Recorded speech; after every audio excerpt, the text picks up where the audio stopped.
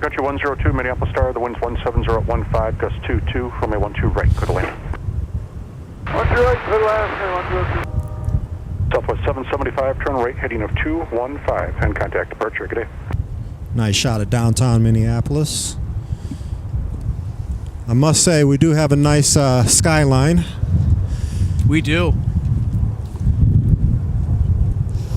Also, we've got a special visitor that we're gonna say hello to in just a bit. Joe Pettit from Pettit Aviation. All right. Running some errands Joe's in the area, house. and finally we get him for a broadcast on the chance that he's available and coming down here to the aircraft viewing area to take advantage of the nice weather and say hello. So, and he is the man. He is the photographer behind the photos for our spotter guide. So, I want to extend a big thank you to Joe for contributing his outstanding work. It's one of the most underrated aviation photographers. I'm not making this up, just to say something nice. He takes some really good photos that I think that don't get enough views as they should, but I'll leave it at that. Hey, I like his hoodie today. Can you take the action camera and get a shot? Just, you don't have to show his face. He may be a little shy, but let's get a shot of his shirt here. He's got More to Love livery on there. His hoodie there. Well, I'll wait till you get untangled. That's all right. We can keep it right here. All right, there we go. More to Love. Yeah, it's an aircraft that's out of Alaska's fleet too, so. Yeah. Awesome. 382, Minneapolis Star, the one's 17016, gust 22, runway 12 right, clear to land. What's your Essex 382?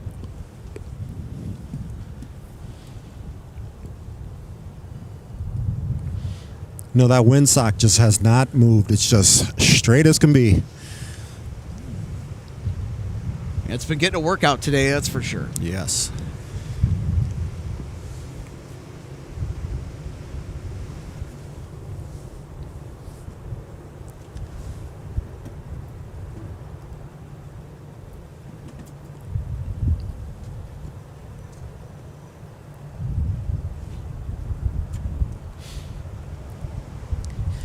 Minneapolis Aviation in the live chat. I'm going to work to pull up some of the live chat up here as well as we go. Yes, you are free to stop by and say hello. So 359, Minneapolis Star, good afternoon. The wind's 17014, gust 22, runway 12 left, clear to land.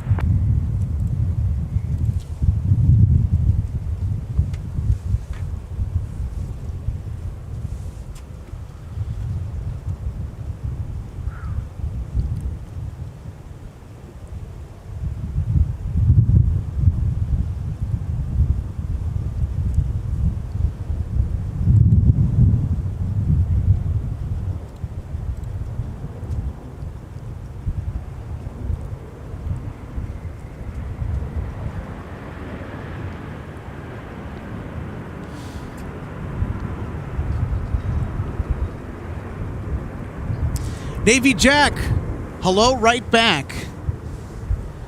Good to have you on board on this Saturday afternoon from the aircraft viewing area as we have a fresh Sun Country Tide Pod arrival on 12 right. All right, point 9, secondary 1. Air Shuttle 6139, turn right, heading of 215, and contact departure. Good day. We do have a special flight today, don't we? Coming in, 163 heavy. Yeah, 163.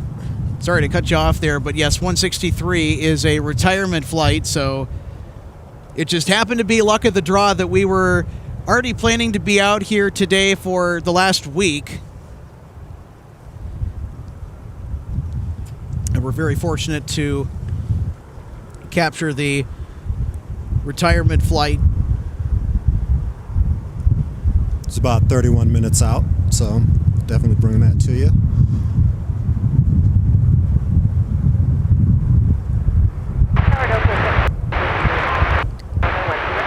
Little 712, Minneapolis Star, the wind's 18011, gust 22, runway 12 right, clear to land.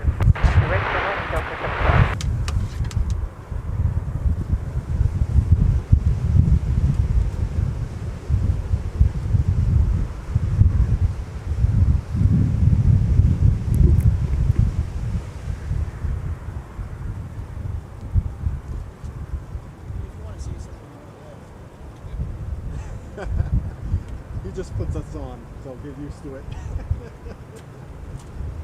Oh, you gonna hook it up?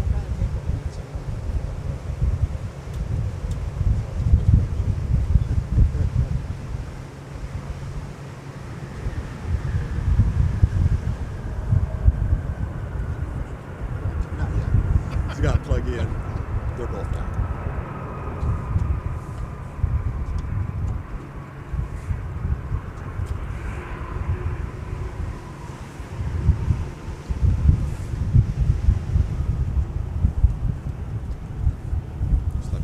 Country 382, turn right, turn whiskey, contact ground point 9. Right, turn whiskey, point 9. All right, we'd also like to welcome Joe Pettit onto the broadcast. That's Bravo. Good to see you again. Good to hear from you the first time. So just kind of give us your overall impression about the setup and what are you looking forward to today with the stuff that's coming in and going out?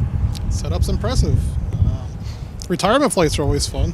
I don't know if it's too cold to get the water cannon salute, probably, but maybe. We'll see. We'll pivot. We'll roll with the punches as they come. So I want to ask you, Joe, just kind of a get-to-know kind of question. What got you interested in aviation and doing this hobby, doing aviation photography? What kind of sparked that interest? Just really like airplanes, and I can't fly myself, so this is the way I can participate. You have flown a few times. I know that you've flown on some heavies, some narrow bodies, of course. Talk about your flying experience, your travel experience. What's your favorite airline? What aircraft did you like flying on the most? Those sort of things. Talk about that. I don't know. I liked U.S. Airways when that was a thing. I like their liveries a lot. 359, turn right, contact I don't like American so much. I'm more of a Delta guy. Yeah, I think the same can be said for myself. I'm definitely a Delta person, although I have a very big soft spot for Sun Country. I really enjoyed their Best Seats product back in June, so they got a lot of fun people working for that company. I'll also give the hardworking folks at Sun Country Airlines a shout out. Definitely. It's a regional delicacy that we get to enjoy here at MSP that's hard to find everywhere else. And I know that certainly the Northwest days are far behind us, but Sun Country, they are here to stay for the long haul.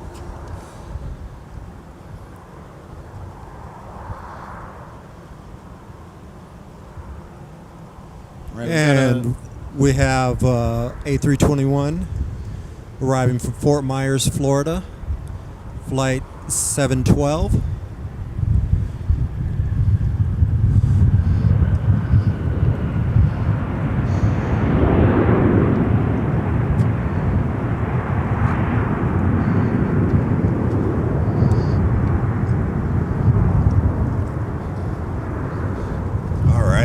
Been to Southwest Florida International many times myself. It's the fastest growing airport in the state of Florida. We got plus 10, final left turn, ground point 9, Delta. Tide Pod, good shot. This is one that arrived, same origin. Imagine that. 2 flights from Southwest Florida International arriving back to back. Arriving back to back. This is flight 382. Legion 3107, Minneapolis Star. Just verify you got a departure frequency of 132.907. Perfect, Legion 3107, thank you. Joe, what do you think of Sun Country Airlines? What's your thoughts? I'm a bigger guy, and I don't fit in the smaller seats, but I used to like their first class product when they had it. Okay. I haven't tried the small seats, but I know they're quite a bit smaller. I have tried the best seats, and I can confirm that they are as good as Delta Comfort Plus, in my opinion. Of course, mileage may vary. It's going to depend on just the flight that's happening that day and your overall experience. But, that's the unique thing with a lot of these, travel vloggers and even people who blog, who write stuff online. Every experience is different, and that keeps tempting people to go back to the well and do it again for those of us that like to travel. Yeah, I experienced their best seats as well for my first flight on them too as well last year. 644, turn right, I can contact ground basically back up what Alex is saying. Very nice. So if you do get a chance to fly them again, try their best seats. They'll do. They do have a lot of room. Their snack boxes as well are on par with Delta. They still have those little iPad thingies that they give you. Yes, I do. Those are pretty great. I think that they come included in best seats. Don't quote me on that. I don't recall. I'll have to go and check their website again. I think that there were a couple of perks that came included with those best seats. Definitely not free snacks, but they'll give you a free beverage, which economy carriers just simply don't do. The last time I flew on them, they still had the was it the TUI or Transavia or whatever cross-branded plane. Yep, I remember those. Wait for Alex to get lined up here. All right, here we go.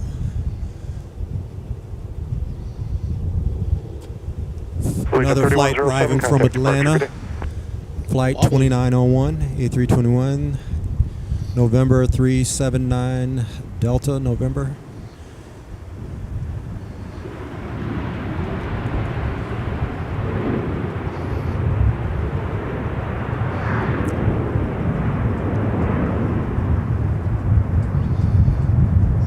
Delta 2901. The 321's my favorite narrow body these days. Very comfortable. All right.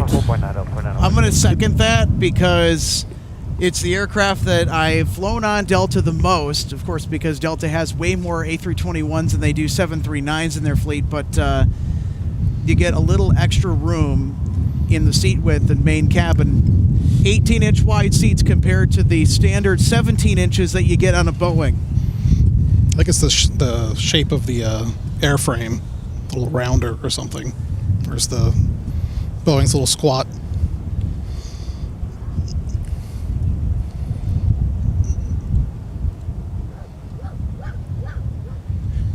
All right, Nate the Great has a question for us. Do you think Delta would ever try to buy Sun Country, or unlikely since Sun Country is not part of SkyTeam? I don't think it's ever going to happen because you look at what happened with the Spirit and JetBlue merger that failed, and then when American Airlines tried to get in on that fray, regulators shut it down. And the government has been pretty firm that they want to keep the aviation scene among U.S. carriers the way that it is, and they don't have any desire to have that change. So very, very unlikely, in my opinion. Very different business models, too.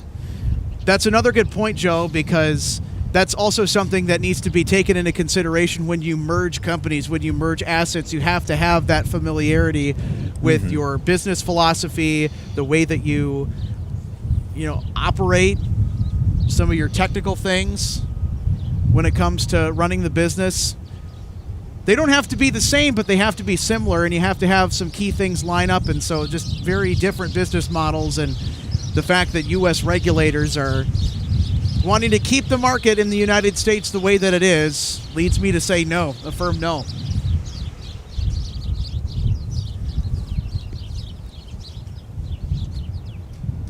Now, I know that there is a rumor that's floating around. Now, it's fun to speculate, I know, but Sun Country, according to some, they're looking into the A330 for cargo operations for Amazon. What do you think the likelihood is that they're going to pursue that avenue, Eric and Joe? What do you think? So Sun Country on a 330? Is that what you heard? For Amazon Prime. Because we know that Hawaiian has a 330. Yep. Prime, already. So yeah, I hadn't heard that. Yeah, so I don't know. Getting rid of their 330s? They are, but not in the cargo space, as they operate for Prime Air or Amazon. Oh, I didn't know that. So there's one out. I've seen them on video. I haven't seen them personally because I need to get down to Cincinnati again, CVG, and go catch one of those. I need to get there at least one time. Yeah, I want to get back out there. That I really enjoy that. That's where I took my Sun Country flight, was to CVG, right? Nice. So because they have, I don't think it's year round. And Alex, you can quote me, or Joe if you know better. I'm not sure if it's year round, but I thought it was more seasonal or something that they fly to CVG, but I could be wrong. Somebody in the chat probably knows. So it seems like they're doing pretty well with the Amazon Yeah, it does. It's not like a co-chair or something like that. They fly for them. Yeah, it seems like it is a good deal for them. They have a couple 738s, right?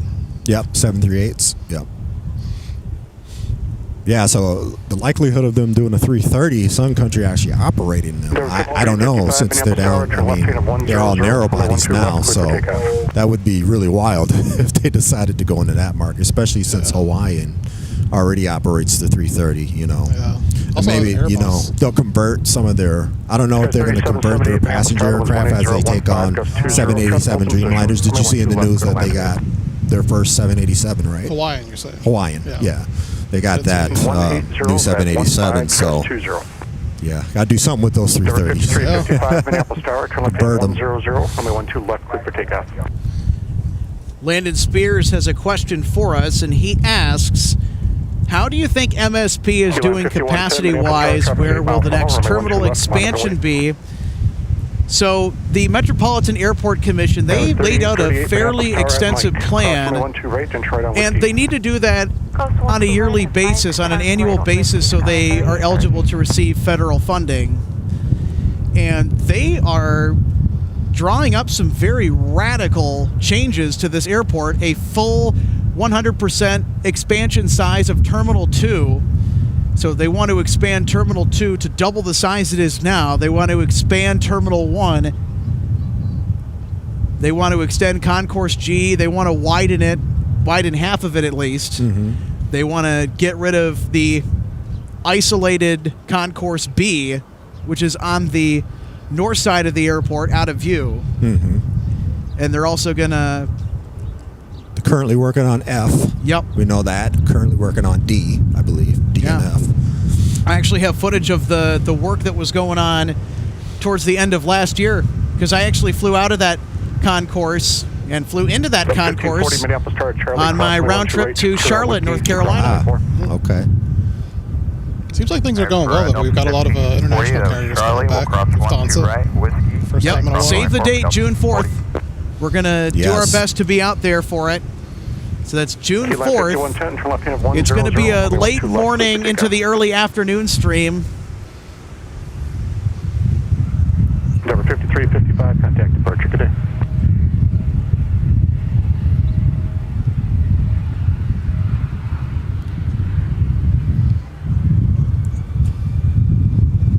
I also can't wait for the Condor A330s to start coming. They're going to start flying here in May when the summer season begins again. The beach towels. Oh, yeah, we get the beach towels. Those will be great. We get the beach towels. We're also going to get KLM 777s as well. They announced that the usual 787-9s that we used to get, especially last summer, during the summer season, are going to be swapped out instead on a regular basis with the 777-200ER. I think that KLM, they felt like they needed the extra capacity. It's great news for us because it's the first time since 2022 when MSP Airport received regular service with a 777 of any kind. So we're certainly excited to see Big Blue's triples here every other day. Air France, right, when they pulled out? Yep, that was just before they pulled out. And Air France is also coming back as well. They're going to be getting a head start on most of the internationals that MSP will be seeing within the coming months here in 2024. Air France will be sending us the 787-9 Dreamliners. Yes. So, hey, Alex, do me a favor. Yeah. Can we get the 757-300 right behind you? Yes.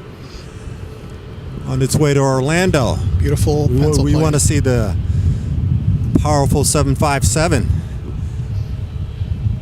1540. What do you think of the 757-300s? Oh, my Joe? favorite. The best. They're your favorites too? Mine too. Maybe Unless not you to get ride that on. no window seat. Yeah. No window seat. Right. I made that mistake out to San Francisco one time. I think it's like seat 24 or something like that. So. Interesting Yeah, fact, they board with the second door on the left there. Yeah. So that way you get to actually turn left like you would on an international flight if you were flying first. Okay. It's one of the only narrow bodies that does that I'm aware of. So it's that door in center frame right there. That's the one that Joe's talking about. Okay. Yeah, it is. 3778, turn right 10, contact ground point 9. a shame Boeing did not make a 757 MAX.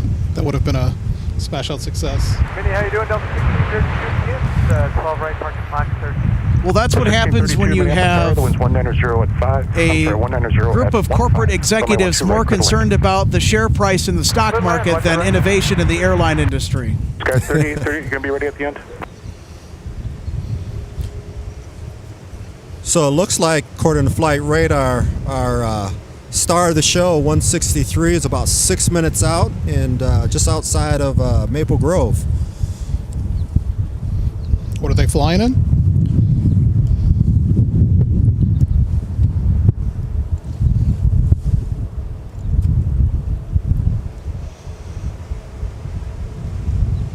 Guys, 38, flyer my heading, runway 17, cleared for takeoff.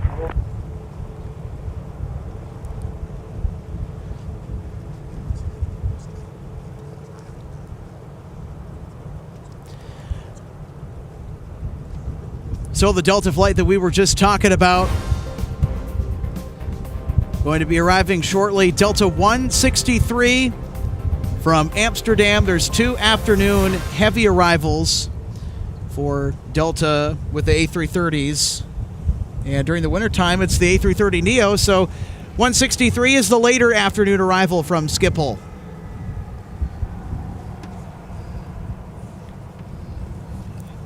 Hops is taxiing behind us there.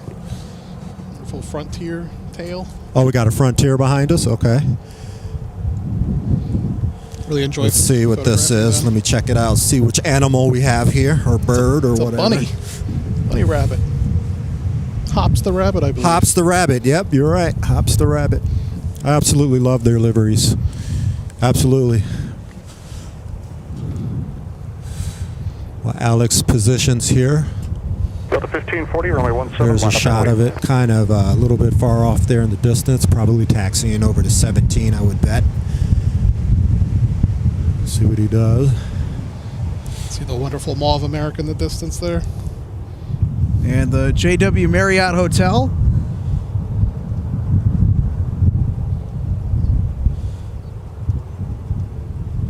Another Sun Country. Oh, they're going to somewhere nice.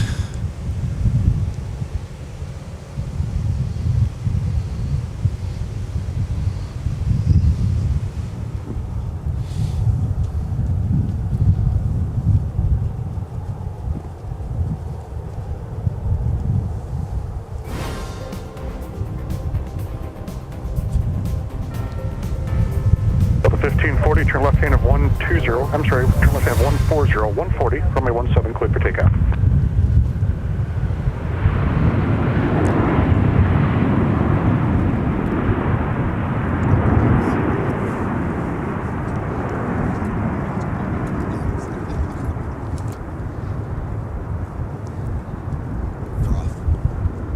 It's on steady.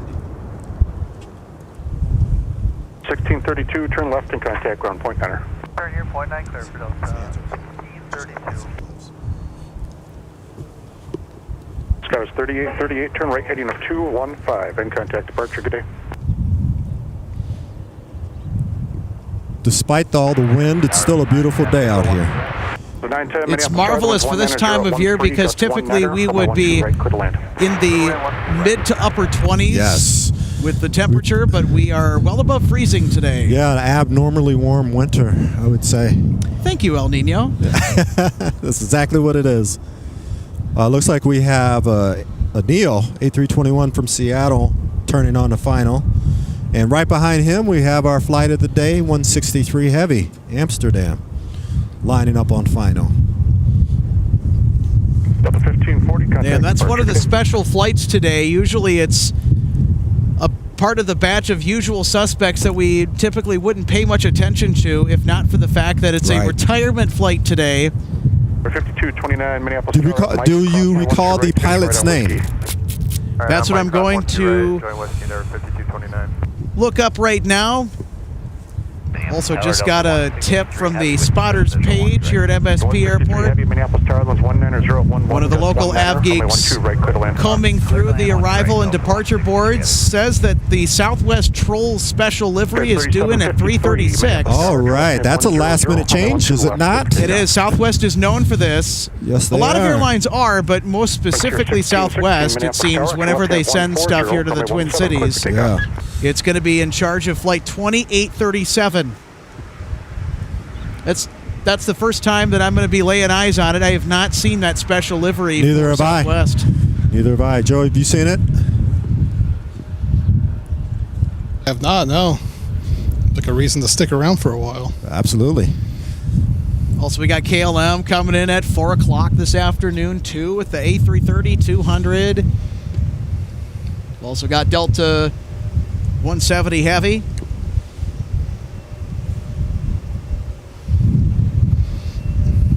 Is that a Neo making its way over here? Let's check out Flight Radar. I'll let you know. So the retirement Yes. flight today is for Captain Rich Brook. So congratulations, Captain Rich Yes, Brook, on a very congratulations. fruitful career. Glad we could catch the moment live for you on our broadcast here this afternoon. Congrats. It's got to be pretty bittersweet. But also, what are the odds that it's one of the days of the month that we're out here broadcasting live at MSP Airport, too? Absolutely. Sun Country All right, we 539, got a Neo, Delta Neo arriving from Seattle. Plus 1747, Minneapolis Tower, my Having 17 trouble line up getting and down wait. there, looks like. Tower number 5229. We'll need a 2 hours and 45-minute flight. Flight 910. And just taxi up and hold short of Kilo. Taxi up, hold short of Kilo, number 5229. Let me change that, number get her 5229. Left turn at Kilo 8, short of Kilo. Left turn, Kilo 8, short of Kilo, number 5229. 1608, Minneapolis Tower, traffic's 3 mile funnel at Mike, crossing my 1-2 right, and turn on whiskey. Right at Mike Cross 12 right, right turn Whiskey Delta 1608. Got 3753, contact departure. Your 1616, contact departure. It's a beautiful aircraft. Delta 910, turn left at Alpha 4. You guys flown on it yet? Point Gunner. Left Alpha 4, ground point 9, Delta 910. Delta 1608, no delay on the crossing. Alright, we'll speed it up.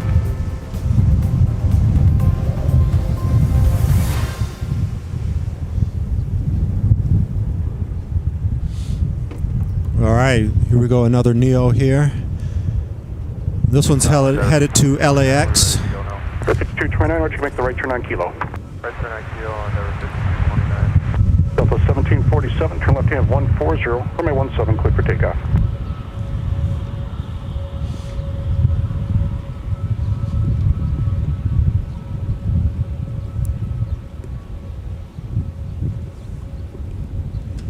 All right, right behind you, Alex, we got Flight 163 arriving here from Amsterdam. Of 215, and contact departure, good day.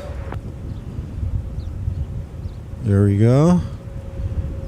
Denver 5229, runway 17, line up and wait.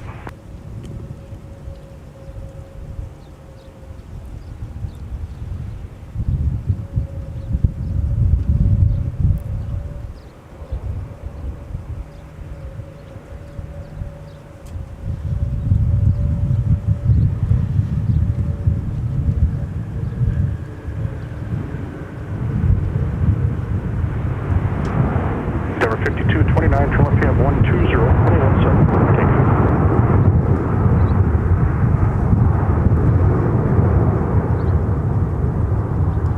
Congratulations. Southwest 1747, contact departure, good day. That's a good landing to end your career on, I'll tell you what. 163 Heavy, you turn left at Alpha 3, taxi Alpha to the gate, and just monitor ground point 9. Congratulations to Captain Rich on the final flight. Thanks, 1 to Alpha 3, Alpha 1 monitor ground, Delta 163 Heavy. Thank you again. Okay. Grab. When I switched back and forth, it was on 1 and 2.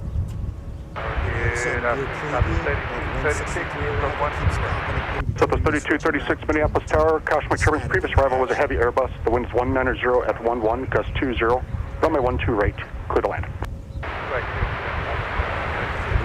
I needed to take take that off. Okay, good. Because it kept District switching. I was like, I know I'm not 5358, doing Minneapolis nothing wrong Tower this at time. Mike, cross runway 12 right and trade on whiskey. Okay, so Okay, it's on. At 12 right, cross and Mike, right on Whiskey District this 5358. here, just poke it in the eye, right there. That'll turn it off. Oh, right there. Okay. Go ahead. Delta 1608, Minneapolis Tower, flight on my heading, runway 17, cleared for takeoff. Eric and I still working out the kinks with running the production booth. It's Eric's first rodeo today, running the Endeavor 52, production laptop, and Yeah, so if you turn on something, I don't know how to turn it off just yet. But I'm good there. all right, I was letting them know. And again, you heard it on air traffic control, frequency 126.7. That's Minneapolis Tower. Congratulations to Captain Rich Brook on his career. It'd be nice if they gave him a water cannon salute, but I doubt it. I don't see any fire trucks out there, though. Aw.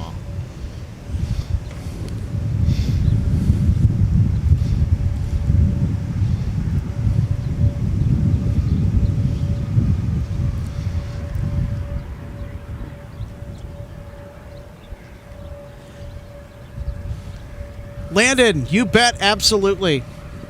Thank you so much for answering my question, says Landon. Do you think that Alaska will use the 787 to operate flights to Europe? Well, it's a very interesting question. I don't know if that's a part of their long-term strategy, but you know, with the Hawaiian Airlines merger, now that that's going to be coming into the fleet pretty soon, that is a very reasonable question, I think, with all things considered, to ask. Does Hawaiian fly internationally right now? Like, do they fly to Europe? Well, Domestic only. I think it's domestic only. Don't quote me on that, because I know that the A330-200 only has so much range compared to the 787s. I can't imagine how ecstatic Hawaiian Airlines is feeling right now after receiving their very first Dreamliner. Absolutely. Delta 1608, turn right heading of 215, and contact departure, good day. Ladies and gentlemen, it's a historic moment as we're pulling up our very first Super Chat following the approval process for channel monetization. Thank you so much, Sun Country Aviation, for the $5 Super Chat. Lufthansa starting service to Minneapolis from Frankfurt on June 4th, 2024. You're absolutely right, and we're going to try and do our best to be out here for it. Runway 12 right, clear to land. Very exciting. 12 right, Delta 1341. Parking Delta 4. Love Lufthansa. We've also got Delta 170 Heavy this afternoon. It's going to be evening time when it comes in. Going to be arriving from Seoul, South Korea. It should be nice to see the Delta flagship. I don't think we had 170 Heavy on our last Saturday broadcast back at the beginning of the month on the 3rd of February. If I'm not mistaken, I don't remember the Delta flagship. I think that flight got canceled. We did see KLM. However, we did get a nice substitute in place of the Delta A350 with the Houston Rocket 767-300ER, which was sparkly and shiny when it came in and under perfect lighting here. Yeah, I could imagine that the viewing right. area had to look real good. Yeah. Yeah, there were quite a few people out here to witness that arrival. Packed house, yeah. You were... I was volunteering that day. Yeah. Yes, inside doing navigating MSP with the Airport Foundation and Delta Airlines. That's way more important than our silly little stream out here at the aircraft viewing area. Well, this is important too. This is important too, but it's nothing like taking a family on a tour. And you know, they're so thankful that we volunteered to do that and help them out with them and their children that are maybe on the autism scale and whatnot. It's usually they come out and take a tour just right before they actually fly out to kind of get a taste of what to expect and get some tips and tricks from our awesome Delta pilots who bring them on board an aircraft, sit them down, and walk them through things. Very rewarding. Yes. And Joe, you've done that before. I did used to, so you know what that was like. Very cool. Yes. Got to get you back out sometime. Yes. I know you've been really busy, so Home buying. Yes. Yes. Yeah. I missed you out there. Oh, go ahead, Alex. Got another comment from the Northwest Airlines History Center. It's Scott Norris messaging us on behalf of the History Center. He handles all their social media and communications. Fantastic grassroots organization, by the way. He says, hey, all. Hawaiian has talked about opening Europe nonstop from Honolulu with the 787, but nothing has been announced. So, oh, okay. There we go. Very cool. They have a great product. I have not been on a Dreamliner, but I'm itching to get myself onto a Dreamliner flight one of these days and get that experience. I wonder how it's different from the 350. It's both use composites, right? That's correct. Joe, did you say you've been on a 787 before? I have not been on a 787. I was on one flight one time. And it was enjoyable. The only thing I didn't like was the fact that the flight attendants have control over the window and whether you dim it or not. I've heard of that, yeah. And, you know, being an aviation enthusiast, I don't like nobody else messing with my window. That's fair. Whether I can see out the window or not. I don't know if all airlines do that or if that was a United thing, but that's what they did to me on my first 787 flight. That's unfortunate. -8. That would annoy the crap out of me. I'm the kind of person that I need to have the control over the window. Yeah, I mean, just the simple things, man. But yeah, that 350 though, I did enjoy that flight a little bit better than the 787 though. That's was even roomier. They both had a lot of room to them, right? But hello, Jeff. New to watching and excited to see more. Well, glad you could join us on this Saturday afternoon for live plane spotting from the Twin Cities of Minneapolis and St. Paul. It's the most underrated airport for spotting in the country, in my opinion, because this is the only aircraft viewing area, to my knowledge, that's right in the middle of the airport, right next to the most active runway here, and that's really close to taxiing aircraft. In fact, taxiway Mike is only a few hundred feet away from our position. And in case anyone is going to ask the question, well, do heavies traverse that taxiway? The answer to that is yes. All the way up to the 747-400s have been seen frequenting that taxiway. So it will. We're talking about Mike here? Yep, we're talking about the famous taxiway Mike. Yes, taxiway absolutely. Whiskey is also very close to our location.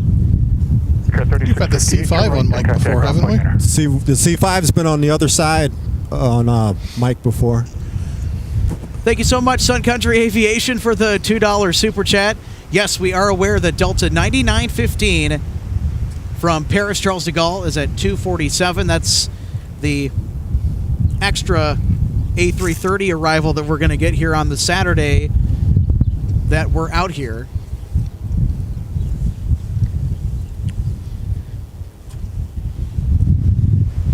Very fortunate to get not one but two extra A330 Neo flights to Minneapolis St. Paul International today.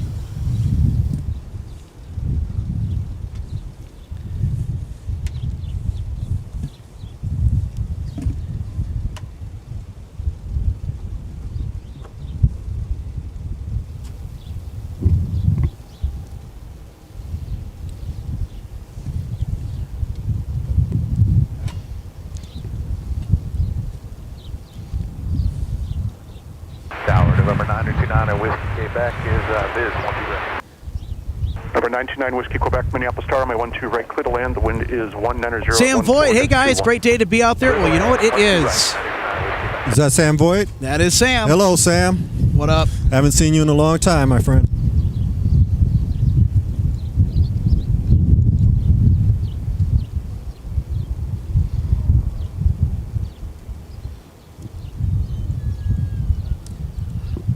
Right, we got a question from Andrew. Any former Northwest Airlines employees out there? There's a lot that's out here, but of course, we are not ex-Northwest employees. It's way before my time being eligible to work. And I know, Eric, that you've not worked for Northwest at all. No airline. Nope. No. We do know some. Started with TWA in 87, and then started with Northwest in 89 and left Delta in 2011. Wow. Thinking about What a going career. back to Delta, but do not do reservations. Call center days are over. I hear that. I would agree.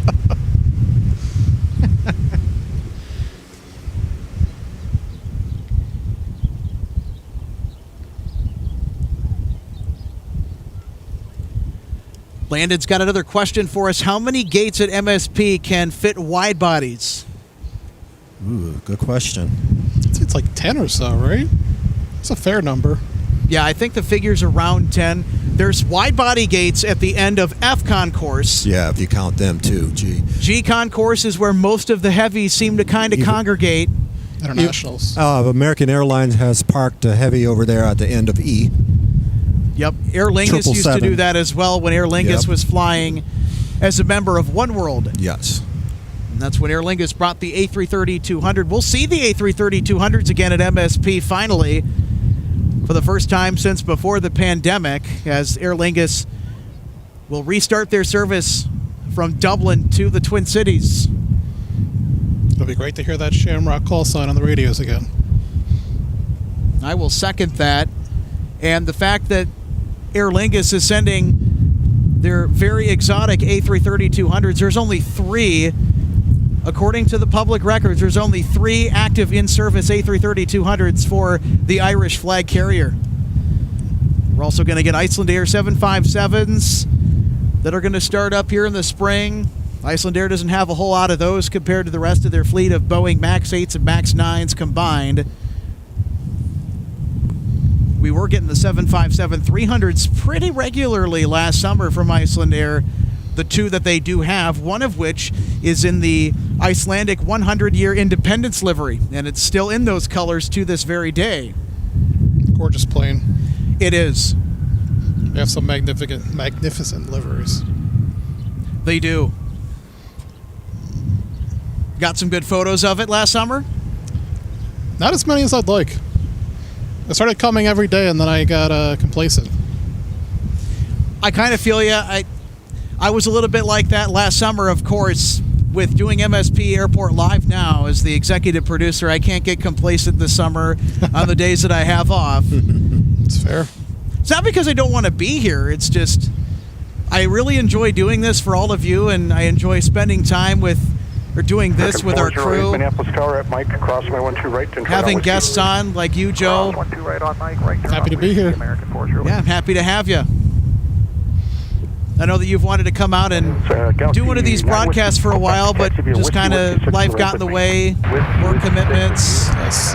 It's a grind. Guys, I'll pay the 3948 bills, Minneapolis Tower at Mike, Yep. cross my 12 right and try on whiskey. Paying the bills comes first. Yes, it does. I mean, as much as we like to do this full time, Yeah. we got to pay the bills. Yep. Got to pay bills. Yep. It's what I've been focused on the first half of the year. No trips booked yet, but I will.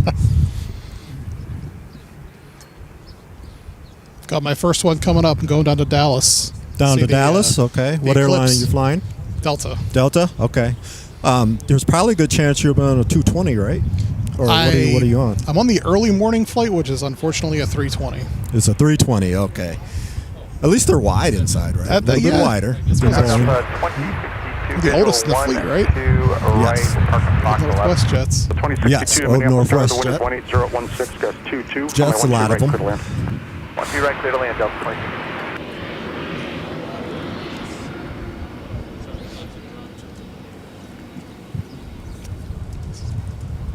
We've got an American Airlines 737-800 here traversing taxiway whiskey.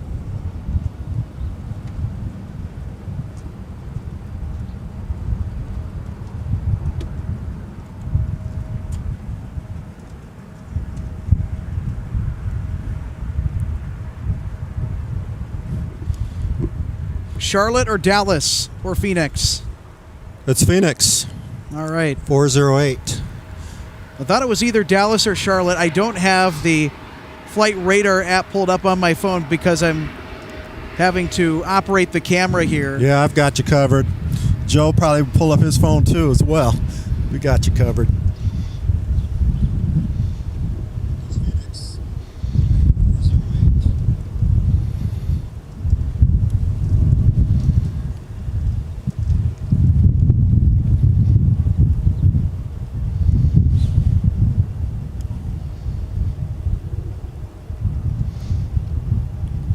Sky West. Although I don't have it, Joe, you have a destination for this one? It's not appearing on mine here.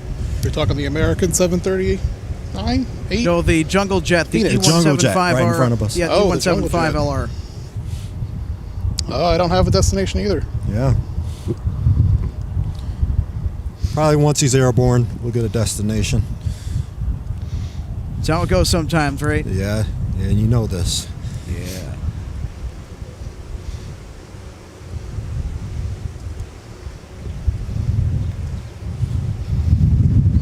Little slowdown in the action right now.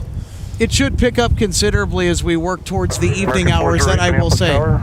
Flight runway heading, runway 17, cleared for takeoff. Cleared for takeoff, runway 17. So the thing to know about MSP traffic, we see a pretty high volume of traffic here from the Twin Cities, but the most amount of action typically tends to be grouped around the 3 o'clock hour up until the 7 or 8 o'clock hour during the evening rush hour. We also get a lot of cargo flights there too. Looks like we have a, trying to acquire it here, we have a massive Raptor that is facing the headwind here at MSP that is flying right above our position at the viewing Let's see if area. you can get it here. There you go. Nice. Oh, you lost it there. Skies 3948, runway 17. Fleshy Raptor, that is. Sometimes they land right on top of these light posts out here. Initial. He's looking for Gerald's buddies. Yeah, yes. We're looking for Gerald. That's the Yes. nickname that has been affectionately given to the resident 13-line ground squirrels that have burrowed here at the aircraft viewing area underneath the fence. Haven't seen any Geralds out today. It's still too cold for them. Yep. Surprisingly warm this year, given the time of year. That's our unofficial mascot here at MSP Airport Live is Gerald. Looks like we have a 220-300 on approach from Austin. They seem to be flying a lot out of Texas destinations. Another fantastic aircraft. Oh, man, are they fantastic. I still in love with that window on the 17, cleared for takeoff. restroom, lavatory. That's does. one of my favorite features on them. Delta does have a window in the rear lav. Yep. I believe it's the left side, I want to say.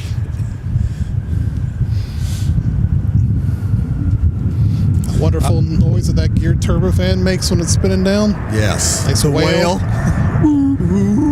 Yeah, when they fly over my house, I always know what it is. I hear that whale, I was like, oh, 220. American 408, turn right heading up You always know. 215 and contact departure. Good day. Alex, have you flown on a 220 yet? I don't. Nope, but I Okay. want to.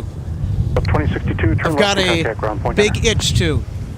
Yes. Point 9 or Delta. Very nice. Get a chance, do so.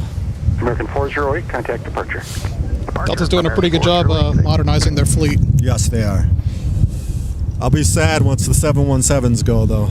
I mean, I don't know if there's a date on it or not for when they'll retire those or not. But I haven't heard anything. No. Good old mad pups. Yeah. Angry pups, sorry. I see something in the distance here. Oh, that's a Paris flight, I believe I see in the distance here. Delta 2240, Minneapolis Tower, turn left hand of 100. Yep, it's currently on the downwind for Yeah, runway down. 12 right. It's out of reach of our cameras. It's way Skies up there. 3948, contact departure. We'll see you. 8 hours and 50 minutes into their flight. 132.907 for Skies 3948.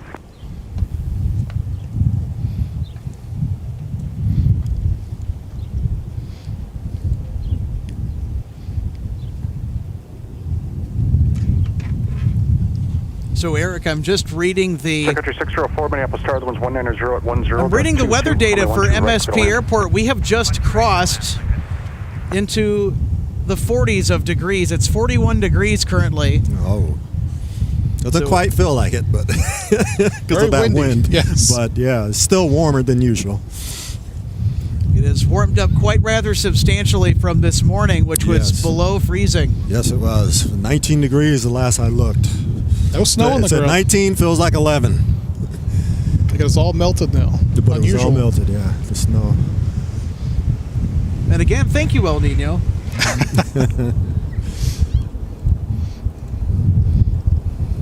Say thank you, California, for bearing the brunt of that.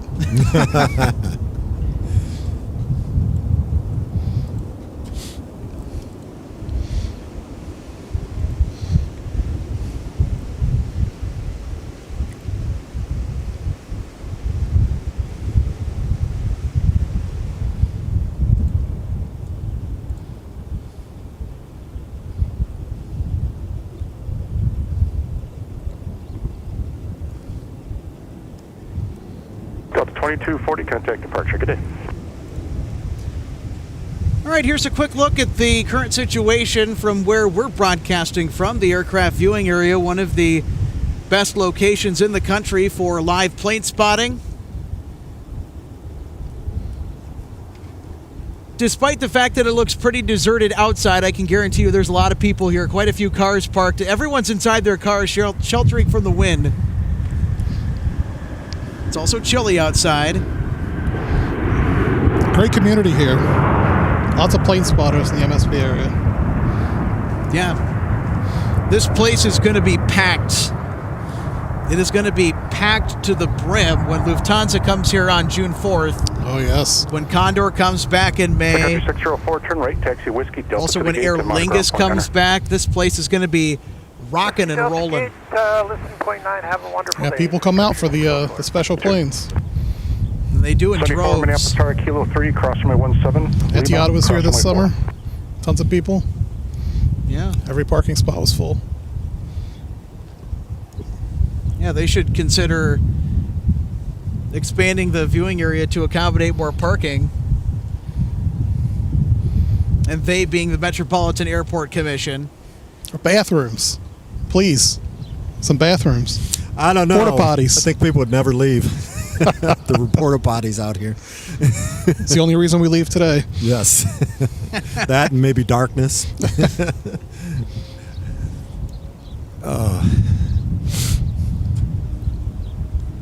So when you go to CVG, they do have porta potties. Oh, wow. Yeah.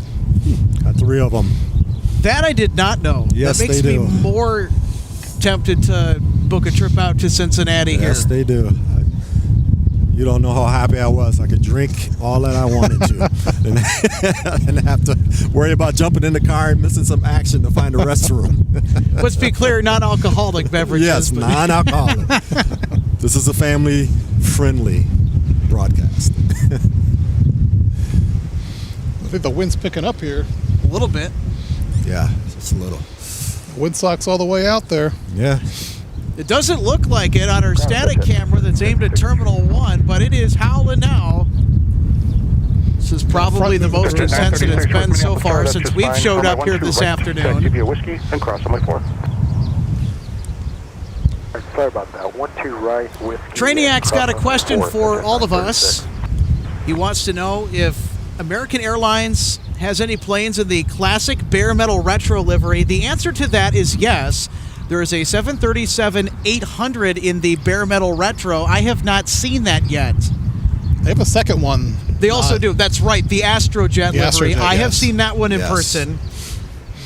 The bare metal retro I have not seen, which was in the previous colors and had the previous logo for American Airlines. I think those are the only two. The only I've 2 seen bare it. metals in the world that I know of. I don't know, Yep. like that regularly fly. Airlines, anyway. I'm sure there's another naked plane out there somewhere. I heard something about American Airlines painting a 777 into the bare I metal heard that retro. too. That would be amazing. I'd hear that. I hope they do. That would be great. That would be fantastic. It would be very funny considering the fact that the aircraft that's, if American Airlines decides to go through with that, it's going to be back into the livery it was delivered with when it first started working for American Airlines, if it was delivered to American. Wow. Imagine that. That's outstanding. And I know the Delta Centennial's coming up next year in 2025, and there's a lot of rumors speculating, or people speculating, that they're going to do a retro livery. I don't think that's going to happen, though. I have my fingers crossed. Delta's up in their game with the special liveries. They've got the 2 Team USAs now. The second one is on a 350, right? Oh, Team USA, Yep. the Yeah. 350. Yeah, we saw shots of that. Someone posted that. Didn't Yeah, I think in Korea, was it? they? Yeah, I think so. Yeah, that would be nice once it's ready to go. Do you know the registration on that bird? I don't. Minneapolis Tower, Delta 9915 Heavy. There it is. Approach 12 right. The 9915 Heavy at Minneapolis Tower, the one's 180 at 14, gust 20, runway 12 right, clear to land. Yeah, if anybody from Delta's listening, please give us some special liveries. 12 right, Yes. going to Gulf 6, Delta 9915 We love 'em. Heavy. Yeah, I'm not sure why they're so opposed to it, but Carl says that he can hear Jet trains in the 936, that might background. give way to the Embraer coming across the runway. I will give way to the Embraer. That is not you. That's the light rail blaring its horn. The light rail Cross from my 12 right, control on whiskey at the that bridge, runs inside through Whiskey. Terminal 1 and Terminal 2, providing Clear cross 12 right, and over whiskey. they're providing rides between the terminals for absolutely no cost. But when you get outside of that zone, then you need to pay the fare. and you need to pay. And the light rail goes all the way from the Mall of America in East Bloomington, Minnesota, through downtown Minneapolis, and then to Target Field. It also will meet up with the Green Line that will take folks all the way to St. Paul. That was the second part of the light rail system to be constructed and completed in the Metro Transit system here in the Twin Cities. That line goes all the way through St. Paul, through downtown, and all the way to CHS Field, the home of the St. Paul Saints minor league baseball team. I have ridden both light rail lines in their entirety.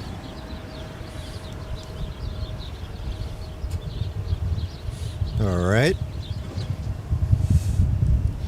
Another It's like this Embraer. one on the inbound's crabbing a little bit. Is he crabbing? Okay. Looks like a little Flight bit. from Paris. He'll get a shot. We'll get Alex on that shot in a few seconds here.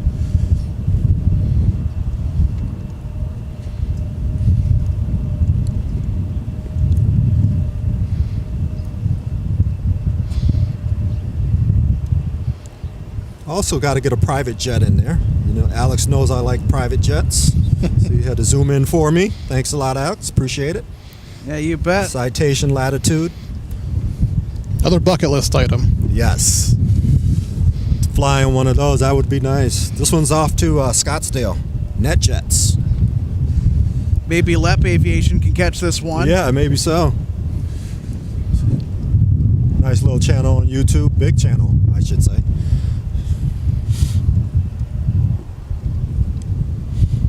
Actually, he does a lot of spotting, I think, at this airport, Scottsdale. A lot of private jets there, I want to say.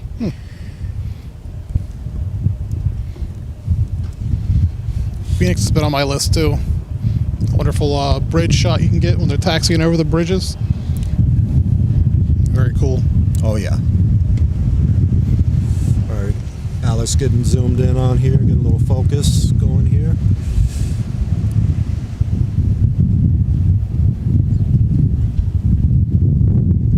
See him pointing to the right at the center line, it looks like. All right.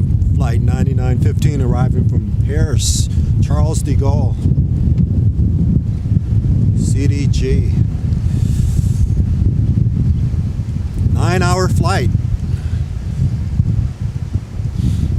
Joe, this is the one we saw off in the distance a few minutes ago. Oh, okay. Jet 936. That's pretty quick. About an 8 Yeah, mile it was runway pretty 12 quick. right, line up and wait. Oh, that was a greaser. Line up and wait, runway 12 right, Jet 936. 344, 9 mile left, there's the 1 right. Ticket to 344, Minneapolis Tower, the one's 190 at 15, gust 23, traffic in position. Caution when turbines, previous arrival was a heavy Airbus. Runway 12 right. Gus kind of picked up. Actually, we got the private jet about to take off here on 12, our first takeoff here. All right. Alex gets steady on there. Here we go. Turn left hand of 140. Here we go. 17, clear for takeoff. 12 right, first 12 right takeoff since we've been here. Left turn, 40, 755. Delta 9915 heavy, turn left, taxi Alpha to the gate and Mata ground point 9. Left turn, Alpha to the gate, Mata point 9. This should be a pretty quick rotation here. What do you think about the box here, Joe? What do you predict? Right about Mike? Yeah, probably a little bit before that, honestly. Even before Mike here? Okay, we'll see. So usually pretty performant aircraft and without very many people on them usually. Yeah. 2 or 3 people on there with the pilot, perhaps. 2 pilots. Jet 936, turn left hand of 100, runway 12 right, cleared for takeoff. Left turn 100, clear for takeoff, 12 right, Jet 936.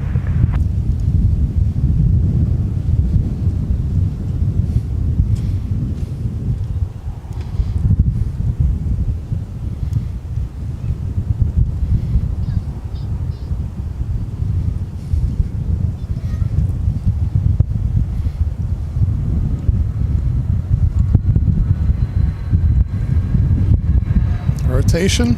Rotation. There you go. Off by Mike. Right at Mike. Nice zoom in shot there. Gear up.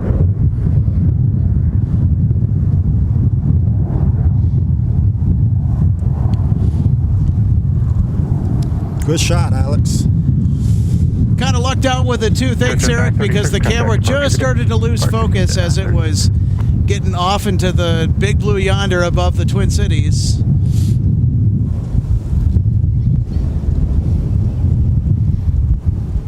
Of course, with the wind picking up, it's increased my difficulty level here on the ladder. Absolutely. It is more difficult on those ladders. Actually, we got the classic 737-400. He's on the turn his transponder on. Excellent. Aero Airways. Off to Lansing. He should be over there at Signature. I see him. Skyway 3775. Do we know what the charter is for that? I want to say it's an NCAA charter because there's a lot of college basketball and college hockey stuff going on right now. I don't know exactly what it's for. This is just speculation, but I think it's an NCAA collegiate athletic charter. Another Tide Pod arrival from Orlando. 3 hour and 24 minutes flight. Flight 344, Sun Country. 737-800.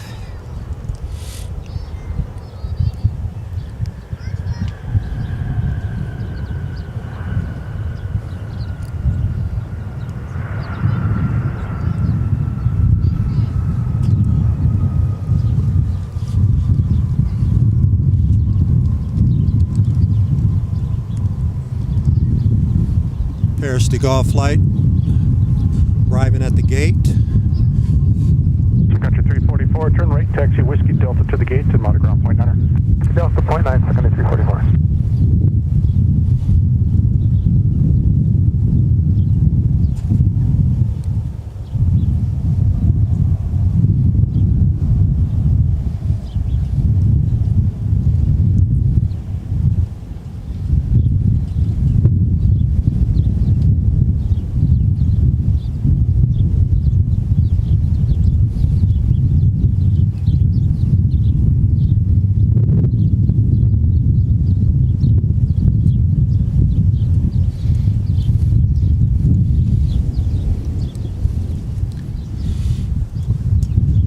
I'm sure many of you could probably hear that. Sorry if the wind noise is becoming a little bit irritating. It's something that we have to cope with, right? It's a part of plane spotting, and I know that Yes, it is.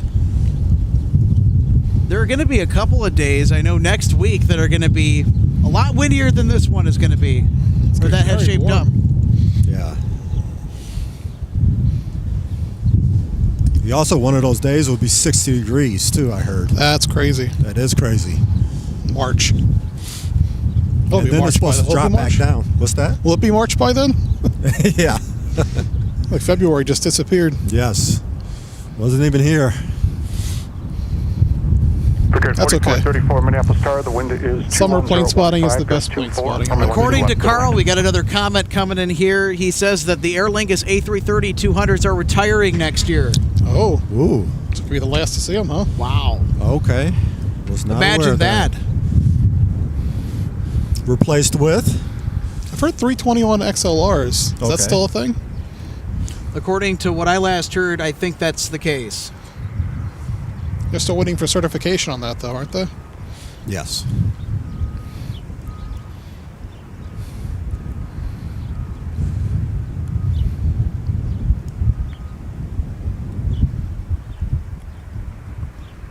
So going back to the new Team USA livery that Delta's putting on one of their A350s, according to Airplane Chuck here, who comments, the ship number is 3521. He thinks it's registration November 521, Delta November. Thank you and for it that was spotted information. in Toulouse, France. Yes. That's information, Charlie, and Whiskey now current altimeter is 297. If they'll pay a visit to Oshkosh this year. That would be sick. I had the opportunity to stay for several days at Oshkosh last summer, and it's safe to say it's a fair bet that I'll be back this year. It is excellent. And I'm going to be staying for longer this time. I've specifically blocked off that time in my calendar, knowing that the Experimental Aircraft Association, the organization that runs Oshkosh, has already come out with the dates for American 2283. the world's biggest air show this year. Right on whiskey and cross runway 4. They had the 330 Neo there, not this past year, but the year before that. Delta's USA, Team USA. Didn't United have a 777-300ER too? I swear United brought a triple. They did, and they did some pretty nice maneuvers in it.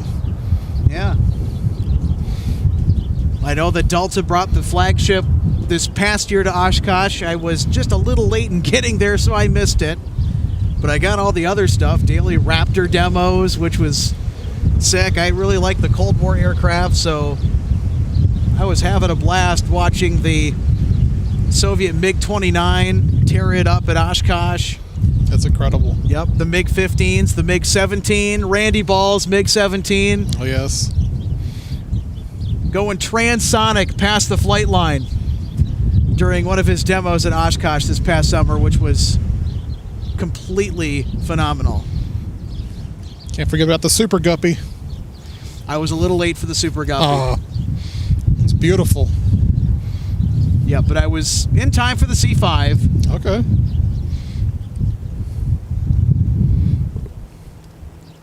That Super Guppy, they have to disconnect all of their lines to the ailerons and whatnot every time they open up that nose. I'm sure that process takes a while. Yes, I'm sure.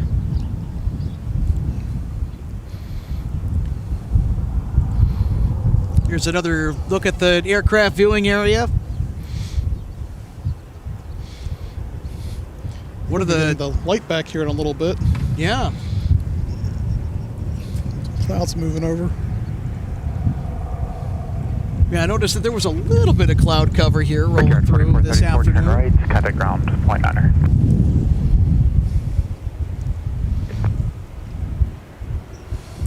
Of course, apart from this cloud cover, it's been a mostly clear day.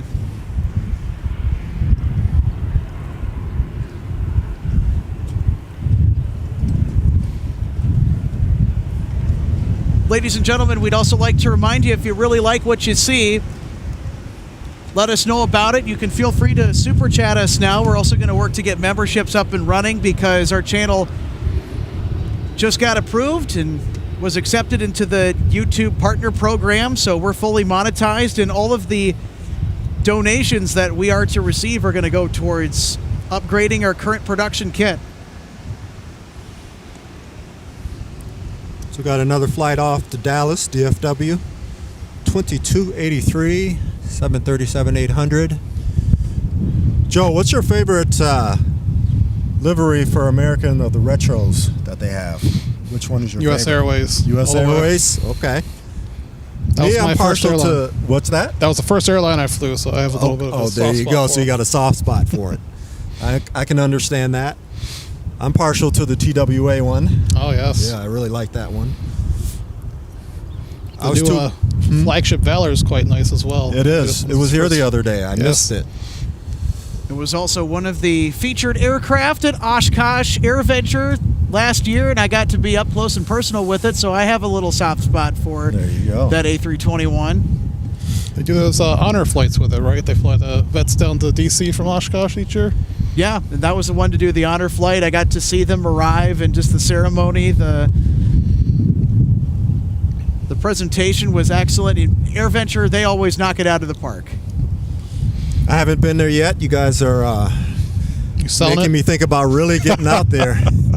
It's definitely on my bucket list, but I haven't been there yet. If you love planes, it's the place to be. Yeah, I know. It's the premier air show, right, for the U.S.? I like to think so. It's not the best premier air show in the United States. It's globally. That's the biggest air show in the world. It's right there on the shores of Lake Winnebago at Oshkosh. There you go. It's incredible how far people fly to get there. And their little private planes and everything fly across the ocean. It's insane. the first few days before the air show, it's just absolute chaos. American 2283. People landing, Minneapolis Tower, fly runway for heading some runway people 19. landing opposite of the direction of traffic, Runway heading clear for takeoff. which definitely throws controllers for a loop, I'm sure. Yes. That was the first this year, Yeah. or at least the time that I've been monitoring it. That's just crazy to see how many aircraft coming down, just landing one after the other. What's the separation? What was the separation like? 10 seconds, 20 seconds? What was it? That's a question for our associate producer, Logan Justice, who, by the way, he's doing some flight training today. Want to wish him well on his fun day of flying on this Saturday afternoon. Probably a little bumpy up there today. Hold on to your seats. Yep, keep your hands, arms, and legs inside the rides at all times. Absolutely. It's definitely another bucket list thing to fly into Oshkosh. It's going to be quite the experience. Yeah, that would be incredible.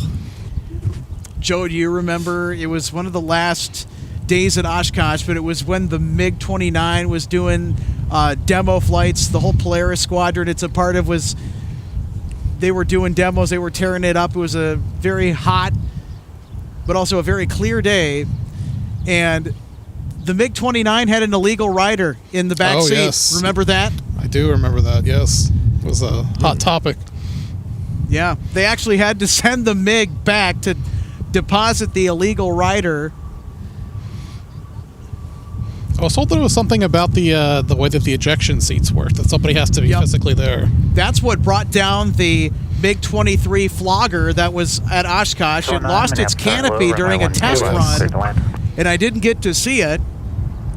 And there's a reason why that illegal rider policy exists, because at an air show over Michigan, MiG-23 flogger was doing a demonstration flight, and one of the passengers freaked out and pulled the lever for the ejection seat. Oh, no. And both the pilot and the passenger both ejected, because in the Soviet aircraft, they are both, so if one pulls on the ejector switch or the lever to engage the ejector seat, they both will eject. Oh. So they're tethered to each other. Oh, wow. And that put lives in danger on the ground, and it totaled that aircraft, which, you know, that's priceless, considering the history of that aircraft. 714 Minneapolis Tower. It's very unfortunate. What would you say is on your wish list for Oshkosh this year? Or just blow it away? That's Me a too? good question. I haven't thought about it a whole lot yet. Contact departure. But if there was one aircraft that I could see at Oshkosh, it's probably one of the Antonovs. Oh, yeah. One of the 124s. That'd be awesome. Yeah, the Antonov 124, that's number one on my wish list to see at Oshkosh. We've had some really iconic aircraft there. There was the Concorde came a couple of times, I think. That was way back in the day. Yeah. The other aircraft that I want to see at Oshkosh is the Lockheed L-1011 TriStar that flies for Northrop Grumman, nicknamed Stargazer, which is still flying around. That's the last airworthy L-1011. Yes. That would be great. Or any one of the firefighting DC-10s. That would also be very nice to see one of those at Oshkosh.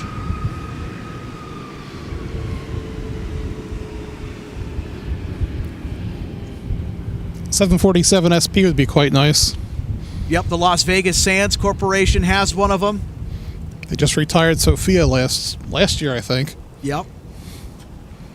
That was NASA's modified 747 SP with a telescope in the back. Minneapolis Tower, runway 12 right to clear to land.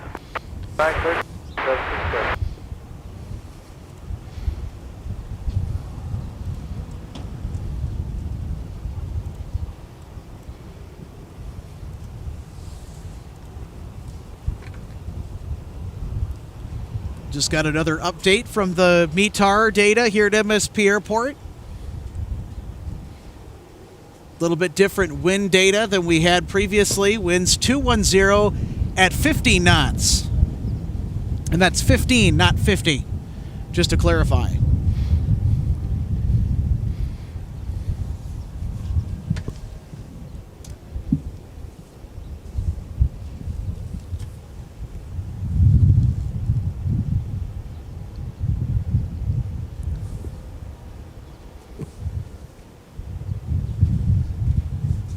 714, turn left, heading 135, runway 17, cleared for takeoff.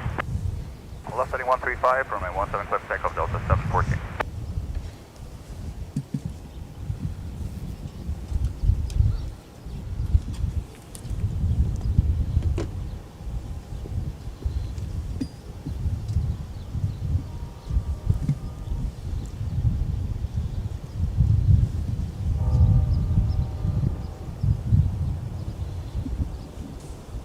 Got 719, taxi via Papa. We have a 752 inbound here. 19er.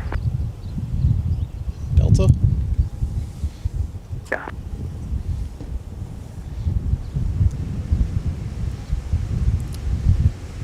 So with the windy conditions today,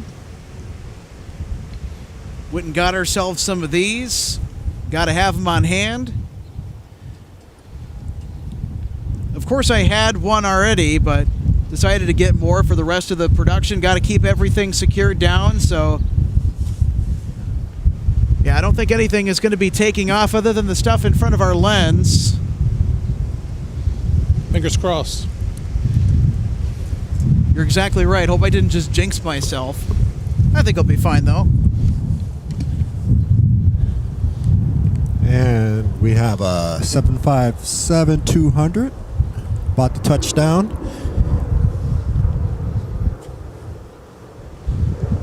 Hot rod of the skies there.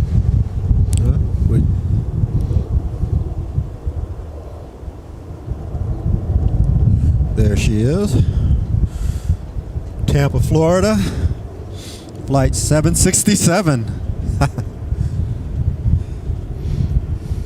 It's like they have to fly that with a 767, don't they? Mm-hmm.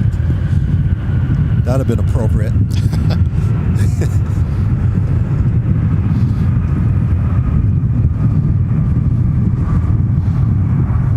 Now the 200 is my favorite. Between the 200 and the 300, 200 is my favorite. Oh, really? Oh. Yes. Well, it's got to be more performant, right? Uses Yeah. the same engines, but it's smaller. But smaller, so it gets up even faster. Anywhere and then So- to the gate, just monitor ground point 9er. What's the engines on those, Alex? You seem to be really good at that, knowing those engines. So the engines that the Northwest ones that were ordered that fly for Delta, those have the Pratt & Whitney PW 2000 series engines. They have the 2037 variant of those engines, so I don't know. I know that the TWA ones that fly for Delta, the XTWA 752s, they have the Pratt & Whitney PW 2000s as well. I just don't know what variant of that particular engine model. But I know that the Northwest and also most of the Delta 757-200s have the Pratt & Whitney series PW 2037 engines.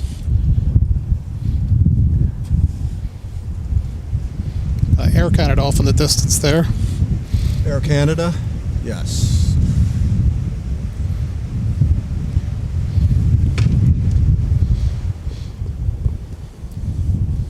757 is really something. It's quite the aircraft. It is. And you know what? While we're on the topic of talking about the 757-200, we're going to pull up one of our spotter guides presented in part by DG Pilot. And it's on the 757-200. That's one of Joe's photos, by the way. Cruising speed on the 757-200 is 525 miles an hour. Has around 3,500 to 4,500 miles of range, powered by the already mentioned Pratt & Whitney PW 2000 series engines. And the 757-200, introduced well before the stretched 300 version, has a length of 155 feet 3 inches, a wingspan of just under 135 feet. I think the 300 is the longest narrow-body aircraft, isn't it? Single aisle?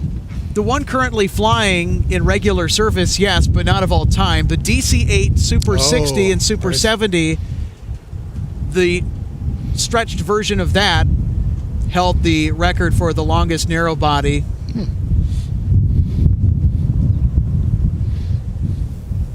The 757-300 is awfully darn close, though. Very long. That's why they call it the pencil plane. Yep, flying pencil. Affectionately known as the flying pencil.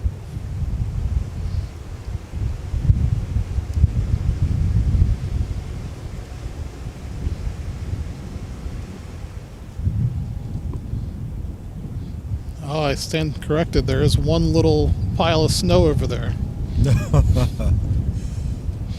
There's some snow right behind the FedEx cargo area over here, too. Make a liar out of me.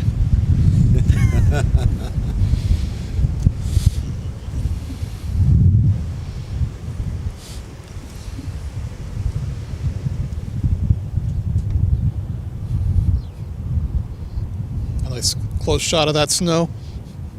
Yep. There it is. I gotcha.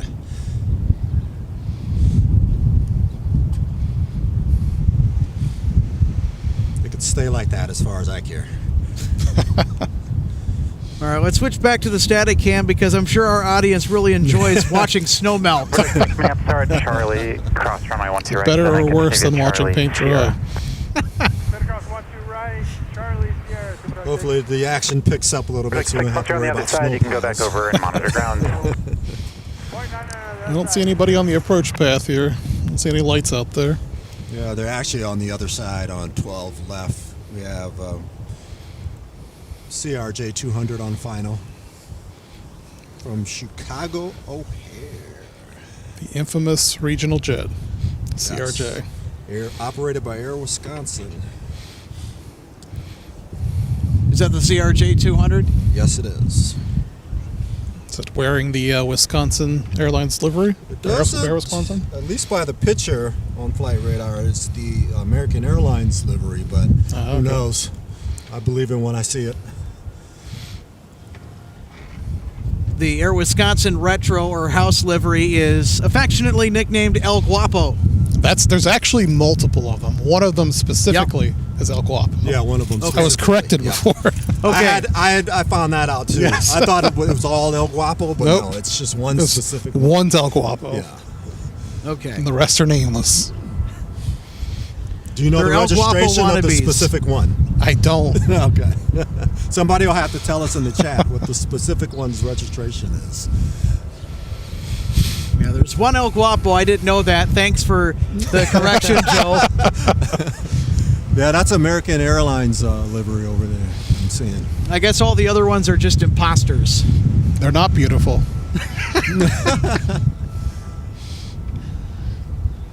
I was forcefully corrected one time when I referred to one of them as El Guapo. Forcefully? So that is not El Guapo.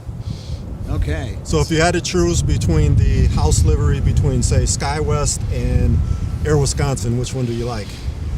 Oh. I feel like I have to say SkyWest. You don't like it. Taxi via Papa 4 Papa, contact ground. Air Wisconsin looks pretty cool, though. It is. Nice. Yeah. I like that. I would say a little bit, because they have a little bit of green and what is it, green, orange, and gray or something like that? Yeah, I think so. Like that. Yeah. So. SkyWest has quite a few of those. What is the 9, the CRJ 9 in their house livery? That are painted in their house color. For a while, they didn't have that many, but it seemed like they painted more or something. Yeah. We can see them a lot now. Because they used to be really rare, but now we get, at least one painted every day. Right? Yeah, it seems like it. Yeah. It's not even on jet tips anymore. Yeah. I'm sure Chicago sees a whole mess of them, right?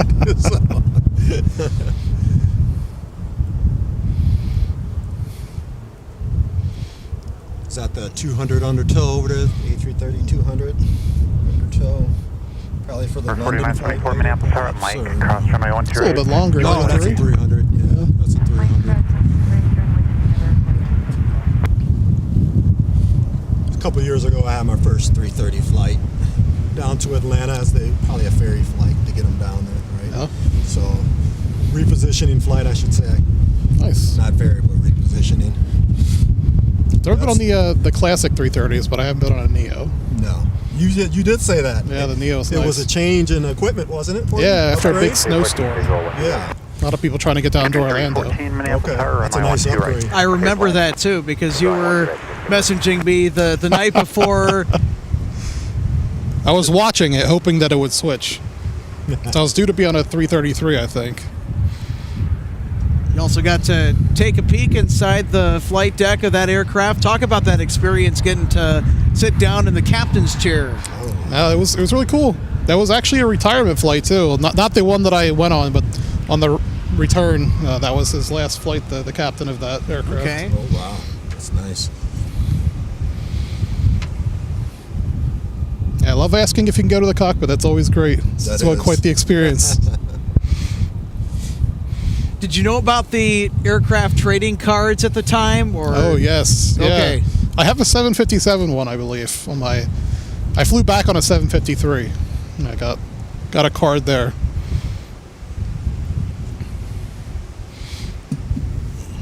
I've only asked for trading cards a couple times, and that was during my Charlotte trip back in December of last year. They didn't have any cards on the flight to Charlotte, but they certainly did on the way back. And of course I had something to trade them with. I had some extra trading cards that I got from the Northwest Airlines History Center, because Northwest actually used to do that back in the day, and they would have a little space at the bottom, some of them, where the captain would sign that card. And so it was something that you could ask. That's really cool. Yeah. That if the flight crew had it on hand, you could take that home as a little memento. I'm sure it's meant for children, but I like it too. 2837 Minneapolis Tower, runway 12 Yeah, it's meant for everyone, but... Never 4974. I always feel a little bit silly trying to do the flight deck visit with children behind me waiting in line. Yeah, and I traded 4 cards that I had extra. I gave 2 to the first officer, and I gave 2 to the captain on my flight back on the 717 from Charlotte to MSP. So I gave them 2 each. First officer was flipping out because I had a 727 trading card in there in the bowling shoe livery, and he's like, "Oh, wait, no way, a 727? Wow. I'll take that." So, Joe, we do have a chat here from, I believe it's Carl Shell. He says the Aer Lingus A321 XLR has the certificate already. Oh, does it? Yeah, that's what it's saying here in the chat. I didn't know that. Thanks for that information. 1821 Minneapolis Tower, runway 17, line up and wait. All right, we got a Sun Country here. On arrival coming from Miami.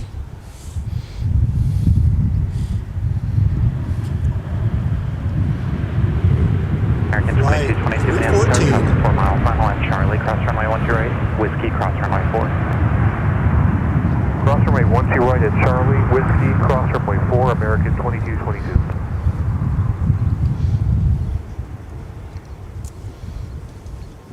Country 314, turn right, taxi via Whiskey Delta, monitor ground point 9er. Whiskey Delta, point 9. There's like a quad jet up there flying over us. How's the Tower Delta 509 had the wrong frequency, is up now. 509 Minneapolis Tower, amendment to your route, turn right on Alpha please, right on Alpha, cross runway 4, and hold short of runway 12 right at Alpha 10.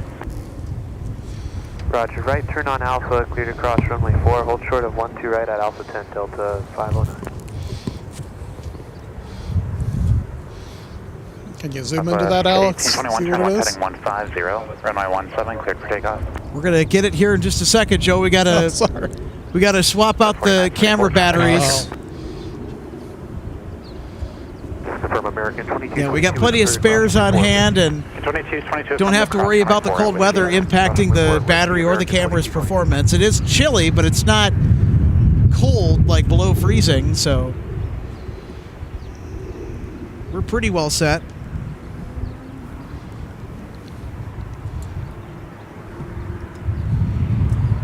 So, Joe, in addition to doing plane spotting and taking aviation photos, fantastic ones, by the way, you also are a model collector. Talk about how you got into the aviation collectibles hobby. I don't know. Those die-cast models are just so incredible, so detailed, and I don't know. They're just great. And you get one, and then you suddenly have like 100. Walked out of the airplane shop in Vegas with quite a few models.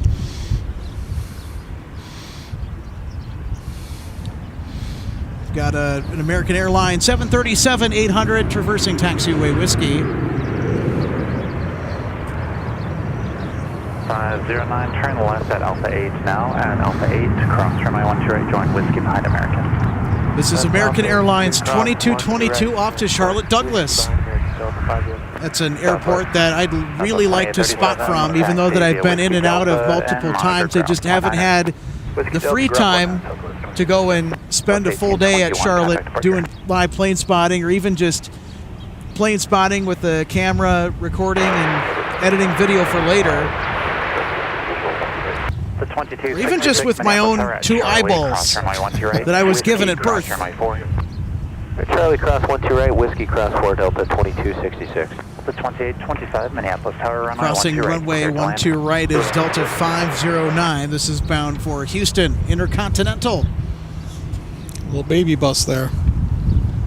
Not the original baby bus. The original baby bus, that was the A318. Yes. I don't think we ever got those here, did we? Nope. I know that Frontier used to fly the A318, but that was way back in the day. The 345 Minneapolis Very Tower, misproportioned continue on aircraft, Alpha, so and short. then join runway 22, Yeah. cross runway 12 right, and then turn right on Whiskey. Continue Alpha. You could have swore it was clear cross 12 right. photoshopped. Like those ridiculously stretched, oversized aircraft, or the incredibly shrunken, bite-sized, edited aircraft that you'll see floating around as a joke. I used to get a big kick out of that.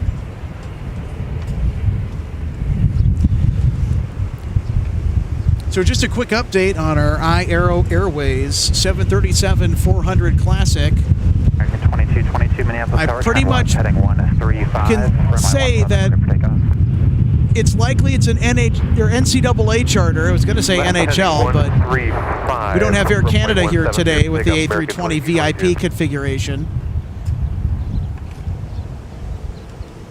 So iAero is off to Lansing, Michigan, and in East Lansing, which is just right next door, is the campus of Michigan State University, formerly known as Michigan Agricultural College. He's ex-Northwest jet there, 320. Yep, we also got an A220 that's tailing it from behind on taxiway Whiskey. So the A320-200, the ex-Northwest A320, is 25 years old. It's as old as I am, November of 1998. The 509 Minneapolis Tower, runway Delta does a pretty good 17, job with left. those jets, though. A lot of them have They redone do. interiors and nice and clean and comfortable still. You would never know it just based on No. the way that Delta takes care of all their equipment and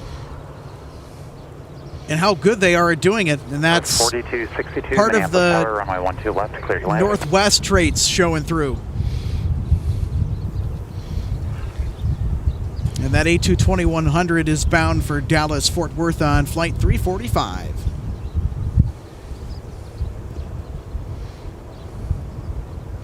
Is that another Neo there? At the LA flight, then? No, that's a 21, isn't it?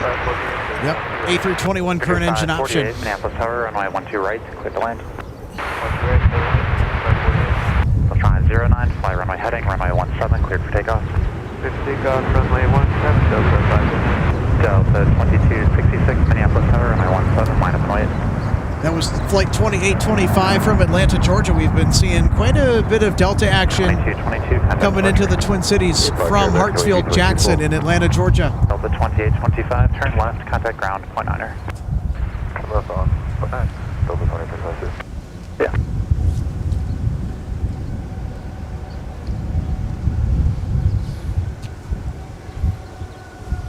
All right, so there's our multi-view shot of Terminal 1 in the aircraft viewing area. There's Eric hustling back to his car. It's getting chilly out here. 3642 Minneapolis Tower, traffic Yeah. on a 5-mile final at Mike, cross runway 12 right. Still and then fairly turn right on windy, Whiskey. too. At Mike cross 1 Yeah, you can see right, that windsock right there. on Whiskey Breaker, this 642.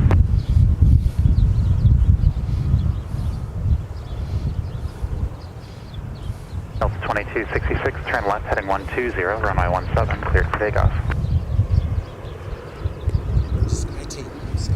The 345 Minneapolis Tower, runway 17, line up and wait.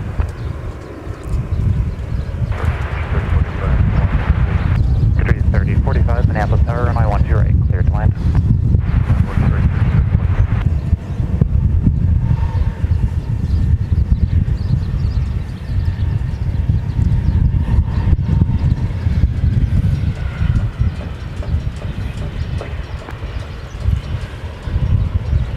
looks like we got another ERJ on the move, joining Taxiway Whiskey. This is Republic Airways Flight 3642 to Chicago O'Hare, and it's in that gorgeous Evo blue livery. These Embraers look amazing in that livery. Really sharp.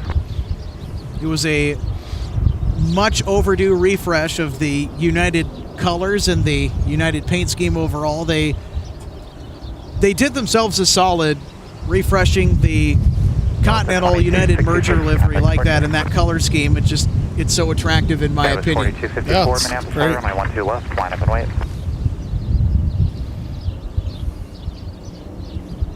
Holding out for a Delta refresh. Something a little bit more jazzy. Preach.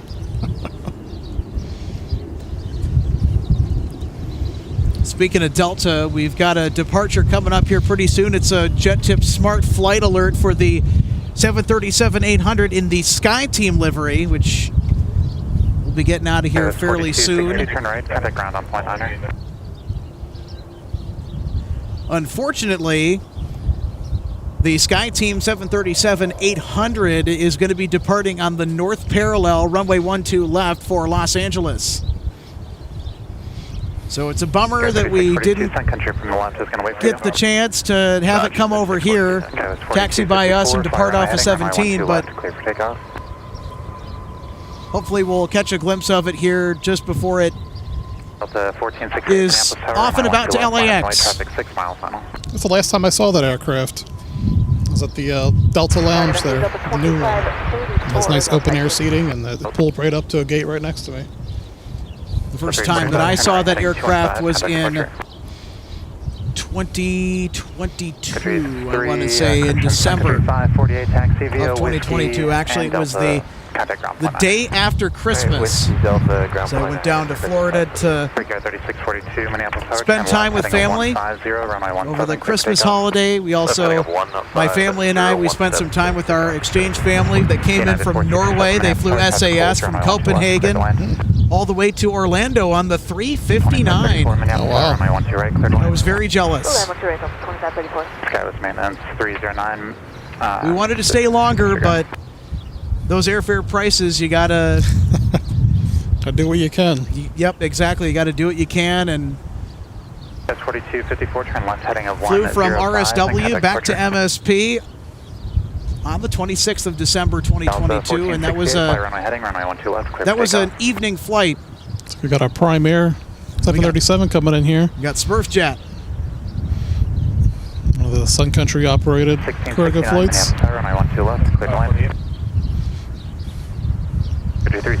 That's a nice looking livery there. You're 3 miles in trail. Like that better than the regular Prime Air. They need to do one on a 767. Yes. That would look spectacular. So that Prime Air jet that we just saw come in was operated by Sun Country Airlines, chartering for Amazon, in charge of Flight 3045 from CVG. That's Cincinnati, Northern Kentucky International. 45 with me, taxi via Whiskey, Mike.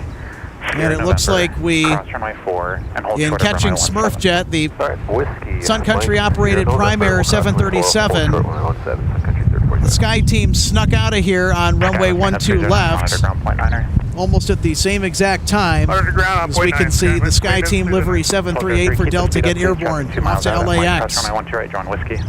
Cross runway 1 right at Mike, and then Chip Whiskey Delta 1203. Delta 1468, turn left heading 105, contact departure.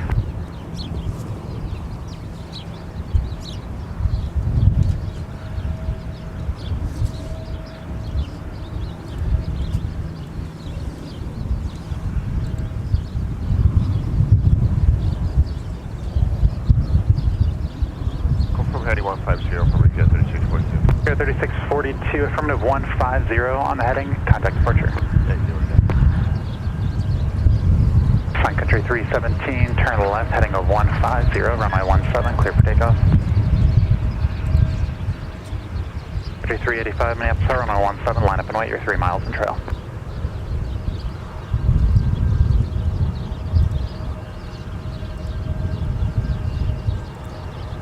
All right, we got another X Northwest A320 making a cameo in front of our broadcast.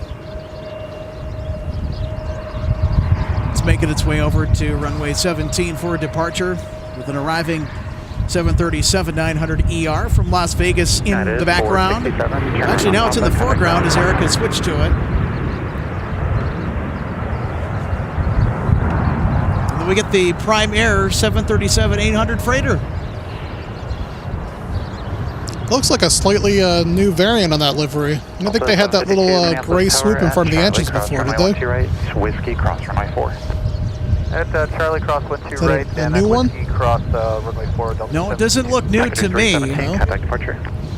I'm just not observant. Delta 2534. It's kind of hard to see, though. You're standing at ground level. You're having to see through a fence. So this is what the aircraft viewing area here is known for when it comes to taxis. Just got to give them a wave, see if they wave back.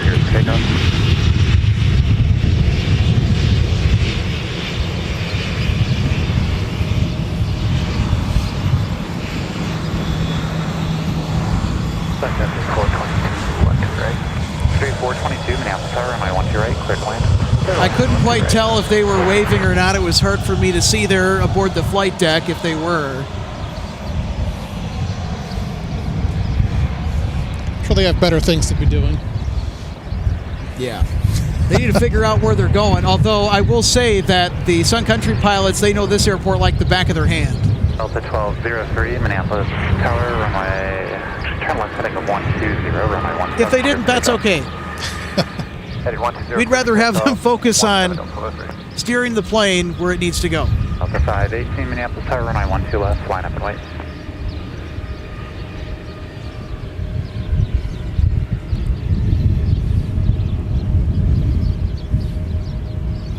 Secretary 385. 321 there, passing behind that infamous block your shot building.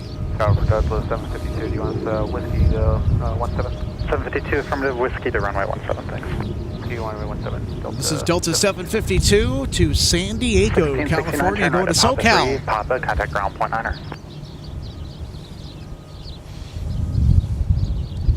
This is a 5-year-old A321-200 delivered to Delta in June of 2018.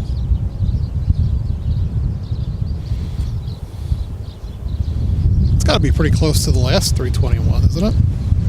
They still manufacture those, or is it only the Neos now? It's only the Neos now. Airbus ended production of the first generation of A321s.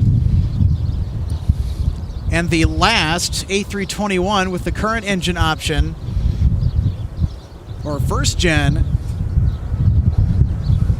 the last one ever built by Airbus, flies for Delta. It was delivered to Delta. They have quite the Airbus fleet these days. You can thank Northwest Airlines and its talks with Airbus in the late 80s and early 90s when Airbus gave them a sweetheart deal. You can find out all this information at the Northwest Airlines History Center. And it explains a lot about why Delta is an Airbus dominant airline, as they are. So there's where you can visit the Northwest Airlines History Center. I want to give a big shout out to our friends over there. They do a really good job of putting the legacy and the history of Northwest Airlines on display. They got a really cool interactive exhibit and small museum space inside the Crowne Plaza Air Hotel. A stone's throw away from the airport here at MSP and the Mall of America right on the light rail blue line. And of course, admission's absolutely free. The experience priceless as well. So go ahead and check them out online at northwestairlineshistory.org. They also got a really cool shop. They got some Northwest Airlines branded apparel. They got this really cool coffee mug.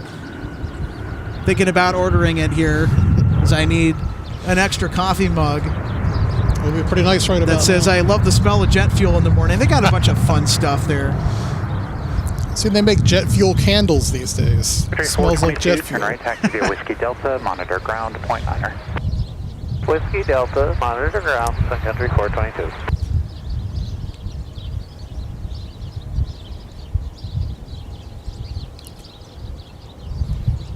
Looks like we have KLM inbound from Amsterdam, about 30 minutes out.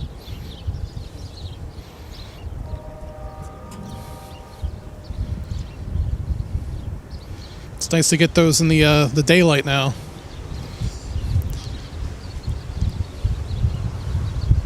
Lisa Redding asks, any chance will you get takeoffs on the north-south runway? She's referring to runway 17. No, we really can't because the FedEx cargo terminal and all of the different cargo containers stored outside of the terminal block our view from departing aircraft on 17. So Eric is going to get a shot of it for us here as he is. 2102, So that's what's in the way. It's one of those runways that's hard to spot at here. Charlie cross 12 right. The best location from my research, and it's really only a feasible spot to go to in the morning just because of where the sun is and the lighting that you're going to get over there, is the south ramp at Terminal 2, and that's Purple Ramp. Now there's a corner space. It's got a really excellent panoramic view. It's not too high up, but that's the closest spot that you can access to spot action on runway 1735. Apart from that, spotting in the afternoon over there really isn't worth it. Although there are a couple of spots that are in some of the restricted areas, of course, that are only accessible to those that are a part of Airport Watch, airport employees that are authorized in all areas of airport security, like APD, the MSP police. That is not a favored runway for us spotters. Nope. It was closed down for a couple months in the summer, and that was the best couple months. Speaking of runway closures, the north parallel, runway 12 left, is going to be closed for most of the summer, and the adjacent taxiways, I think, with the taxiways. I know that runway 12 left is going to be closed for much of the summer this year because they are going to be reconditioning the entire runway. 1611 Minneapolis, and that's going to mean that the 35 heading, so arriving from over the Mall of America in East Bloomington, which we used to see a lot more of back in the Northwest days, that's going to be commonplace this summer. Also, departure frequency on 17 is going to be increased, and of course taxis on Taxiway Whiskey and Alpha on the other side of 12 right, 30 left are also going to pick up. But I can't imagine it's going to be so chaotic here on this center runway at MSP Airport. 12 right, 30 left. That's the runway that we spot here at the aircraft viewing area. We're also going to probably see many go-arounds because of insufficient spacing. It's going to be so congested because of that runway closure. I just know it. Yeah. And that's based on my previous experience, going back to what you mentioned, Joe, with 17 closing down in 2022, that there was a stretch that it was closed down to be regrooved and the rubber removed off the runway. And we saw plenty of go-rounds on 12 right just because of spacing issues. The aircraft have to be properly spaced. There has to be enough of a buffer in front. And if the spacing is insufficient, the air traffic controllers will send them around. Delta 2102 Minneapolis Tower, turn left heading 135, runway 17. You got a trash panda approaching over there. Little 350. Is that a 350? It's a 321 Neo. Is it? Oh. Need to get my eyes checked. Check your radar. That's okay, though. You don't want to have your head down in your phone checking flight radar and then something happens in front of you that you just don't see at first glance. So I completely understand why you would not be checking the radar right now. And, of course, because me and Eric are checking it. It's actually Flight 1611 to Orlando, Florida, November 541. Delta Echo is the registration on that 321 Neo that's making its way over Taxiway Whiskey.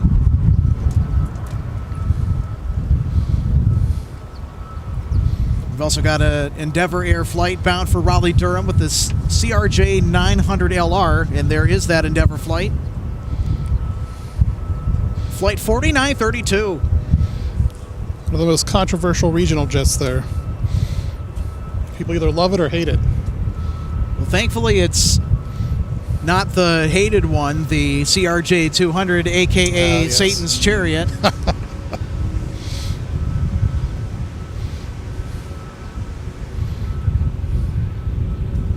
So there's our 321neo. Those nice big engines on that Neo. Yep, those geared turbofan engines. It's clean. Good 754, Minneapolis Tower, runway 12 Looking right. splendid, I'll tell you what, especially in this light. Yeah. Have you flown on one of Delta's 321neos yet, Joe? I have not. Left, heading 105, runway 12 I've left, flown clear on a for takeoff. Neo once before, a 321neo that is. But it wasn't a Delta A321neo. It was actually one of American Airlines' A321neos from Vegas all the way to Phoenix. Was it one of the ones with the flagship first configurations on there? Delta 1315, Minneapolis Tower, turn left, heading 105, runway 12 left, clear for takeoff. Ever 4932, Minneapolis Tower, turn Now, left, I know heading that American 135, Airlines runway has some 17, clear for takeoff. 321s in a special configuration for transcon flights, the A321T, which has their flagship first product in it. That'd be really cool to fly on one of those, I think. I think Delta's thinking of doing the same thing, I heard. Putting in the Delta 1 suites on a 321. Yep. That'd be quite nice.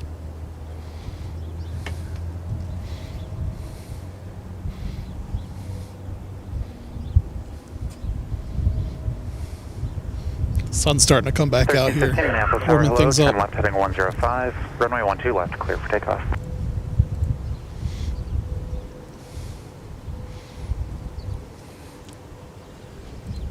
1611, Minneapolis Tower. Chin runway Up says, 17 I left. wonder why BA doesn't operate to MSP. I know it's a huge Delta hub. However, airlines like Air France, Air Lingus, Lufthansa, and Condor aren't afraid to operate here. I've always thought the same thing. It Yeah. seems like they should. Charlie Cross, 12 right. Well, especially with the Lufthansa announcement, that's a very good point, because Lufthansa was the last airline anyone expected to announce regular service here to the Twin Cities. Everyone thought that, this was before we heard the breaking news, back when it was presented to the public. Thought it was a joke, right?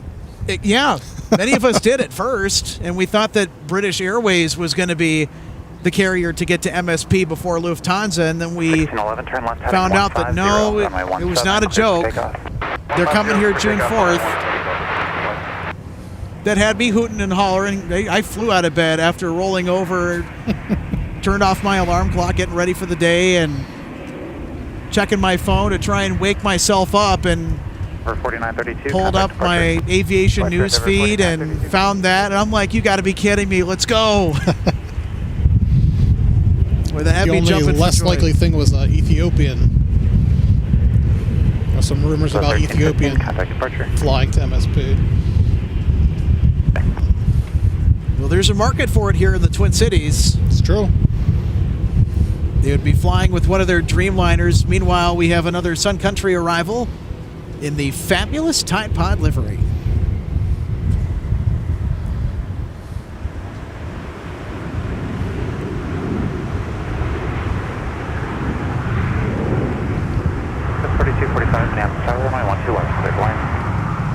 Registration on that Sun Country Tide Pod 737-800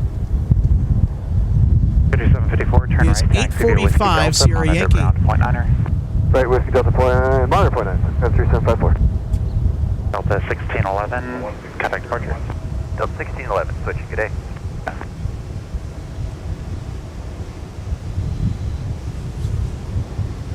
We've also got an A321-200 navigating towards the threshold of runway 17, bound for Phoenix Sky Harbor.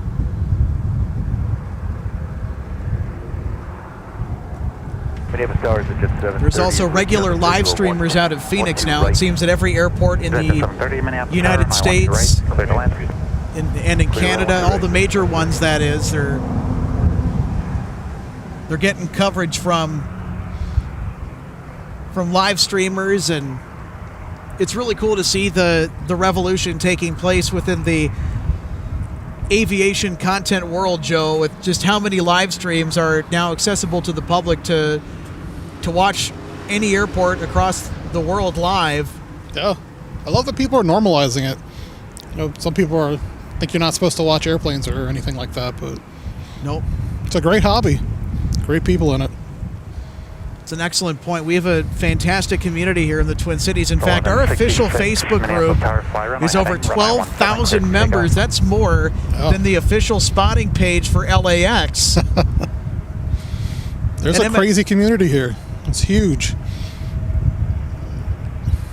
And considering the history that this airport has had with Northwest Airlines and being NWA's main operating base, also the home of Sun Country Airlines that were founded by ex-Braniff pilots. That's a true story. Sun Country started with one 727, and it just kind of grew from there. They also acquired the Mexicana DC-1015s, flew those in the 90s up until the turn of the millennium when the 737 started to show up.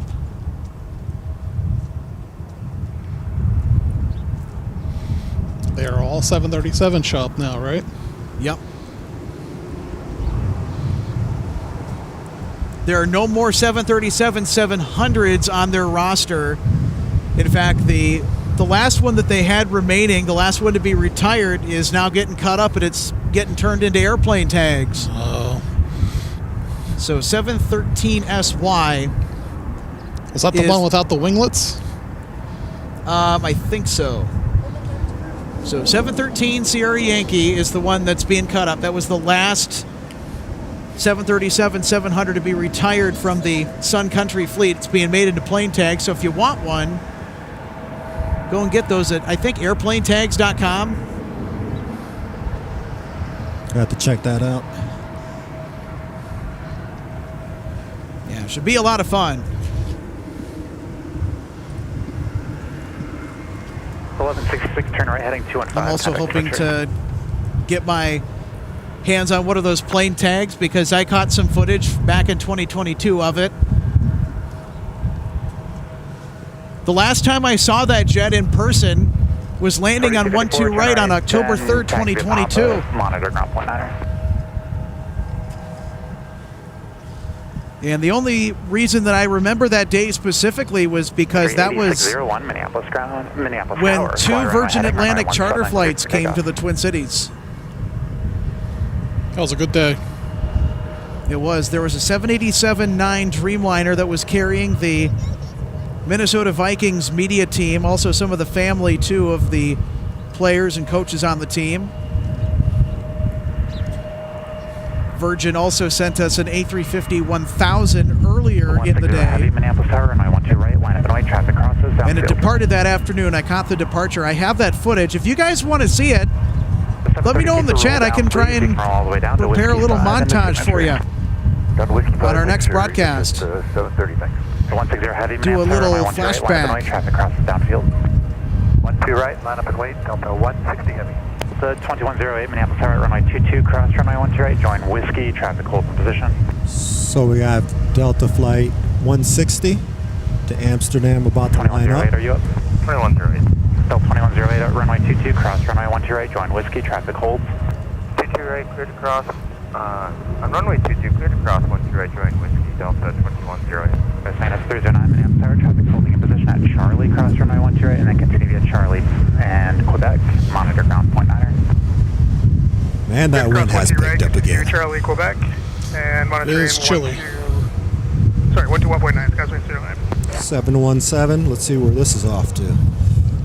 What's the registration on this one, Eric? 932 AT, so ex-Airtran. Dang it, I was hoping for 936, which I flew on that particular 717 to Charlotte. Heading 215 and contact departure. Up, he's lining up now. The Flight 160, Alex, you want to pan back to 12 right for the takeoff for Amsterdam. The 160 heavy, turn to the left, heading of 105, and runway 12 right to clear for takeoff.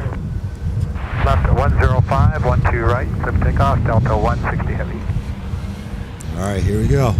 That 330 Neo looks great in this light.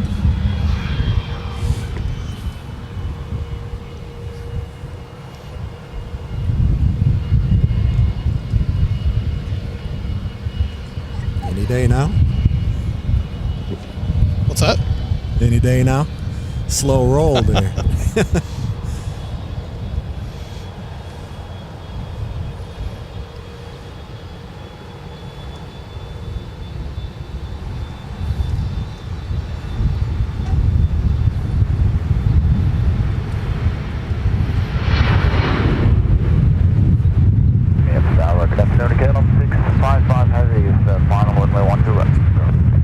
KLM 655 heavy, Minneapolis Tower, cautionary turbulence. There's a heavy Airbus 330 departing now, runway 12 right. It's incredible how quiet those big jets are.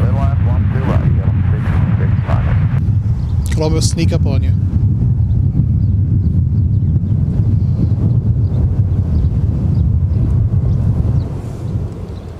And we just heard KLM. Good landing clearance. The 160 heavy, contact departure. Is that next up? Delta 160 heavy, so long. Yes, it is.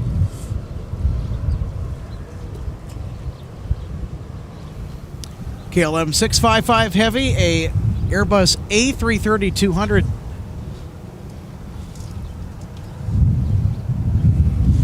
Saturdays are the only times during the week that you can catch KLM in daylight.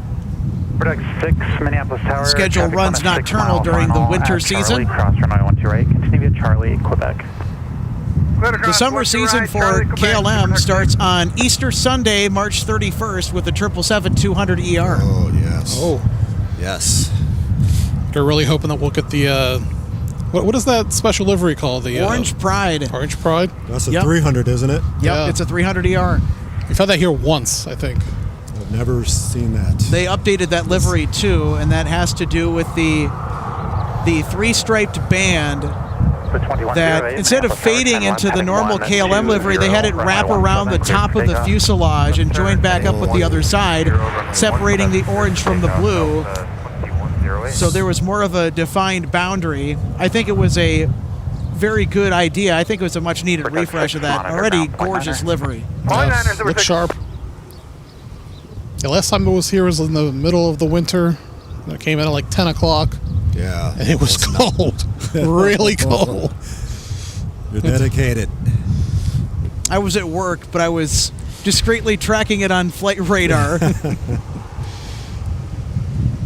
Got home and watched the videos that were, or the photos that were taken of that aircraft.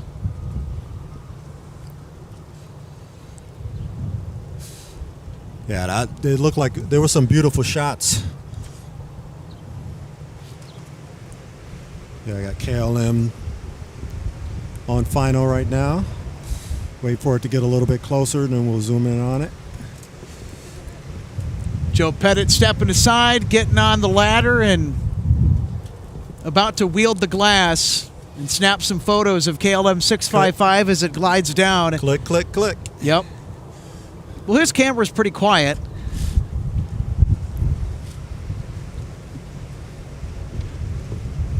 All right.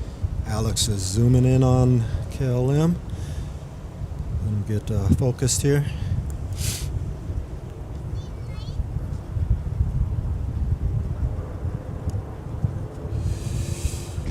There she is.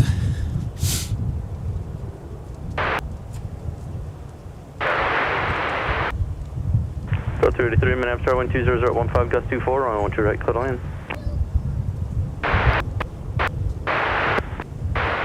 Wind 20015, gust 24, and I forgot to tell you the cautionary turbulence, traffic touching down is a heavy Airbus. Delta 2108, flight 120, contact departure. 120 over departure, Delta 2108, good day.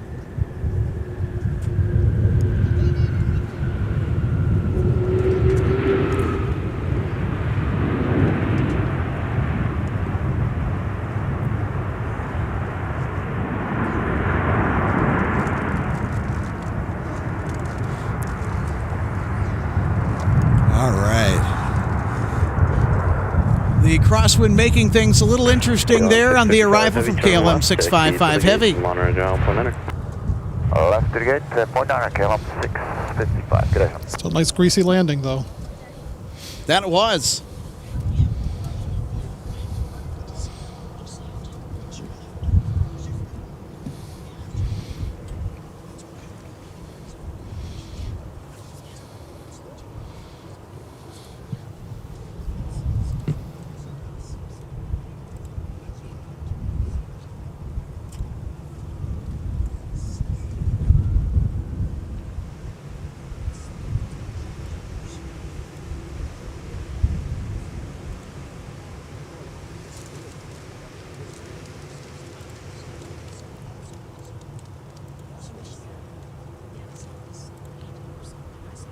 Chin Up, well, you're very welcome.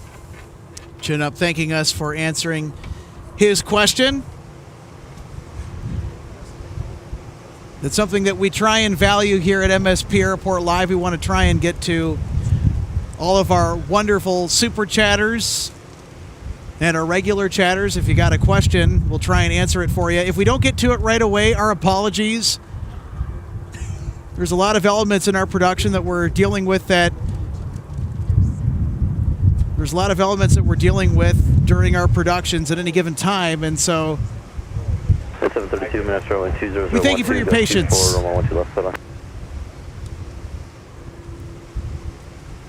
Curious to know everyone's thoughts on the landing from KLM 655.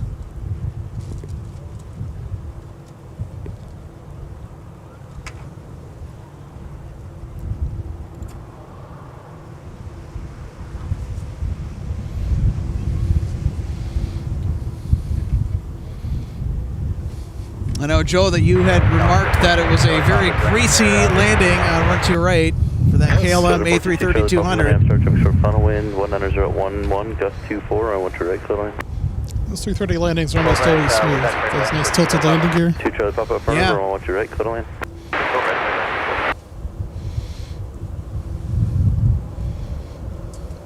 Folks, if you're just joining us here at MSP International Airport, welcome to our Saturday afternoon broadcast on MSP Airport Live. Alex Redding, Eric Paul, and Joe Pettit, happy to be with you today. We got a Delta 737 arriving on runway 12 right. Landed it down nice and firm there. No float there.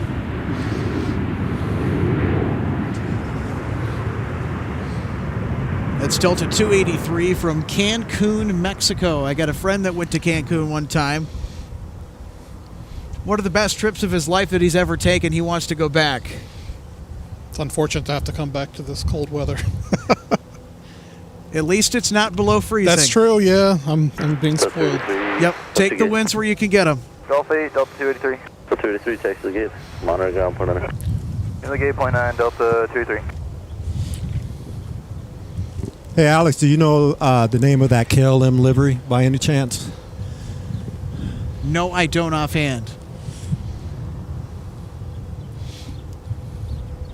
Dolphin, for some reason, keeps popping in my head, but I'm probably wrong.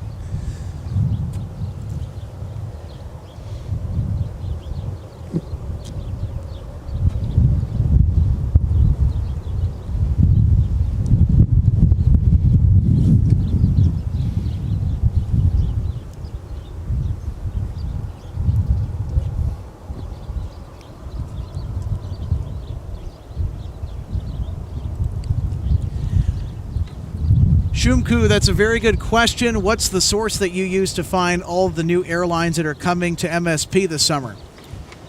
The official press releases from the airlines themselves. And that's how we found out about Air France returning. Aer Lingus, they made that announcement. Lufthansa made an official announcement about it, so I think sometimes people will look at the flights on the websites themselves to see if there's... Yep. I know Ishran Aviation is a schedule analyst that posts information as he sees it.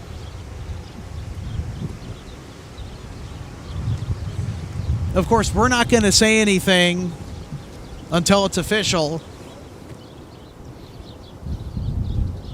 Yeah, it's easy to get your hopes up on something and then only to be let down shortly thereafter.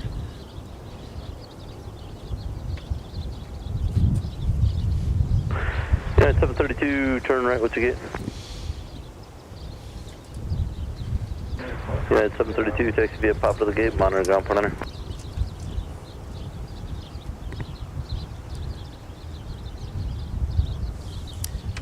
Their biz jet coming in here. I do usually have a nice little rush of biz jets around this time. Usually during the week, though. Well, good to see it on a Saturday, right?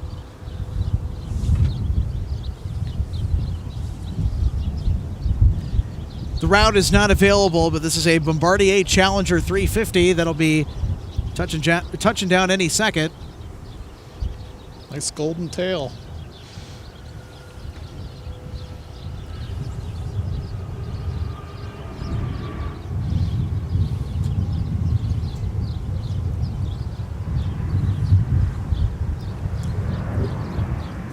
So that little Bombardier will be making its way over to Signature shortly. Turn right at Whiskey 5 into Signature.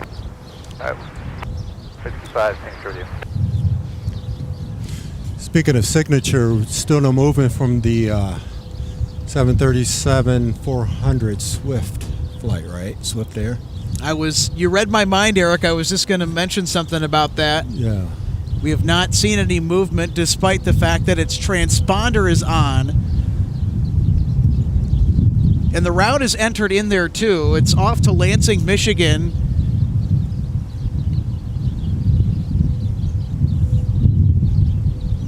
Looks like they're still waiting on the people that they're supposed to pick up and deliver to the Mitten State.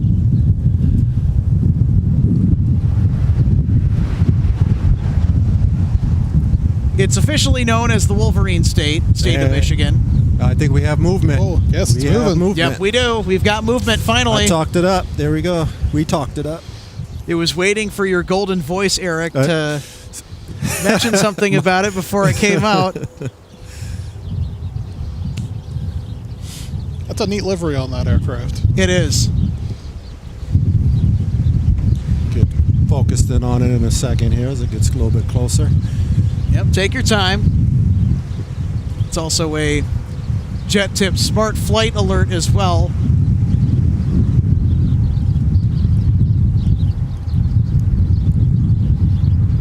Secondary 617, Minneapolis Airport, flying heading around 17, close for takeoff.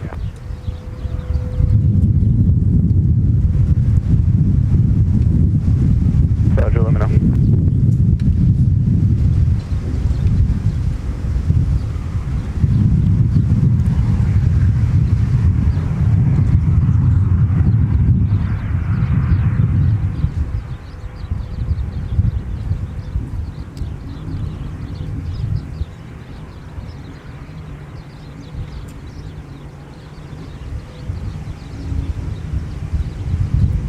So folks were just waiting for the 737-400 to get a little bit closer before we take to the shot of it. Eric is still getting set up.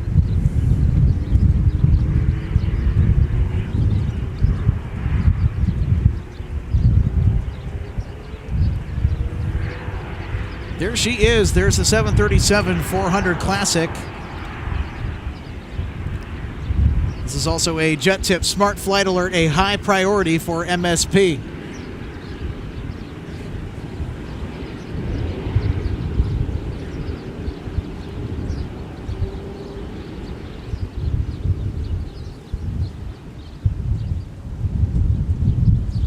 I should like this livery.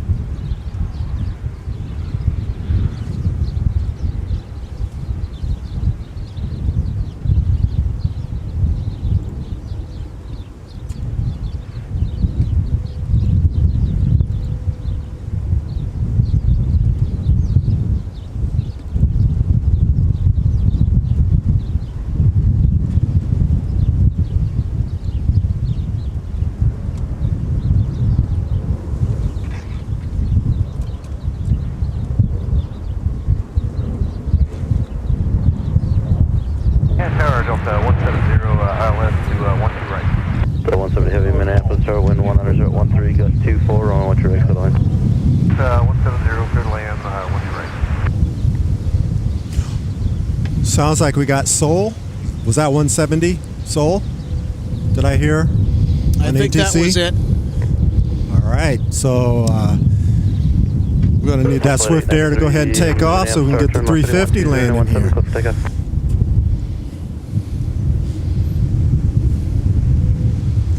7617, turn right, heading 215, contact departure.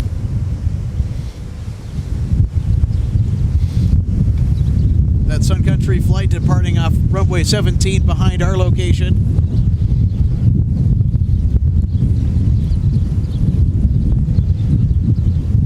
Now, if we were spotting from the south ramp at Terminal 2 or even the dog park on the north side of MSP, we'd be able to see that Sun Country flight enter the threshold of 17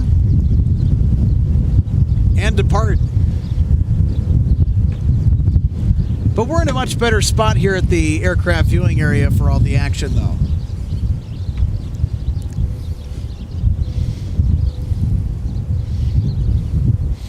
It is right in the center of everything. For the first time I came here, I thought that we weren't supposed to be here because it's so far in the middle of the airport. But you are. It's the only sanctioned spot here at MSP Airport that's either on or off airport grounds for the public to... Well, I shouldn't say off the airport grounds, but I should say on airport property that's sanctioned for the public to come and enjoy and to take pictures and do video or do live streams. It's going to be pretty close. Minneapolis Tower, Sun Country 712, what's the visual 12 right? Sir 712, Minneapolis Tower, traffic 2 mile final, heavy Airbus, cautionary turbulence, wind 190.14, gust 24, and 12 right, clear to land. 12 right, clear to land, Sun Country 712.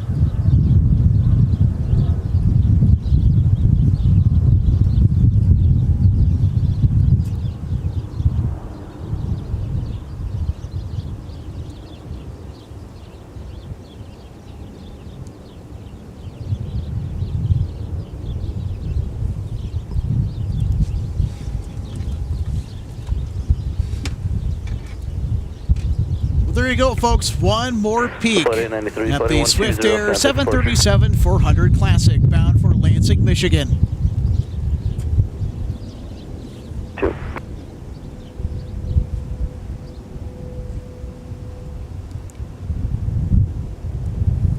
All right, folks, here comes a Delta flagship, the A350-900 from Seoul, South Korea.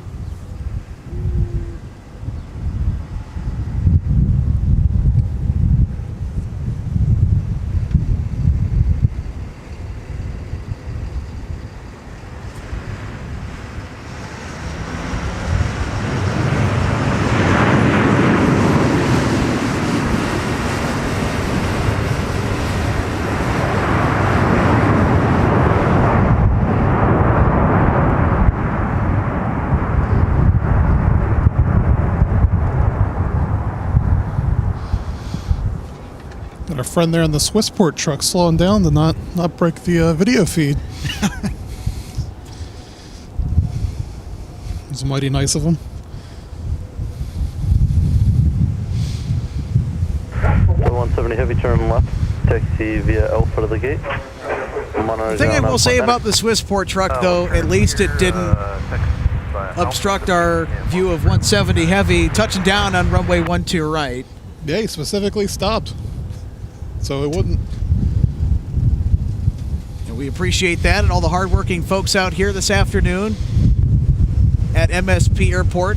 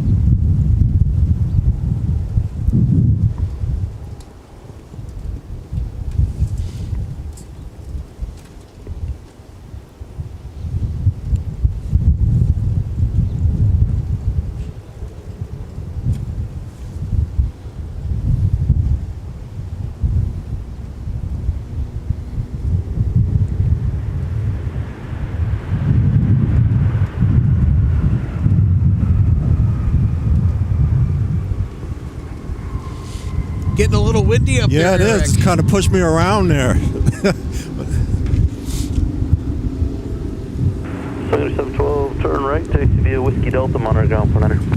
Whiskey Delta, monitor point 9. Nothing we can do about that. Some motorcyclists here. Looks like we got a crotch rocket caravan that's pulled up to the aircraft viewing area just behind us.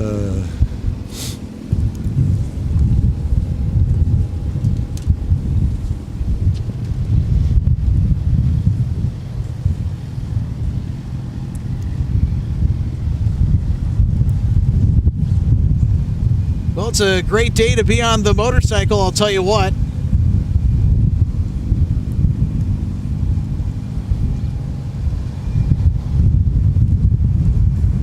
I imagine that they're going to thunder pretty loudly out of here when they're done. So. Agreed.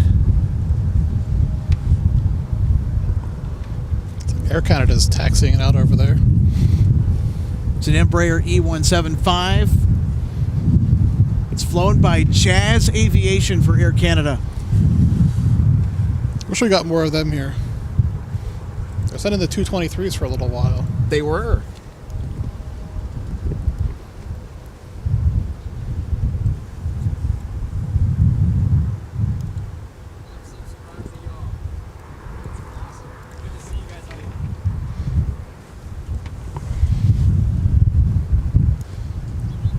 Just had a new subscriber come check out our broadcast in person here at the viewing area. Glad that he was able to make it out here and enjoy the nice weather today. Well, for the month of February, that is.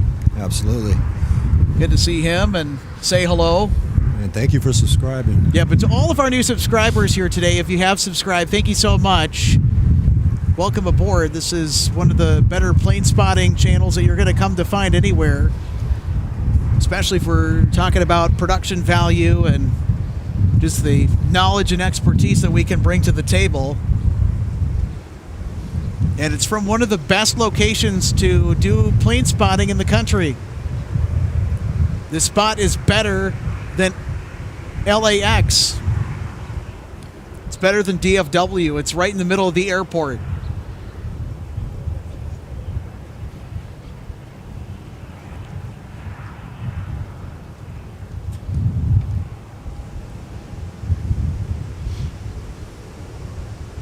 It's not even just the spot. The local airport authorities are pretty okay and pretty cool with us doing the spotting here. It's always That's another good point, Joe, because usually. Some airports are not very friendly to aviation enthusiasts. They're not. Nope. And I know when the airport commission here christened the aircraft viewing area for us aviation enthusiasts and the general public to enjoy, it's been quite the ride for this location. It used to have trees here at one point. They're no longer here anymore, thankfully. Of course, I'm sure it was snow pile, didn't it? Yeah.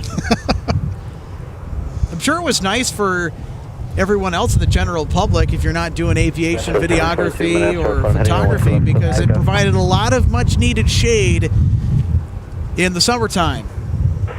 Still got a lot of families out here though, having picnics and whatnot, watching yeah. the birds and the planes and everything. Yeah, just to have a space like this, can't thank the Airport Commission enough for creating one of the best viewing areas, one of the best spotting locations in the country.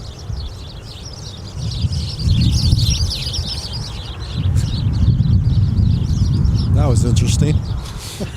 You got quite a few birds out here. 722 minute after our phone, heading on to left cliff takeoff.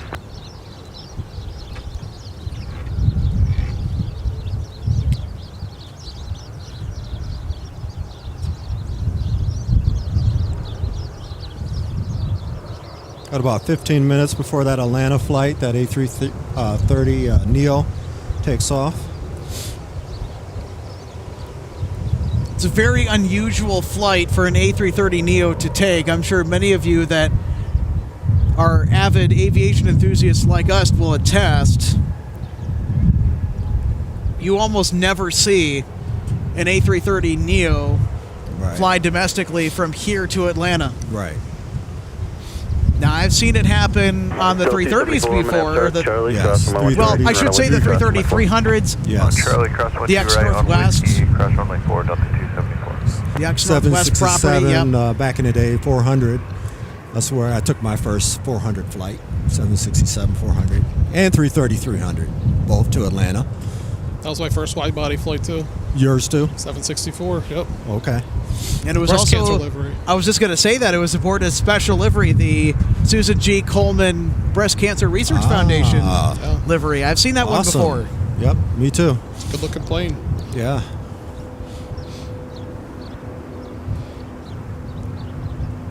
You guys remember that 767 300 that was painted in the Sky Team livery? Yeah, it's not painted that way anymore? No, not any longer, but it was. Oh. And then right after they painted it, then I got to fly it. I was like, wow. I was like, man, I missed that. Contact departure. Delta doesn't have very many of those SkyTeam livery planes, do they? Thought they were contracted to have a certain number of them at all times. Yeah, I thought so. But now there's only, what, two? So Two or this is three aircraft 737, painted? isn't it? The There used to be a 767 75. 400 and a 737 800. Oh, there's the 400. Okay. Yeah, the 400 still has it. It was here not too long ago. I think it was did a charter flight for the Vikings, I want to say. Okay. Do you remember that, Alex? Yep, I do remember that. That was actually on the Saturday that the Northwest Airlines History Center had their aviation collectible show and sale. So I immediately scooted right over here to the aircraft viewing area following my visit to the show.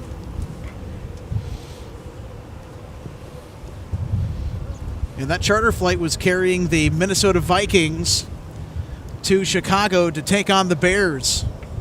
Okay. This is one of the last operators of passenger 767s, aren't they?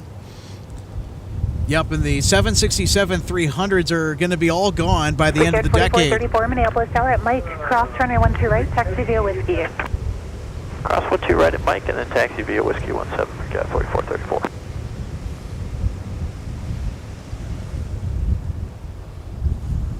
Air Wisconsin 6087 Minneapolis Tower at Mike. Cross runway 12 right, taxi via Whiskey. At Mike, cross runway 12 right, taxi via Whiskey, Wisconsin 6087. Southwest 2837 Minneapolis Tower.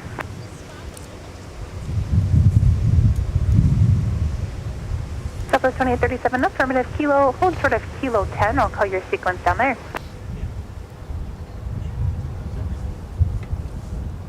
All right, about to join Whiskey. It's taxiing on Mike right now, but we have an American Eagle ERJ.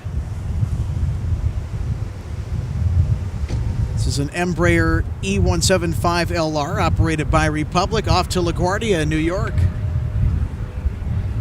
Southwest 715 Minneapolis Tower at Charlie. Cross runway 12 right, taxi via Whiskey. Cross runway 4.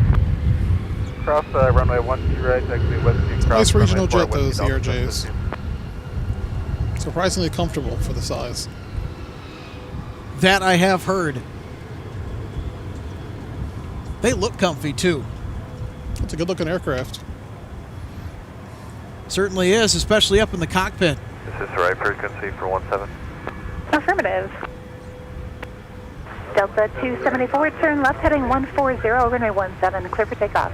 17, clear for takeoff, left turn 140, Delta 274. Southwest 2837, your sequence is going to be an Embraer with the American colors. Air Wisconsin 6087, your sequence at the end is southwest from Kilo. Sequence southwest from Kilo, Wisconsin 6087. Supertax 670 Minneapolis Tower at Alpha 5, cross runway 12 right, turn left on Whiskey. As far as interesting arrivals go here as we work ourselves into the evening, we have a Frontier A321 Neo from Cancun, Mexico.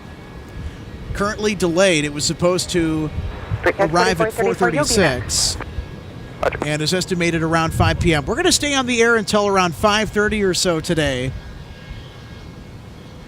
So we've got a little bit more than an hour left in our live broadcast. Supertax 6 Heavy, hold That's what I want to see, another Delta 717. Hold short, 12 right at Whiskey 3, Supertax 6. Yes, thank you. Whiskey 3. The 717's off to Chicago O'Hare on flight 715. 17, line up and wait, Picard 4434.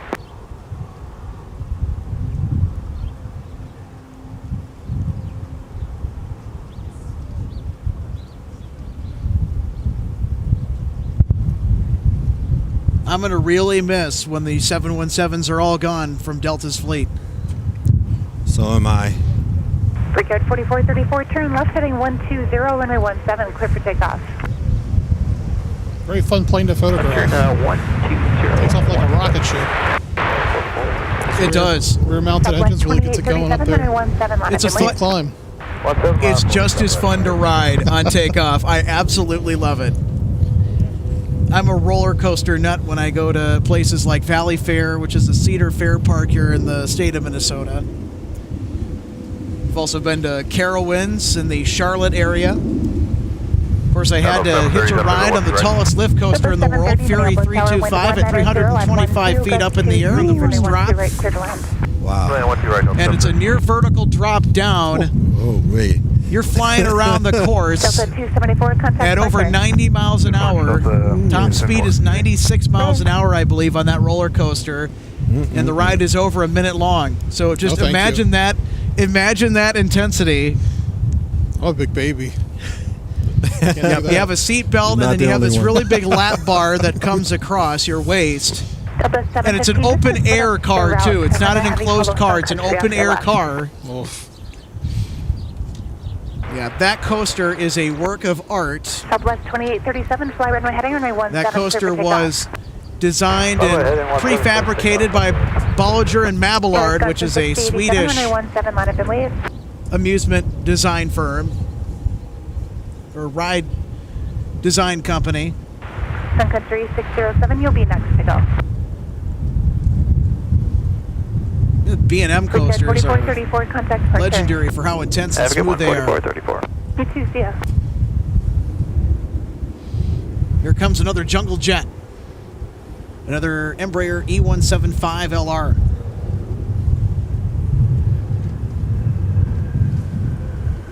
Air Wisconsin 6087, turn left heading 140, runway 17, clear for takeoff. So we got that Neo pushing back over there. Yes, we do. Bound for Paris, Charles de Gaulle, in charge of flight 152. Envoy 4006, turn left. Hopefully Delta 10 Heavy with an A330-200 to London Heathrow is going to be on time. I'm hoping that's We hope so. going to be in front of our cameras on stream here. You always get a little growl from the A330-200s when they depart because they actually have a D-rated version of the Pratt & Whitney engines that are on the larger 300 variant that Delta flies. 215, switch departure. Delta only has 11 A330-200s in their fleet, all of which are ex-Northwest Airlines, and were delivered to Northwest in the early 2000s. Sun Country 607, fly runway heading runway 17, clear for takeoff. How many did American Airlines have before they retired them? Do you know? I'd have to go back and look at the fleet history. A lot of those came from the U.S. Airways. Never got a market, chance to didn't they? fly on one of those. I had always meant to go out to Charlotte when they used to have those Charlotte to those domestic flights with them down to DFW. They also flew them south to Puerto Rico out of there too. I have a close friend that used to fly down to Charlotte and fly on the 330 out of Charlotte to Puerto Rico to vacation with family. So he got the opportunity to fly on American's 330s. I did not. Air Wisconsin 6087, contact departure today. And I know that American's A330-200s, they had the Rolls-Royce Trent 700 power packs on them. Left heading 140, runway 17. Those sound excellent. 717 had a little trouble getting down there, it looks like.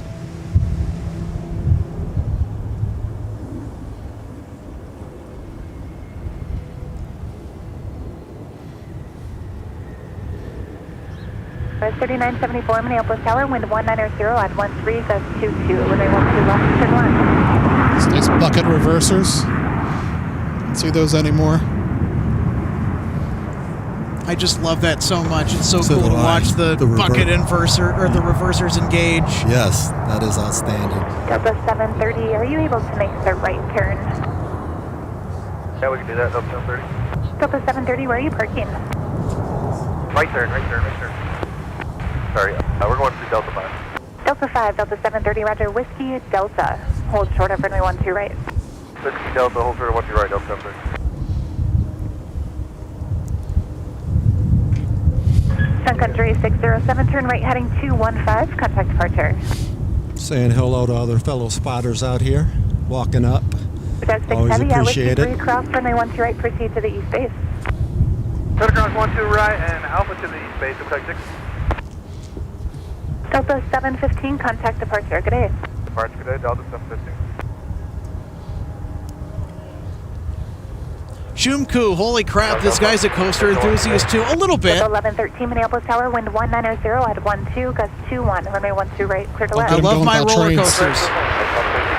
Say again? Don't get them going about trains, though. The 730 traffic, 6 Yeah, that's mile my final other at Delta, cross passion. I runway 12 haven't right, been into continue that Delta, quite collect. nearly as much recently just because I've been so Clear cross, right, engrossed Delta, in everything MSP Airport Live, all the aviation stuff going on around MSP Airport and abroad. I've also been very busy with work too. That's taken up most of my time. Yeah, work will do that. Again, like we said earlier, right? You got to pay the bills. Yeah. I kind of have a growing appreciation for trains a little bit. I still don't know much about everything, and right. Delta 730 traffic. All the off your right, terms full and path whatnot. behind you, Oh, yeah. monitor What is it 49. called? Rail fanning? I think so. Delta 730. Yep, that's correct. Roger Beck says, thanks, guys, from Duluth. Well, you're very welcome from all of us. Great job from our favorite large and home airport. You bet. Very excited for the Duluth Air Show to be a little bit earlier this year. If it won't be as warm as it normally is. I think it's May this year. So I know that you were at the Duluth Air Show this past summer. Talk about that experience. What were some of the things that stood out to you as far as noteworthy aircraft or your likes for what aircraft that you favorite? Delta 1017, Minneapolis Tower, I didn't wind actually go to the 190 proper at air show, but I did go to the 12, practice the runway day 12 right, before. clear to left. Oh, okay. So you got to see, I don't know, the A-10s are always my favorite. Yeah. I love seeing those. I wish they could BERT, but they can't BERT at the show. It's talking about the minigun armament. Man, those miniguns, they're something else. The spot where I was set up at Fat Hour was parked right in front of us. The Blue Angels C-130. It's quite the aircraft. Yeah, people were complaining about that at Oshkosh, that they didn't see the Blue Angels or the Thunderbirds. Where's the Blue Angels? Where's the Thunderbirds? It's like, what? It's a very restrictive Right. playfield, I've heard, or I don't know what the right term is, but Well, Guess and so. then the other thing, too, I think that most people don't realize, Oshkosh is where you go to see everything else. yeah. I mean, of course, the Blue Angels and the Thunderbirds have made appearances at AirVenture before. But that's the whole point of going to Oshkosh, is to see everything else. The really hard-to-find stuff. Yeah.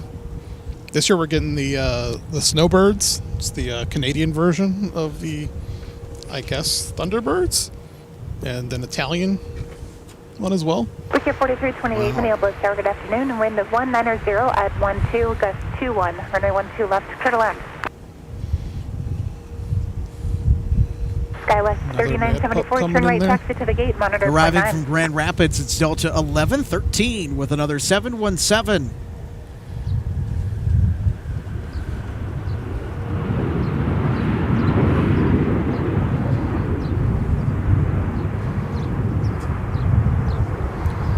There go those bucket reversers again, Joe. Yes. You can always spot those 717s when they're on the approach path with their very bright wingtip lights. Delta 1113, turn left, contact ground I don't point know if 9. you can get a view of the lights or Point 9, not. Delta 1130.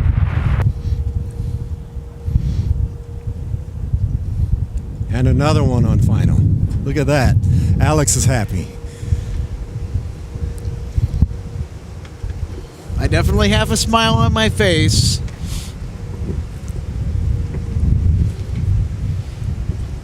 I love that aircraft. Fun to fly on.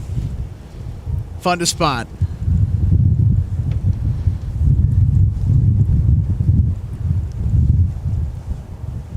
All right, we're going to let Eric get set up for our shot of the arriving Boeing 717 for Delta, also known as a MD-95, because the aircraft started development originally with McDonnell Douglas just before the merger with Boeing.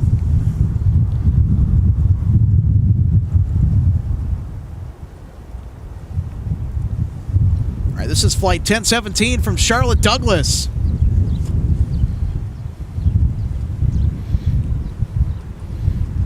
So it's got a mismatched cargo door on there. It's a really good observation, Joe. Delta 1476 Minneapolis Tower, wind I noticed that too. 13, gust 22, runway 12 left to turn left. Looked like the door was open, but of course that's not the case. That's what it looked like. Yeah, it did look like that. I had to take a second look. I was like, what is that? No. Delta 1017, turn left to contact on point 9. That's out of bounds. Where was that coming from, gentlemen? That was Charlotte. Charlotte, okay. And I've flown that route before. Not at this time of day. Well, you know what? I think that actually might be the exact time frame for the route that I flew back in December of last year. All right.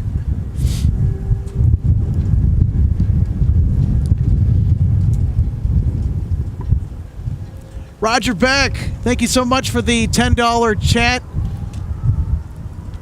For the $10 tip. Glad you are enjoying the broadcast as much as we are out here today on this Saturday afternoon from MSP Airport. It's been a fairly windy day off and on. Of course, the weather very unseasonably warm for this time of year, and it's only going to get warmer as we work towards March. And the month of March is right around the corner. Also, the snowiest month of the year on record statistically for Minnesota. We're talking about the overall weather statistics. Yep. 4328, contact on point 9. And I know that snow is in the forecast for next week. Yeah. We're going to have a small dip into the cold, into the freezing temperatures with snow in the forecast.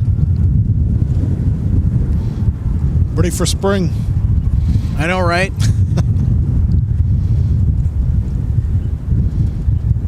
The older I get, the less I like the winter.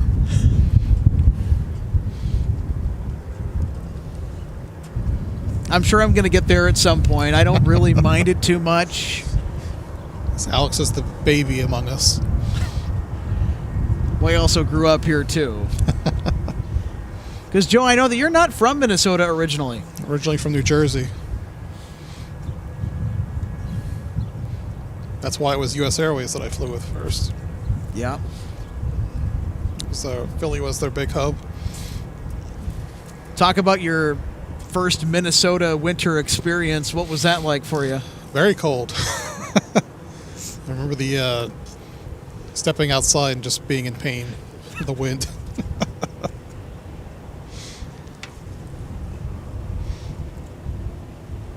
Felt like your face was about to come off? Yes, yep.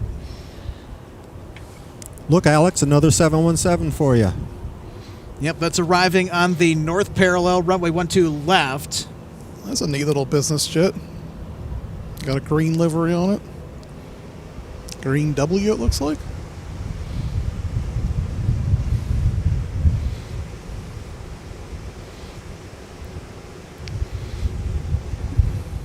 Good afternoon. I'm trying to figure out what corporation owns these jets. Skywest 3893 Minneapolis Tower, good afternoon. Wind 200 at 15, gust 25, runway 12 right, clear to land. Speaking of, I haven't seen the Target ones in a while. Do they still come in? You read my mind. I was just going to say something about the Target Gulfstream that takes up residence here at the Signature Terminal at MSP Airport. Delta 1476, turn right, contact on point 9. Well, if I had that kind of money to sling around and get a jet with, it'd probably be the Gulfstream. Gorgeous jets. Yes, they are. Honestly, I'd accept any private airplane. If you fly me a little Cessna, and I'd be pretty happy.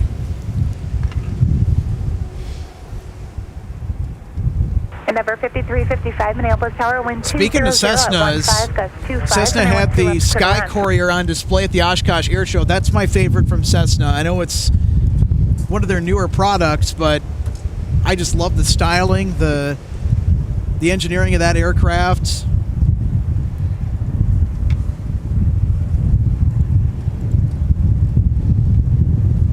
Of course, it's a little oversized for the general aviation sector.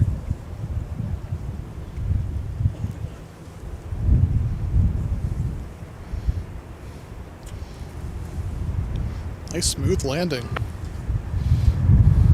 Delta 1572 Minneapolis Tower, Charlie, cross runway 12 right, taxi via Whiskey, cross runway 4. Alright, John Charlie will cross 12 right, then Whiskey cross 4 for Delta 1572. Move past that slump now. Sky is 3640 Minneapolis Tower, It was wind Delta 1593 from Las Vegas. 25, runway 12 right, clear to land. I've been to Vegas once. Great Delta airport to spot 1593, on. turn left 0.9. I swear they have a viewing area on the south side of the airfield. There's a park there along Sunset or something that I use. Oh, but yeah, there is an officially sanctioned one too. I think you need a ladder though. Yeah, I know that.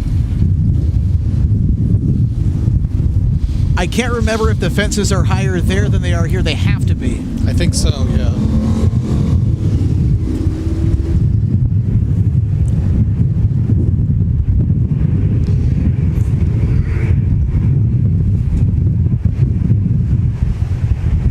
Gotta spot the Janets while you're there.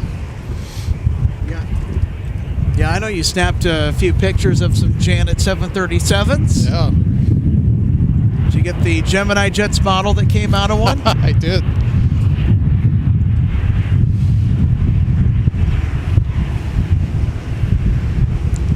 Those are the semi-secretive aircraft that transport people to Area 51 of the Vegas airport.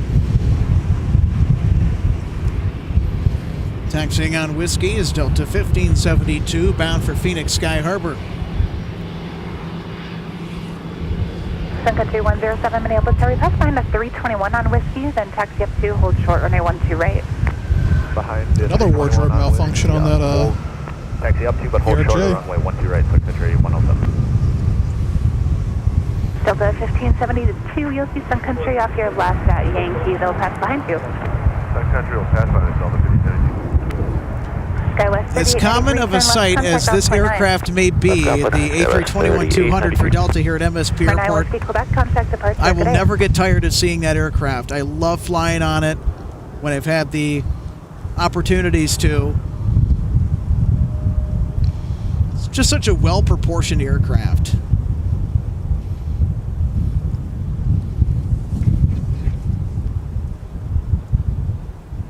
I actually know an A321 captain for Delta. He actually started his aviation career with Northwest Airlines. There's a lot of ex-Northwesters still in Delta. Yeah. He was also I want to say he was a flight engineer on the DC-10s, but I know that he worked on the DC-10s when he was flying for Northwest and the 747s too, so he was kind of all around the company, it sounds like, with flying the various different aircraft that Northwest had in their arsenal. And that's another aircraft that MSP misses dearly on a regular basis is the 747s. Oh, yes. Especially the 747-400s. Northwest was the delivery or the launch customer for that variant of the 747. 747-400 would go on to be the most popular 747 variant ever produced. It also has a higher service ceiling than the 747-8. Did you know that? I didn't. Delta 1738, wind 190 still spot one of those at the Delta Museum out there in Atlanta. It's the very same airframe that had the rudder issue. Fly runway heading runway 17, clear for takeoff. Stuck fully deflected and made a successful landing. That was also the very first 747-400 ever built. Oh, I didn't know that. And it was delivered to Northwest. Runway 12 right, secondary 107. Yeah, Delta has it stationary. Wind there, 190 at 13, gust 25.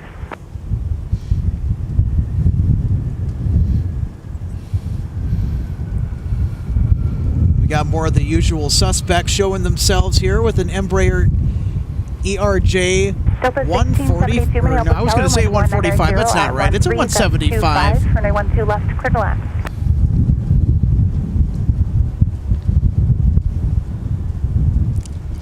Sky 3640, turn left at Alpha 5. Contact We're going to get a Sun Country departure on 12 right. It definitely looks like it, Joe. 3640. Oh, it's that transitional livery too. What do they call that one? It's the delivery scheme. Delivery? Delivery. Huh. Yep. Sun Country 107, turn left, heading 105. Runway 12 right, clear for takeoff. I know Tide Pod, and I know the classic one. Take off 12 right, left turn 105, secondary 107. Well, how about that? We're going to get another departure on runway 12 right. We know the heavies frequent this runway for departure when 17's open, but hey, look at that. Sun Country wanted to get in front of our cameras with this flight on this spectacular afternoon for plane spotting. Sky 3948, Minneapolis Tower, wind 190 at 13, gust 25. Runway 12 right, clear to land. Runway 12 right, clear to land, Sky 3948. Oh, nice rumble. Delta 1572, turn right, heading 215. Contact departure. Good afternoon.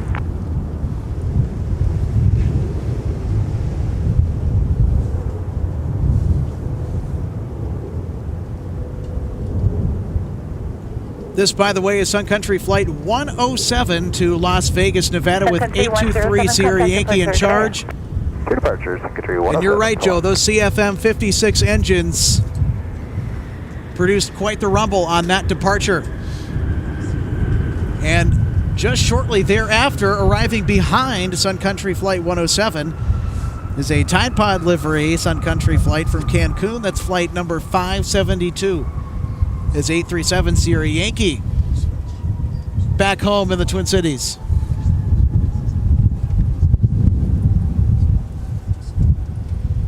Sun Country 572, taxi to Whiskey Delta, monitor point 9. Whiskey Delta, monitor point 9, Country 572. Brad Bell, thank you so much for the $5 donation. Alpha 5, cross runway 13 right, join Whiskey. Glad that you are enjoying our broadcast here on this Saturday afternoon. Thank you for spending part of your Saturday with us. Sky 3663, Minneapolis Tower, wind 200 at 13, gust 25, runway 12 left, clear to land. And to those who are not aware, we were just recently accepted into the YouTube partner program, eligible for full channel monetization, super chats. We're going to get memberships going here. Well, of course, we have our Patreon memberships, which have existed since day one.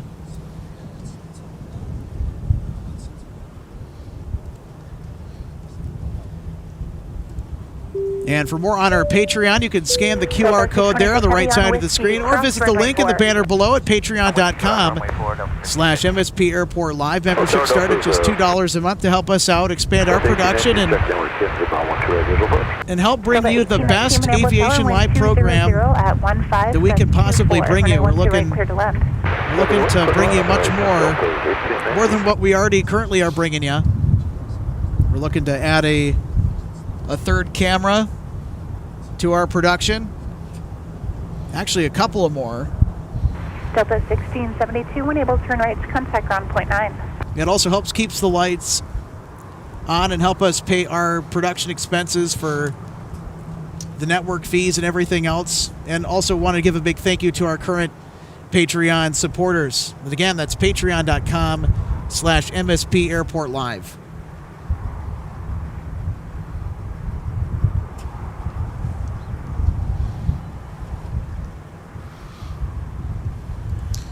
Got a 330 coming up with a 737 behind it. You can see a nice size comparison there. How big that 330 is.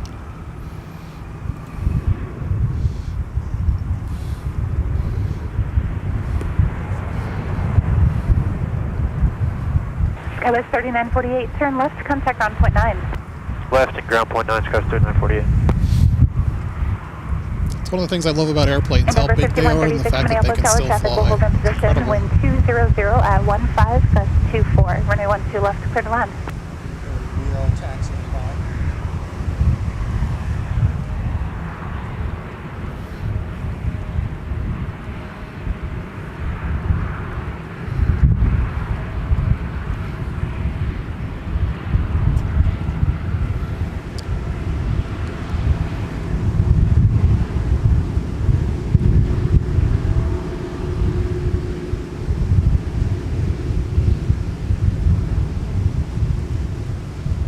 Delta 1496 Minneapolis Tower traffic 5 miles final, runway 12 left, line up and wave.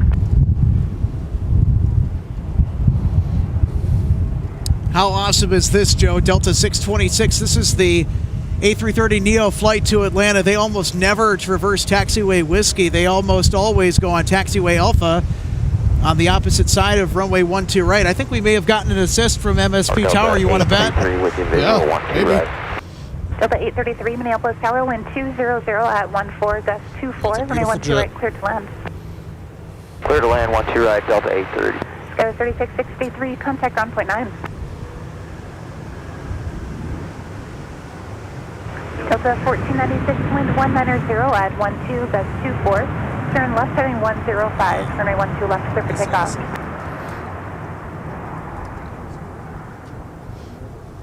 Delta 1819, turn left, contact ground point 9. Left turn point 9, Delta 1819.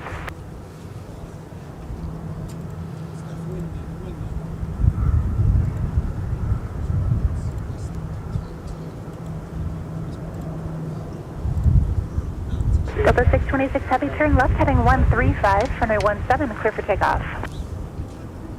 Alright, 135, runway 17 cleared for takeoff, Delta 626.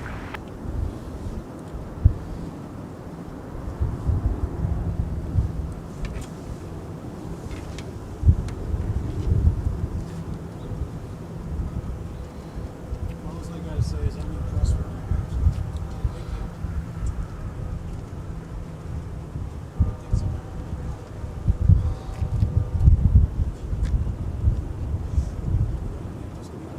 Delta 1496, contact departure, good day.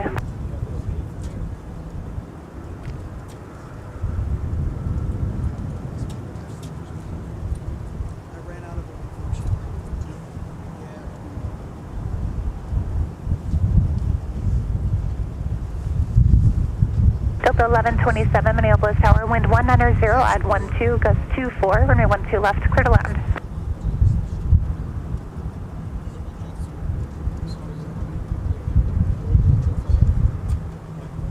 So we're going to be streaming until 5:30.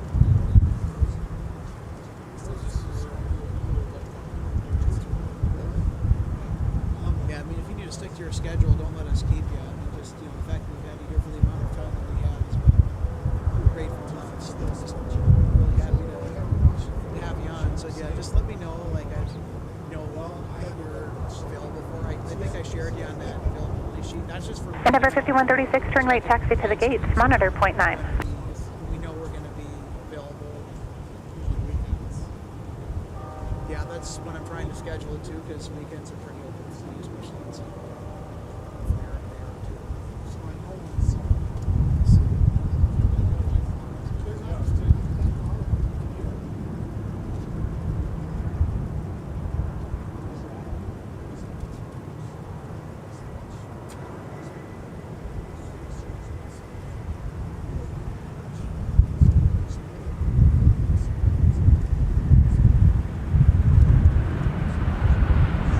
United 467 Minneapolis Tower, Charlie, cross runway 12 right, going Whiskey, cross runway 4.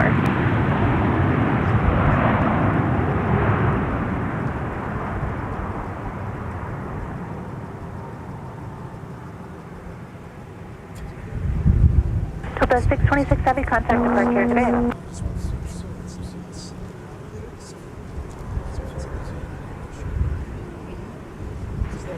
And was that for 66? Affirmative, Delta 626, contact departure, good day.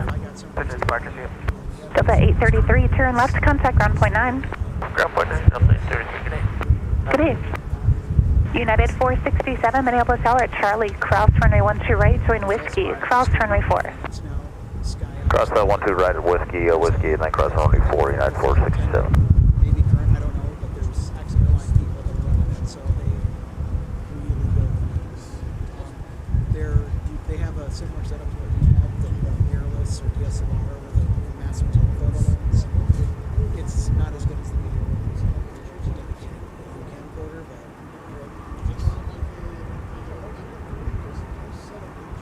yeah. Right.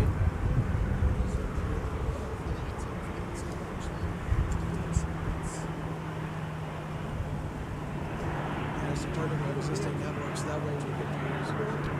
So let's check in with our folks in Phoenix, what's going on down there, situations.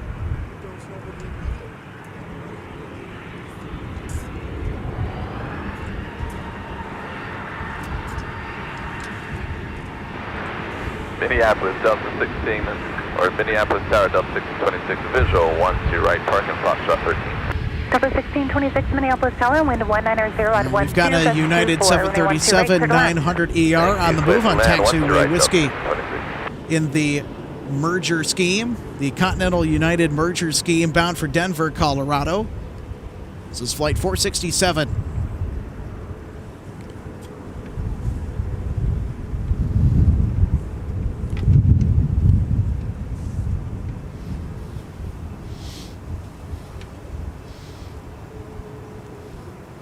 I think that's easily one of the worst liveries.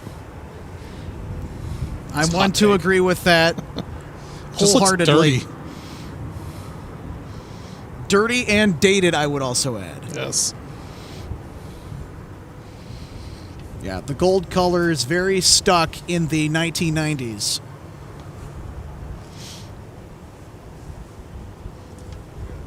Broadcast station over here. Who's who? Who's who? You guys are on YouTube. Say again? You guys are on YouTube. Yep. MSP Airport Live, Alex Reddick, executive producer. Nice to meet you. Thanks for coming over to say hello. We're having a good Saturday. Yep. That's the mic. So that's our natural sound microphone. Or United 467, fly runway heading runway 17, clear for takeoff. Fly runway heading, clear for takeoff 17, United 467. We've got our broadcast Done headsets. before. Yeah, you were on YouTube. Yeah, appreciate you checking us out. And Saw it through the spotters. all right, thank you. Yeah, I have a background in professional video production. In fact, I was actually covering a doubleheader last night up in, where was I? It was a Maplewood. I was covering a section quarterfinal doubleheader for state boys high school hockey. So yeah, doing live production for Townsport TV and a couple other networks. So. No, it's contract position, so I don't work for the network. 152 Heavy, Minneapolis Tower, thank you. Go ahead, Steve. For you personally. Oh, for check. me personally. Wind 190 at 12, gust 22. So I went to school for it as well. Video production specialist, associates in applied science degree in that from Hennepin Tech. Of course, I have much more experience dating back before. It is arrival Echo Departure Yankee altimeter 2969er. BBC TV in Bloomington. I'm still with them. I'm actually production staff there, and so I do a lot of shop stuff, post-production, editing, engineering on some systems, and it's fun stuff. Delta 152 Heavy, Embraer 7 mile final, runway 12 right, line up and wait. 12 right, I land point to was 152. actually producing a basketball game, so I was working with the switcher and taking to different cameras and all that, also having to monitor audio and graphics. Yep.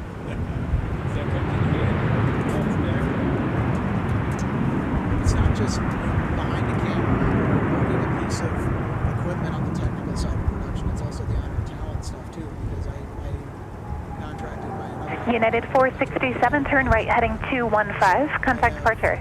experience. Right turn 215, we're departure 9467 today. Bay, Delta 1626, turn left, crown point 9. Manner 7.9, Delta 1626, good day. How to use Yeah. your voice, how to clean it. Tower 3838, visual 1 to right. Real easy. Delta 152, heavy turn left heading 105, runway 12 right, clear for takeoff. 105 heading 12 right, clear for takeoff, Delta 152. Skywest 3838, Minneapolis Tower, caution wake turbulence departing heavy Airbus. Wind 190 at 12, gust 22, runway 12 right, clear to land.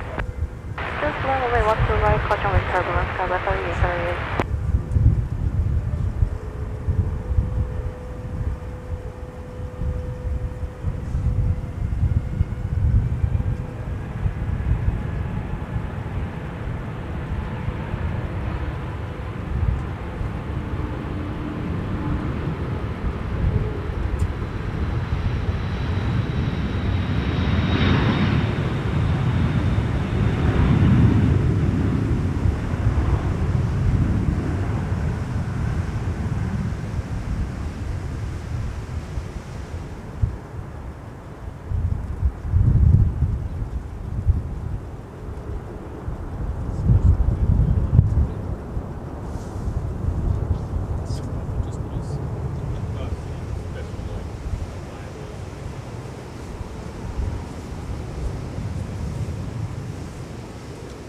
Delta 152, heavy contact departure, good day.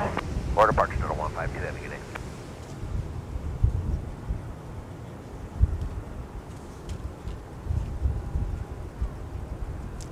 Delta 747, be right up next to Delta 747, Minneapolis Tower, wind 200 at 11, gust 22, runway 12 right, clear to land.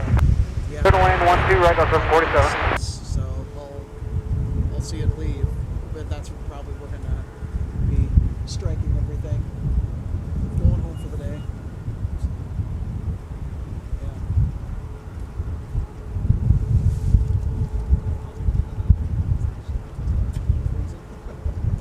I have a spare coat in the van if you want to.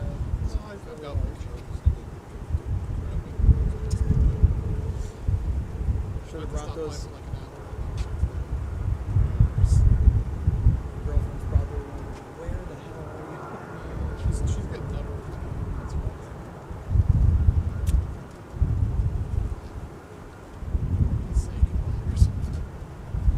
Oh, it would be nice. So, just, yeah, if you want to.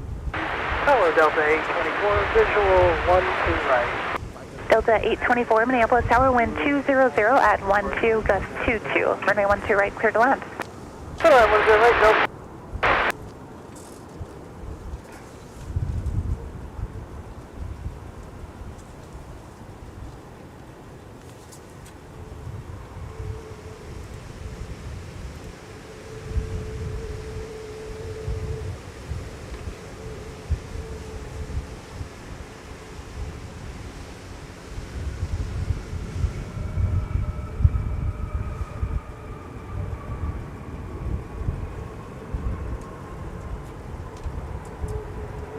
Sun Country 3050, Minneapolis Tower, turn left heading 140, runway 17, clear for takeoff.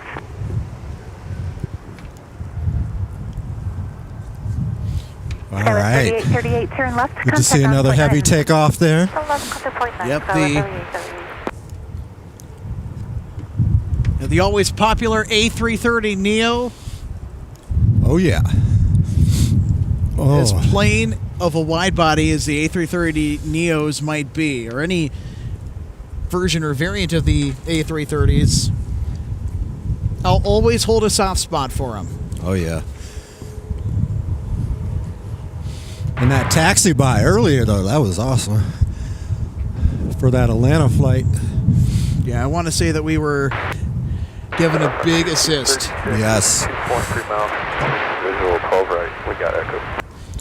What do we have here landing here, Alex? Less than 4 miles behind the 717 in front of you, 60 knots faster. Got a 757 arrival for Delta, and it's a 757-300 flying pencil. It's gliding in from Phoenix Sky Clear to land Harbor. 12 right, and we're flying up. Yeah, we got the traffic in sight. Roger, thank you. Beautiful.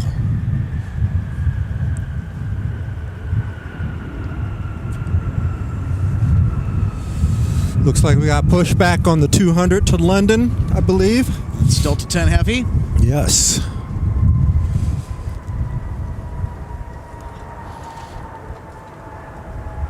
Looks like Joe finally went and got his big jacket out.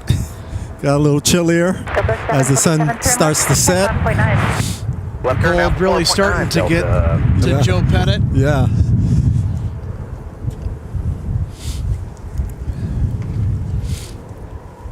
Since we already mentioned it, Eric, again, Delta 10 Heavy to London Heathrow Yes. with an ex-Northwest A330-200. Let's take a look at another one of our spotter guides presented by our sponsor, DG Pilot. So there's a look at the A330-200, a much stubbier version than the regular 330-300 size for this type of aircraft. Contact to departure. This aircraft is actually wider than it is long. It's 197 feet wide compared to a length of 191 feet, 6 inches. You can also see some of the other statistics there for the cruising speed and the range. Powered by a pair of Pratt & Whitney 4000 series engines. And there's only 11 of them in Delta's fleet, even more rare than the 767-400ER that Delta flies. Tower departures 132.07. So there you go. There's the A330-200. It's a pretty common occurrence here, though. Seeing the 332s. Yeah.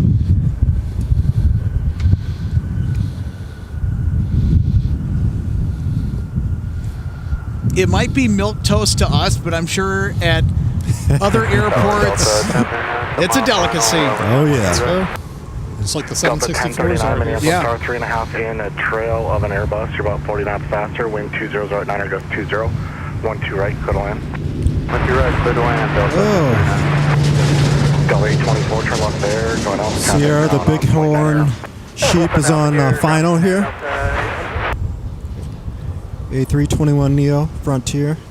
We're starting to see a lot more A321neos from Frontier because if you look back to last year, we didn't really get A321neos from Frontier at all. Just 20s. Yep, just 320neos, 320s. Yeah, that is true. Not a lot of the 321 current engine option or even the new engine option, the new generation of A321s. I think they announced that they're going to up their number of routes to Minneapolis. So we should start seeing more. Well, I like the sound of that.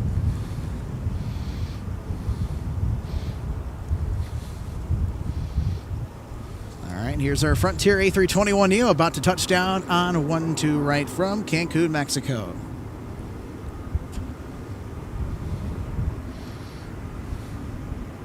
Smooth.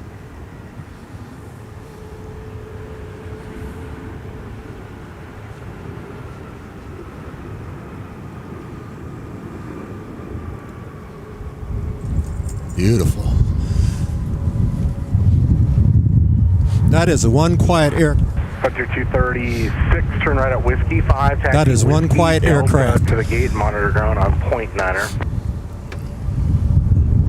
Alright, exit on Whiskey 5, Whiskey Delta to the gate, ground .9er, Frontier. Last October flew on my first A321neo, so 6-9er. coming back from Seattle, or going to Seattle, I should say. So that was nice for Delta. Delta cabin on those is pretty nice, isn't it? Hmm? The new cabin on those is pretty nice, isn't Yes, it? it is, with the purple ceiling. Oh, yeah. Yeah, really nice. We got 3663 minutes, try to check on. Frontier 3663, visual 2 right.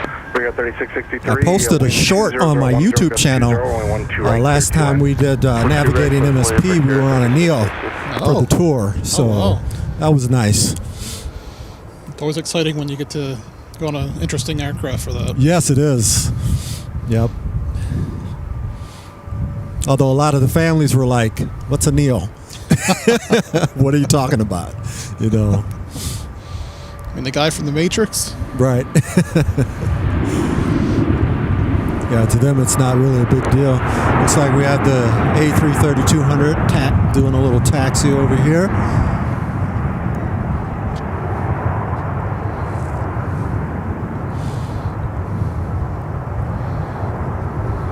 Delta 1039, turn to left, contact ground point under.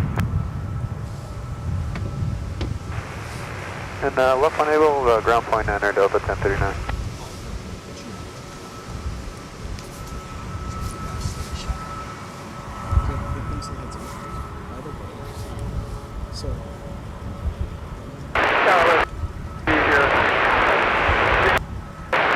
Chris at 306 Minneapolis Tower, follow control of a number air, wind 20011, gust 20, 12 right, clear line. They had been freaking out for just a second. I checked my iPhone. There's like 500 other people that didn't say anything, so it's just him.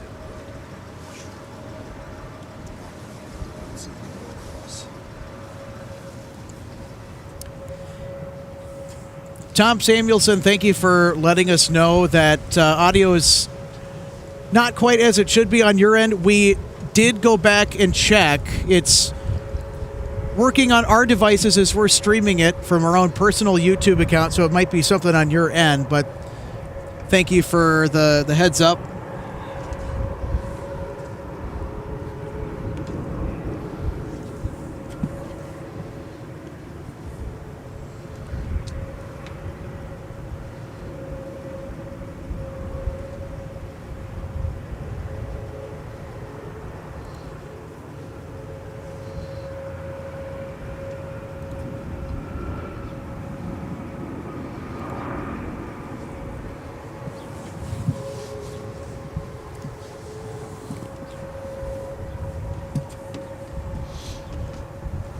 Radar 3663, turn left at Alpha 5, join Alpha, contact ground point 9. Alpha 5, Alpha, ground point 9, Radar 3663.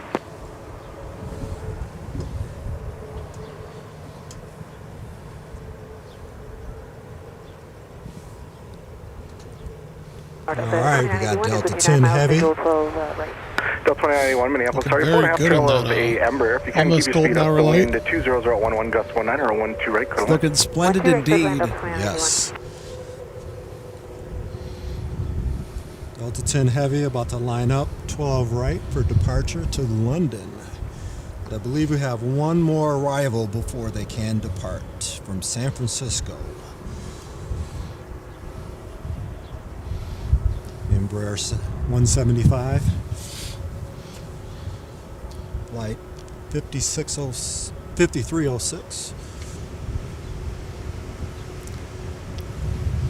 Now, Joe, you said you've never been on a 200, right? Just No. the 330, 300, right? I've never been on the 333 or the 332. Okay, you just skipped right ahead to the Neo, got right? lucky, yeah. Skipped all the CO, right? The current engine options, and just went right for the Neo.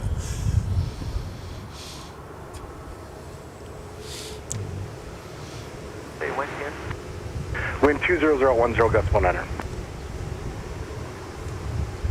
Delta 10 heavy will be one more arrival after this one. Roger.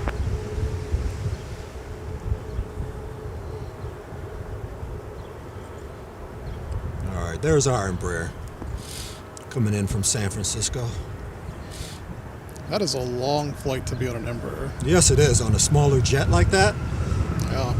But at least it's only, it's 2-2 configuration, so you don't have anybody really to crawl over.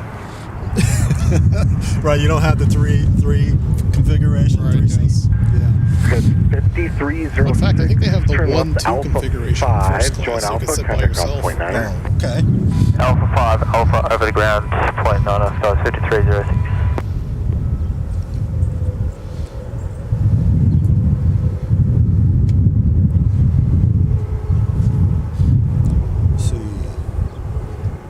Going to get one more in here, another flight from Atlanta. Alpha Tower, Star 3016, inbound to visual 12 right. Star 3016, Minneapolis Tower, Flight 2981. Airbus, 2981. hold the position, heavy Airbus, caution wake turbulence. Wind 200 or gust 19, runway 12 right, clear 2 line.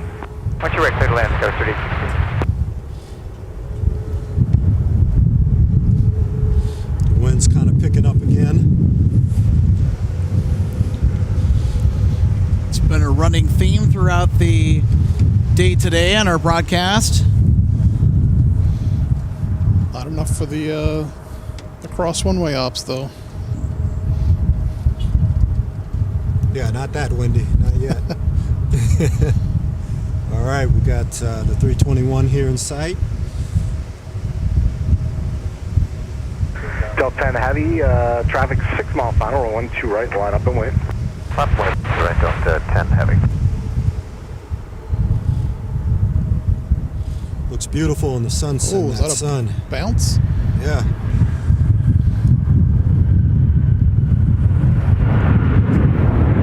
Pressure's on. All right, we got Delta 10 Heavy lining up. Give Alex a second to stabilize himself, and there he is. All right, there it is. There she is. Delta 2981, turn left at Alpha 3, join Alpha, contact ground point, and have a nice night. There's right Kins at 170 on speed at Kins.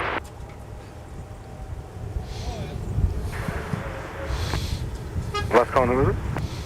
Denver 4998 with you for the 12 right. Denver 4998, Minneapolis Tower 5, in trail of a number air, wind 19011, gust 19 on 12 right, clear to land. 12 right, clear to land, Denver 4998. Delta 10 Heavy, rolling 12 right, turn left heading 100, cleared for takeoff. 100 and heading clear for takeoff on 12 right, Delta 10 Heavy. Delta 2981, if you didn't get it, contact ground point enter. To ground point enter, Delta 2981.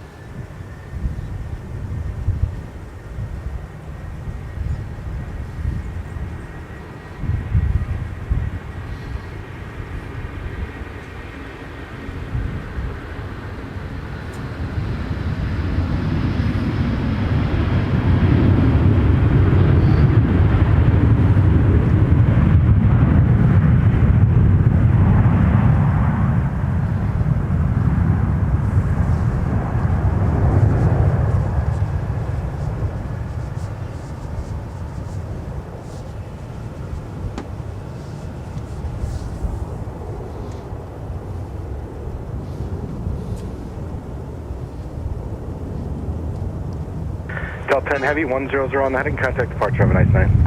Or departure, Delta 10 Heavy. What do you think, Alex? I was hoping for a little bit more growl, but you know what? I can't complain too much about the conditions out here, and a fantastic golden hour departure. Yes, absolutely. What about you, Joe? Gorgeous. Gorgeous. Love the golden hour. Great light tonight.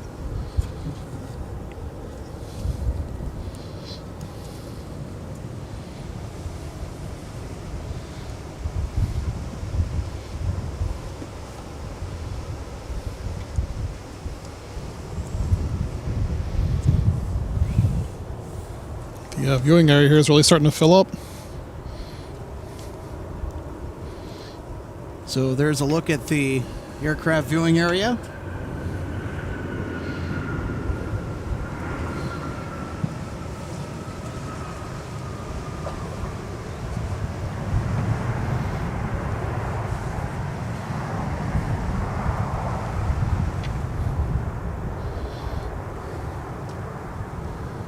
Sky 3816, left turn grounds point, enter. Left turn ground point enter, Sky 3816. 1860 tower, are you up?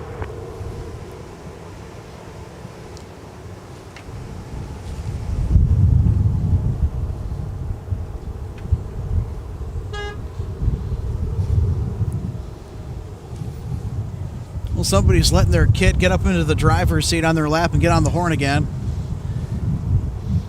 It's a surprisingly common occurrence here. I'm tempted to start keeping track of that. A horn counter. Tower Delta 1860 visual, 12 right. I know that our associate Minneapolis Tower 4 producer Logan Justice really does not like when the kiddos up in the driver's seat start honking the horn. Logan, that one was for you if you're watching us. One of his pet peeves.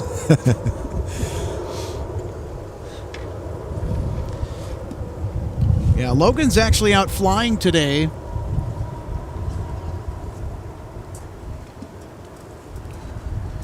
See Eric get on the camera. Didn't really give me much of a warning there. I was in the split screen view. Sorry about that. Really smell that jet fuel here. Wish we could share the scent with you folks on stream. Of course, it's all the more reason to...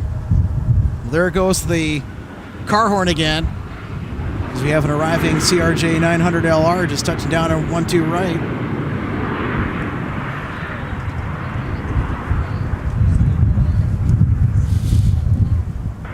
Denver 4998, turn left, Alpha 7, join Alpha Grounds, point 9er. Alpha 7, Alpha Ground, point 9, Endeavor 4998. Endeavor Air has its base here in the Twin Cities, a mostly CRJ 900 fleet. I think they have some 700s. Endeavor Air, a fun fact about that airline that is a part of the Delta regional network. They have one Embraer E175 LR. Trying to get certified on it, right? You get the, I don't know what the right word is for it. I can't think of it either. Operational runway 17, turn left heading I'm sure somebody in the chat knows. Cleared for takeoff. I think they tend to get more, right? Yes. That I did hear last.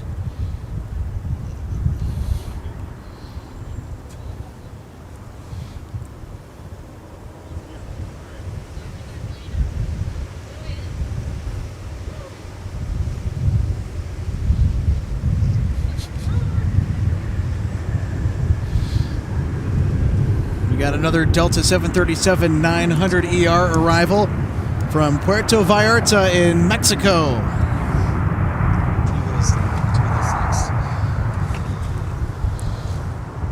Puerto Vallarta, that's 363 Minneapolis, 17, line of way. On the west coast of Mexico. Contact ground on point 9er.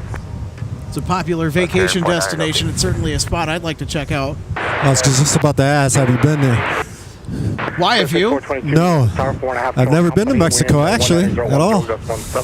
Well, then that makes two of us. Yeah. Not even Canada.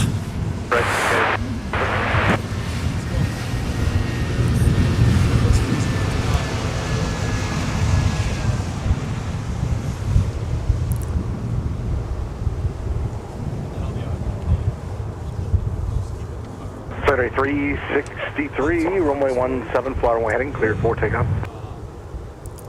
They can be controlled, you know, with like an XY with the joystick. You have PTCs? Yeah. Are you serious? Yeah. So I have. No, are you serious? Yeah.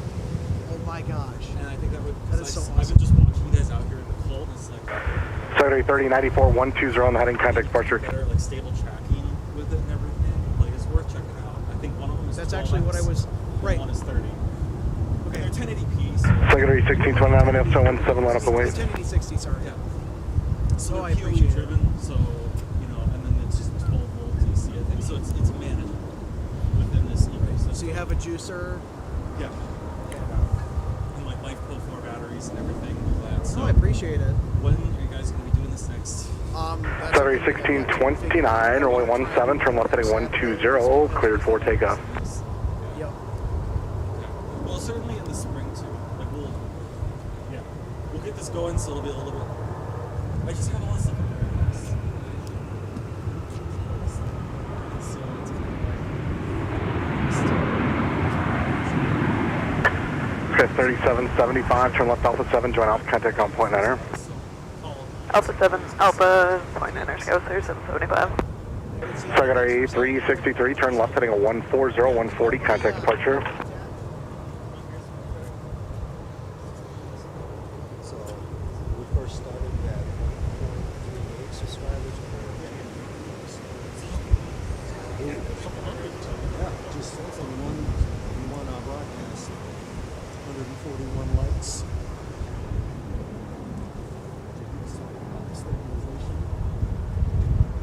Minneapolis, hello, Delta 702, visual runway 12 right.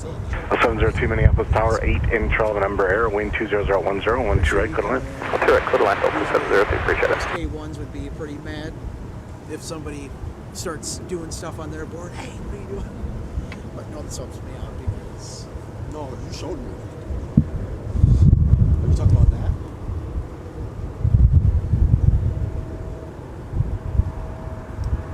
Saturday 1629, 120 on the heading, contact departure, good night.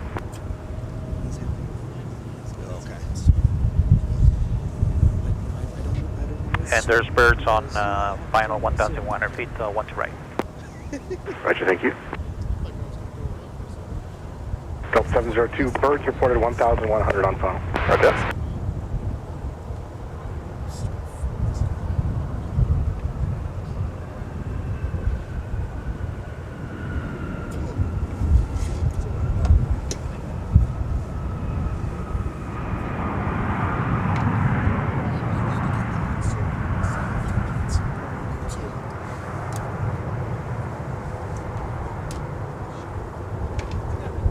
So 5422, turn left in that bird report, type or direction they go. It looked like geese and they're going over to the south, but they're right under us and we were at approximately 250 AGL, Skywest 5422. Roger, thanks.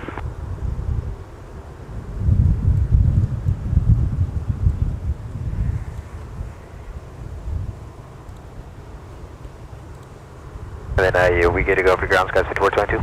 Skies 5422, yeah, join off grounds, point 9. Point 9, skies 5422, have a good day, sir.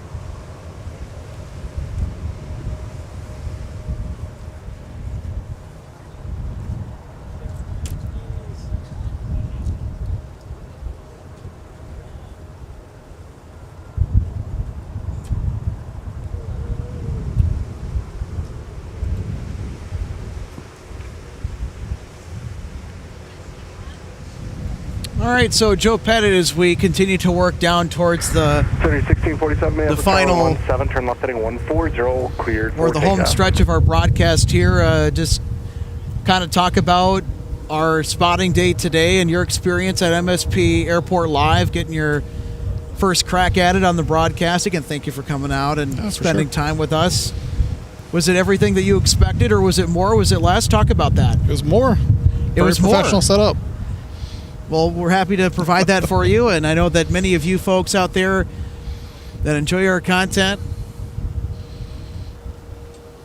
we salute you and we thank you very much for tuning in. I know that there's a lot of other aviation live streams that are broadcasting today on Saturday, and of course it's a very popular day. I know that there's one going on in Chicago right now. There's a live stream going on in Phoenix. Yeah, those pieces still there. Dallas, Fort Worth as well. Thanks. And for those that have stuck with us here from the Twin Cities of Minneapolis and St. Paul, at one of the best locations in the country for plane spotting, thank you so much for choosing to spend your Saturday or part of it with us. It means a lot to us. I know that we're a fairly new player in this live aviation game, but I'll tell you what, the production experience that I have with my work and my education, post-secondary that is, in the world of video production and broadcasting, happy to contribute my part to help make streams here from MSP Airport, and maybe down the road, if this gets big enough, from other airports as well, the best out there.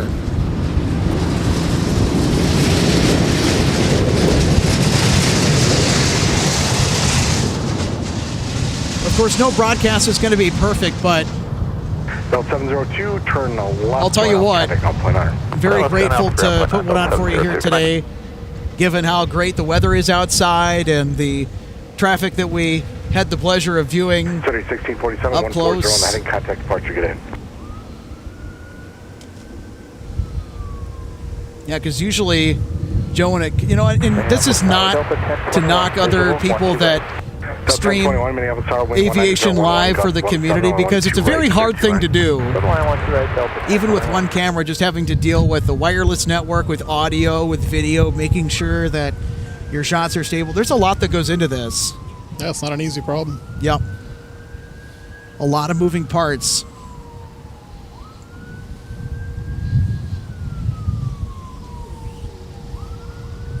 But as I was going to say, 680 Minneapolis Tower, wind 20010, gust 17. No production's perfect, but we're certainly looking to get much better than this. I know that we're looking to add quite a bit to our production, and knowing that we're now monetized, this is going to do a lot for the presentation. So hopefully when Lufthansa comes here on June 4th, when Aer Lingus returns, when Condor starts their summer schedule back up, and when KLM starts bringing the triples, hopefully we'll be pushing out some even better content than what it is now.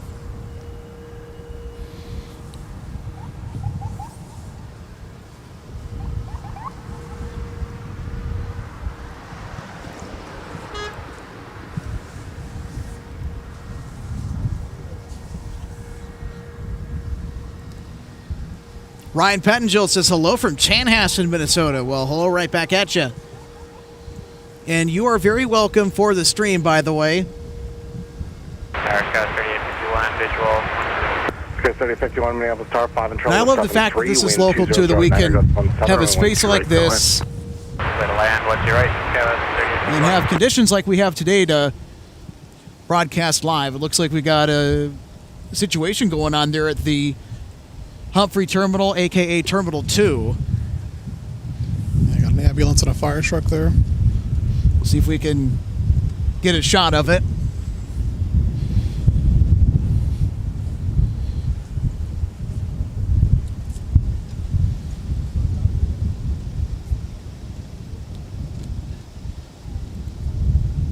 Brad Bell gave us a $5 tip earlier, and of course it's good to hear from him here. Congrats for starting an MSP Spotter channel that's live, and as a longtime watcher of LA flights and big jets, it's great to see a hometown channel. Brad hails from Plymouth, Minnesota.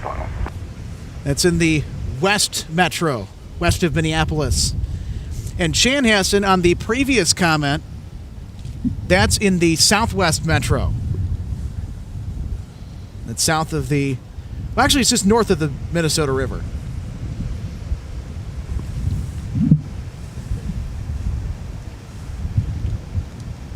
Here, get it again. Get it again.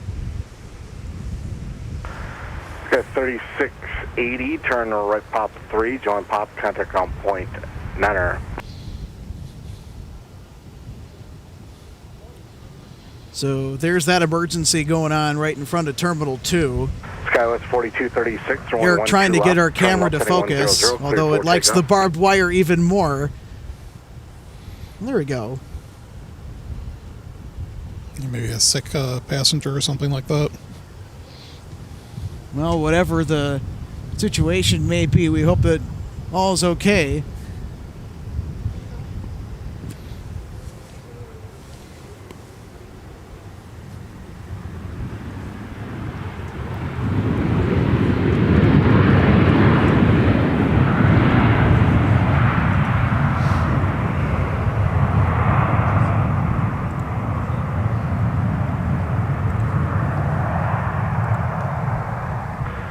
Delta 1021, turn left to contact on point 9er. Left ground point 9er, Delta 1021.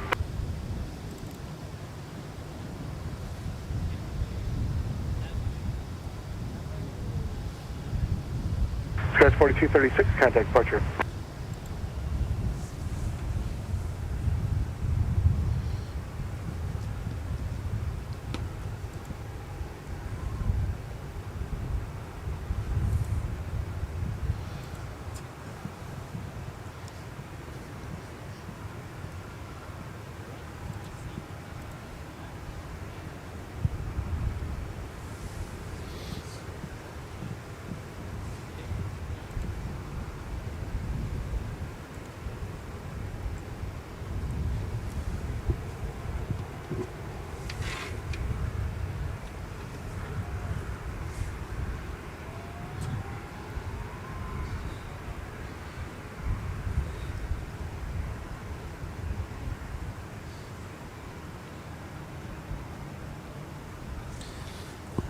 Well, since there's still some remaining daylight left,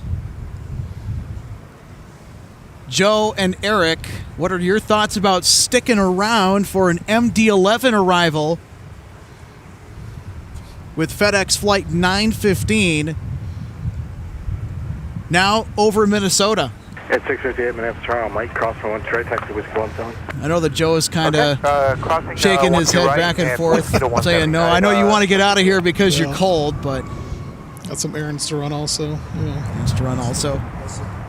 That's perfectly okay if you want to just drop the mic right here and say goodbye. That's perfectly okay, just to have you on for a little bit, like you were originally planning to. That we very much appreciated to begin with, and staying on as long as you have. You've been a trooper out here today. For somebody who doesn't really like the cold that much, doesn't really fare too well in the cold weather, so... Sure.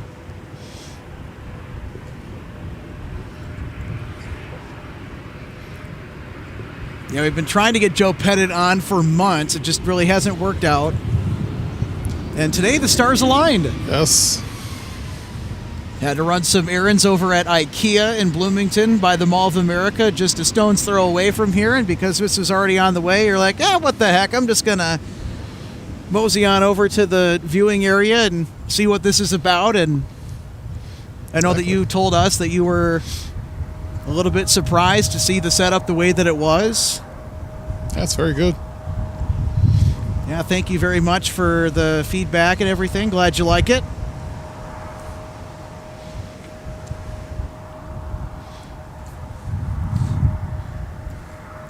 I know that we've also made some additions to our setup as well as some equipment upgrades.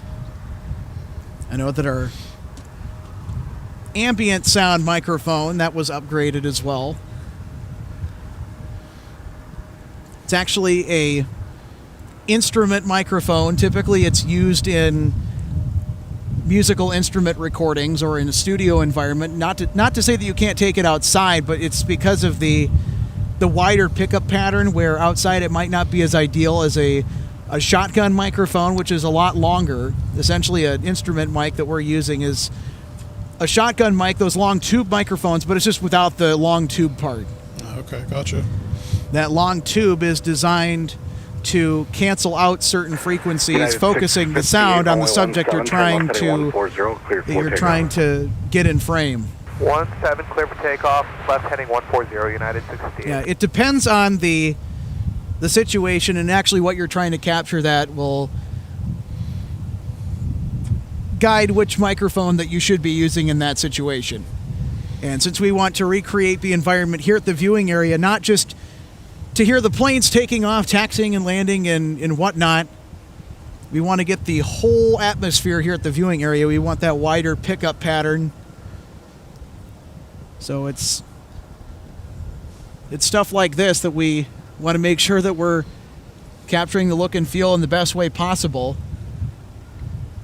So far, it's turned out pretty good. And these instrument microphones, they're really sensitive. Really sensitive.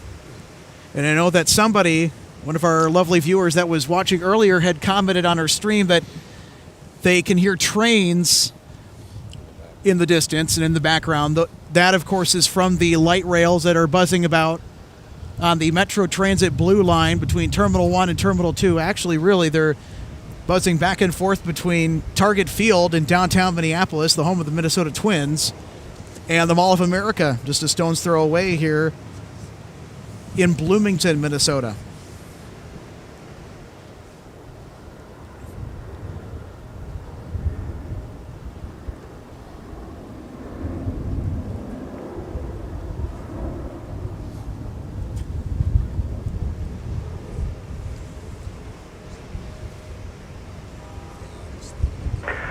Highway 4006 Minneapolis Toronto, Mike, cross 1 right, taxi whiskey to 17.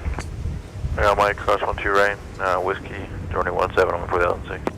Yeah, it's 658, 140 on the heading, contact departure. Departure, United 658, thanks.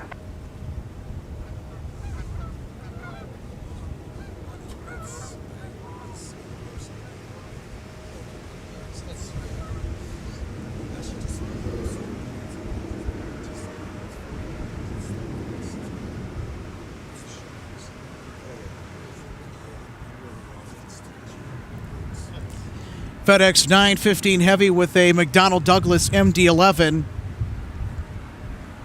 Just over 10 minutes out right now. So I think we're going to amend our stream end time, soaking up the last remaining minutes of available light possible to catch the tri-holer coming into Minneapolis St. Paul International. And I know that I was out here at the viewing area earlier in the week, not streaming. Just was in the area doing some errands and thought, well, you know what? I'm going to stop over here and catch the MD-11 coming in. The MD-11 flights to Minneapolis, St. Paul, pretty regular during the evenings from Memphis. And also throughout the week, we'll see the UPS flights from Louisville as well with the A300. Also the MD-11 and the 747s on occasion. MSP does still see 747s, although many of them come in during the nighttime or in the wee hours of the morning. And I know that Flight 2560 Heavy, which is the weekday afternoon arrival from Louisville, 747 used to be a regular assignment on that flight, and that was because UPS and the route to Minneapolis out of Louisville was actually used for training. And, of course, when demand required it.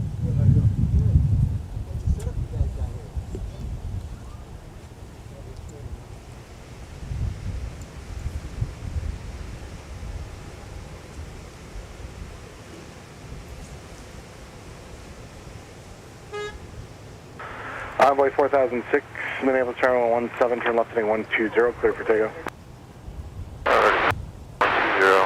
120, clear for takeoff. Ryan, we're definitely going to cherish this weather because we might not see it again. Yeah, I will agree with that.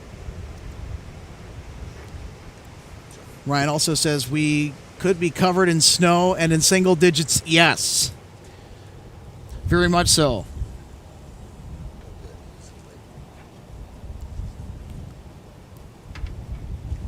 And not that we've mentioned it already, but thanks to El Nino being a very powerful El Nino this year, bringing it with it a lot of warm weather to the North Star State here in Minnesota.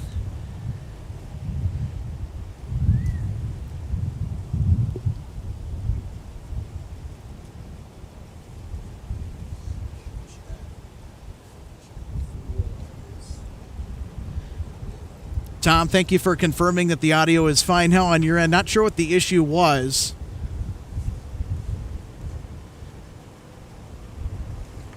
Good to know that it's working.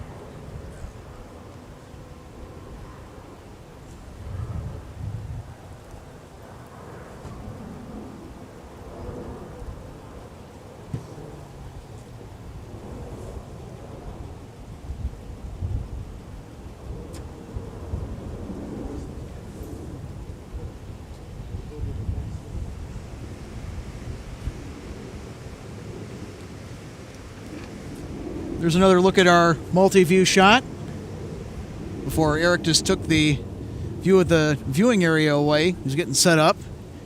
Envoy 4000. It's now the second time. Dang it! What is your heading? And we're departure Envoy 4060.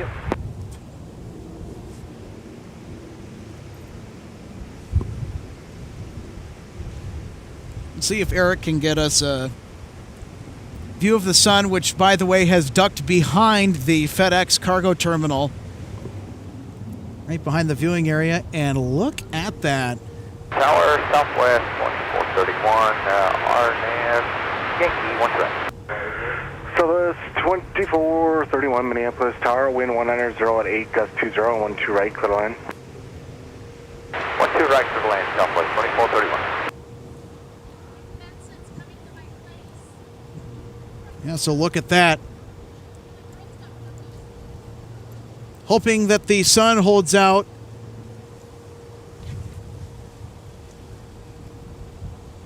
We're hoping for a little bit more light. Just a little bit more. That's FedEx 915 with an MD-11F. Getting ever closer to MSP Airport, and it is now looking like it's on the downwind. Let me just double check flight radar. By the way, folks, feel free to follow along on whatever flight tracking app that you prefer while watching our broadcast. And I can confirm right now that FedEx 915 with the MD-11, the Mega Dog, as I call it, is on the downwind for runway 12 right. And I know for a fact that it will be arriving on 12 right. So Eric's got it in sight. There it is on the downwind. It's going to be a very sad sight to see when these aircraft are all but gone from both the UPS and FedEx fleets. Western Global, the other U.S. operator of the MD-11, has not made any announcements that I know of to retire the type.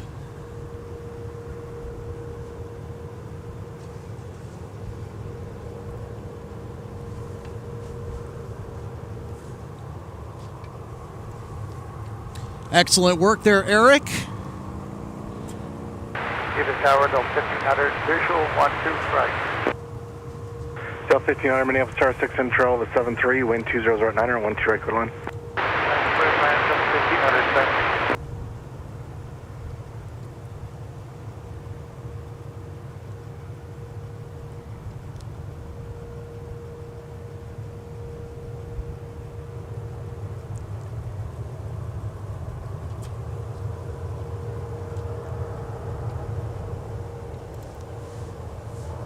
William Spitzer, thank you so much. I'm super happy that you are enjoying our live broadcast of plane spotting from MSP International Airport this evening. You're doing a great job. And your go-to has been Airline Videos. That's the biggest, most known streamer, well, one of the two out of LAX. They've been to other airports as well. And you are certainly a contender. Also a big rail fan as well. Well, hey, there you go. Glad to see all of the comments from all of you. Good to know that we're doing a fine job out here. And we try to do that every single time that we're out here.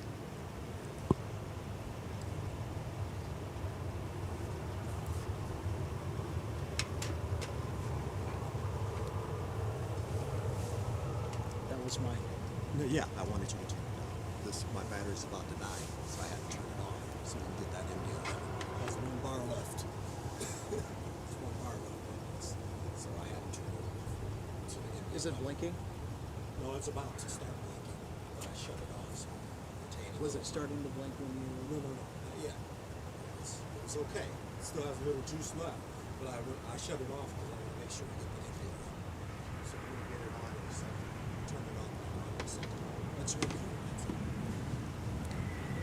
Eric letting me know that the camera battery is almost empty.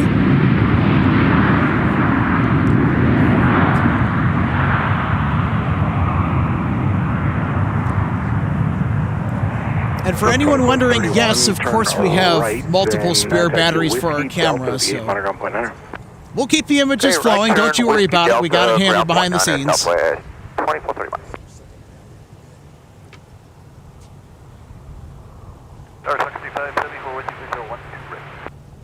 7574 Minneapolis Tower, 4.5 in trail of a 757, wind 1908 on 12 right, clear line.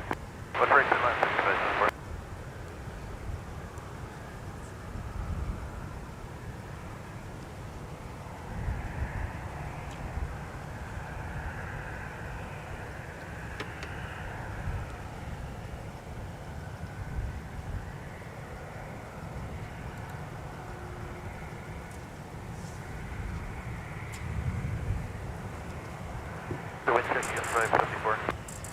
Wind 1908.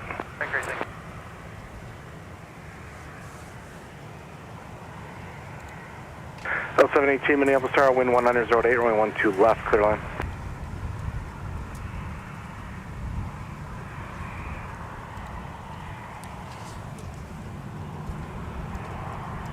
Now to the last wind reading from MSP Tower. I know that it doesn't quite match up with our lower info bar at the bottom.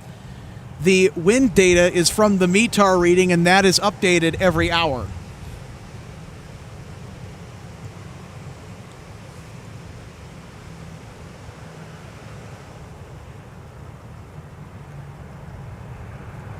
Well, the windsock just came on as we have an arriving 757-300.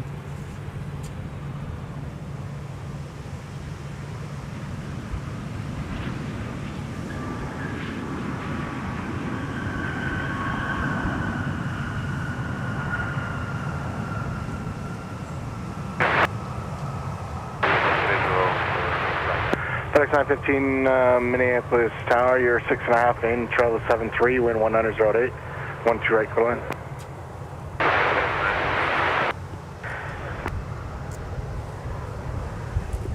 South 349, runway 17, turn left heading 1, correction, Sun Country 349, runway 17, turn left heading 140, clear for takeoff.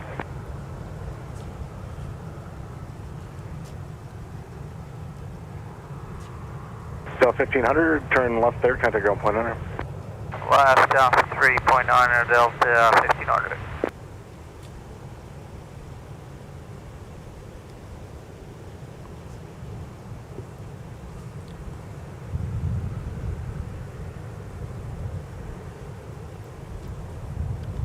All right, folks, we got one more arrival here on runway 12 right before the FedEx MD-11F will plant its main gear down and all of its gear down on 12 right.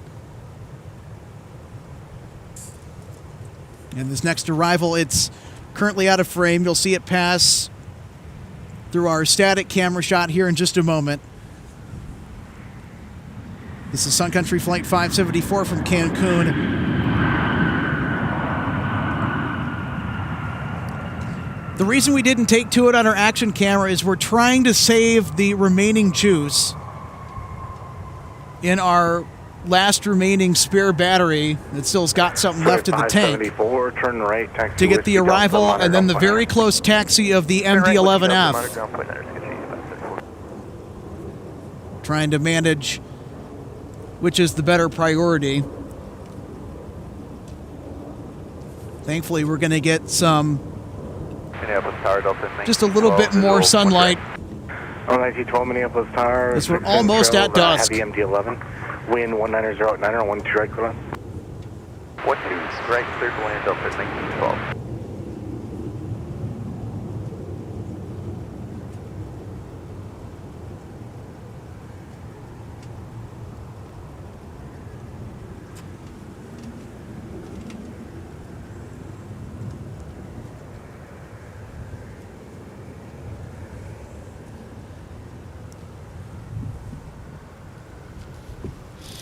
I'll tell you what, Eric, it's a lot nicer having just a little bit more light than what we've been used to seeing with the winter months in December and January. Just absolutely. Now that it's sunset around, or it gets dark not until about 6:30 now. Turn right, so in that contact is, ground on point under. I will take it. And actually, sun rises, and we have some light by 7 a.m. nowadays. So here's the MD-11 landing now.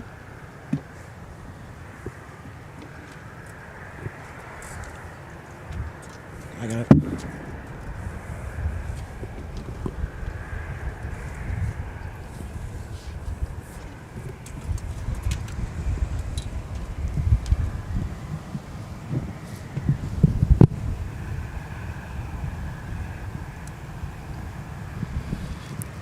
And there she is.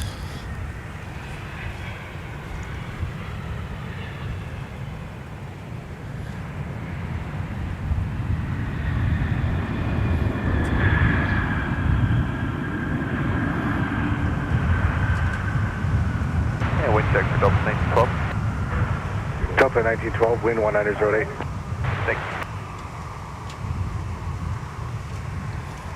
And how about some more Sun Country, too? A little bit more Sun Country. What an arrival for FedEx.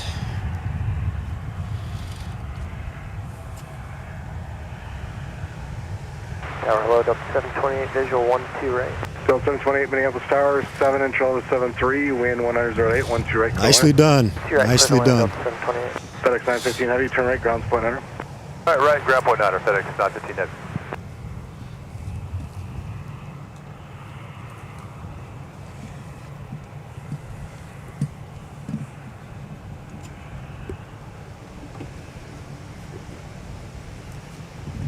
All right.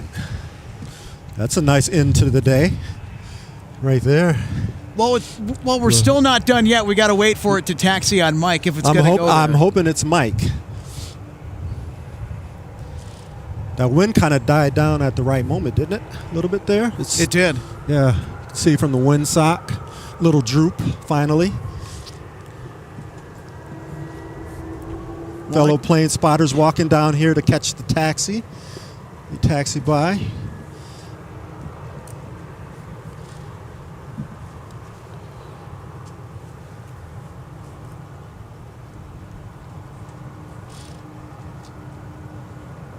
One of our favorite locations here to set up, right by the fence here. Yep, get out those ladders because that tri-holer is coming this way. Yeah, he's still way at the other end of Whiskey over there by Signature, so we got a minute or two before he gets down here.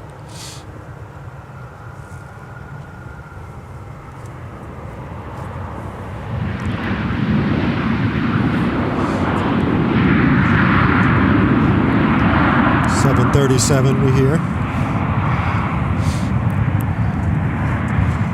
Delta 1912, turn left, contact ground on point 9er.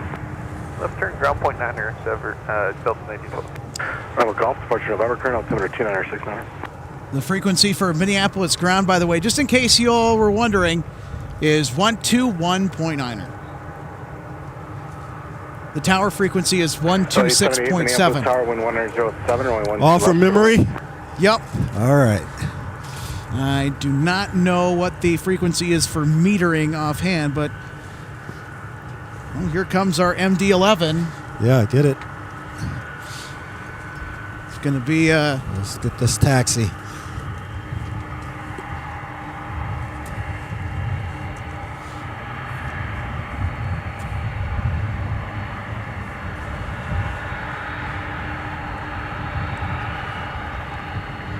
That's a beauty.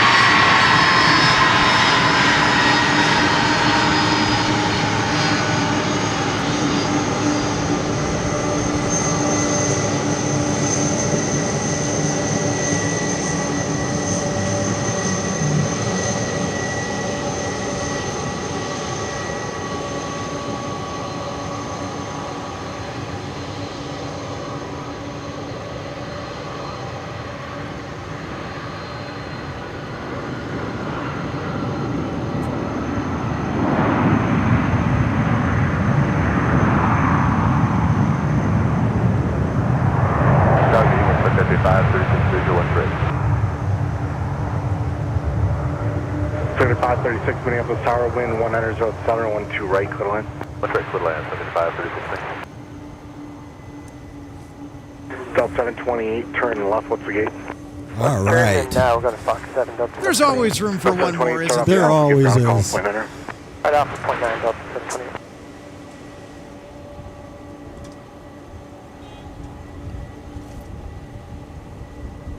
There we go. One more shot. There you go. As she turns in.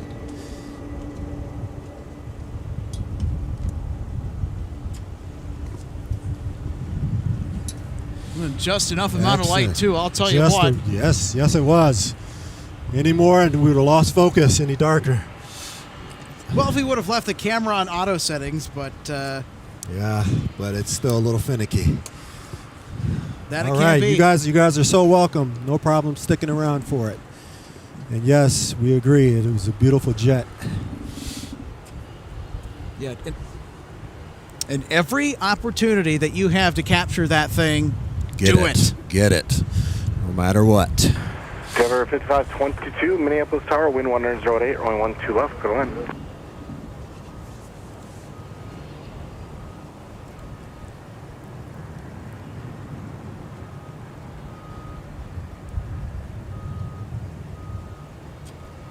L878, turn right, kind of ground pointer.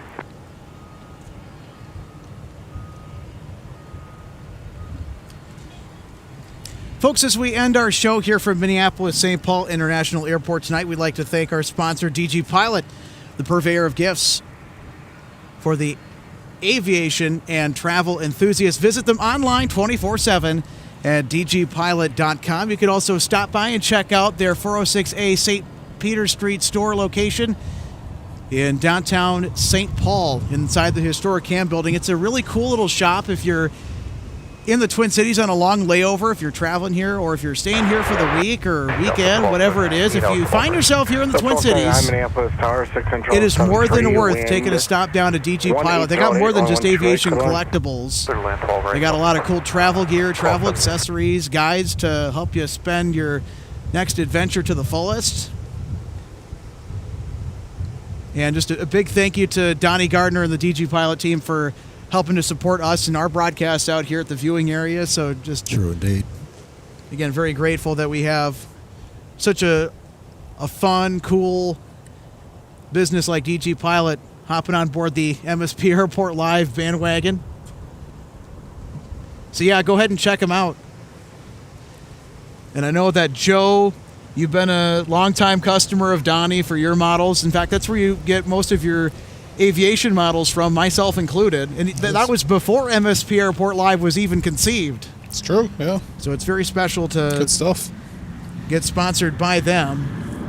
I know, Eric, that you don't really collect aviation models. Oh, you do? Okay. A few, a handful, maybe about 15 or so.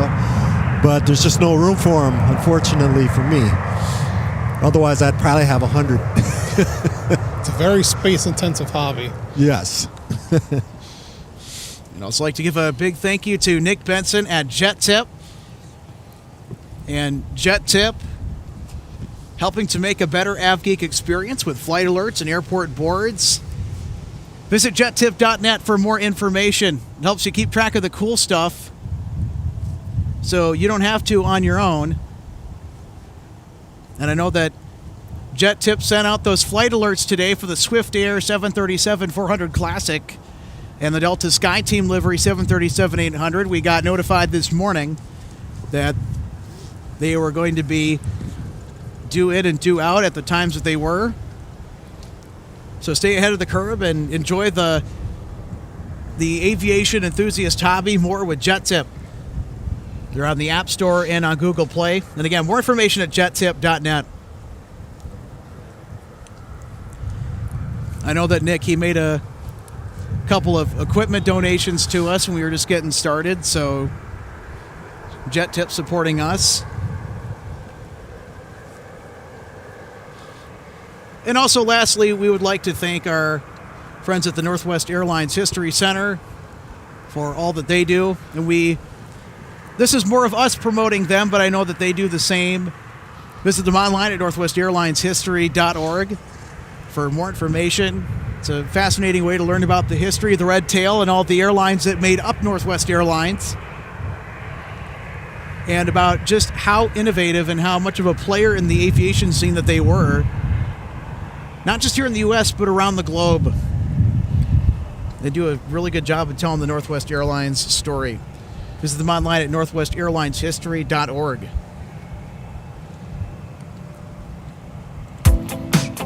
All right, any final thoughts from you, Joe or Eric, as we officially close this one out now? Had an awesome time today. Look forward to the next broadcast. nice day. Fantastic weather. I will second that. So thank you very much, folks, for tuning into our live coverage today. For more, head on over to our YouTube channel with the handle @MSP Airport Live. You can also follow us on Instagram and Twitter, or X, whatever you prefer to call it, @MSP Airport Live. The handle's the same. Also consider going to our Patreon page if you want to support us and help our broadcasts at patreon.com/MSP Airport Live. And for Eric, Paul, and Joe Pettit, I'm Alex Redding, wishing you a wonderful weekend as we say adios from MSP International Airport. Have a great night.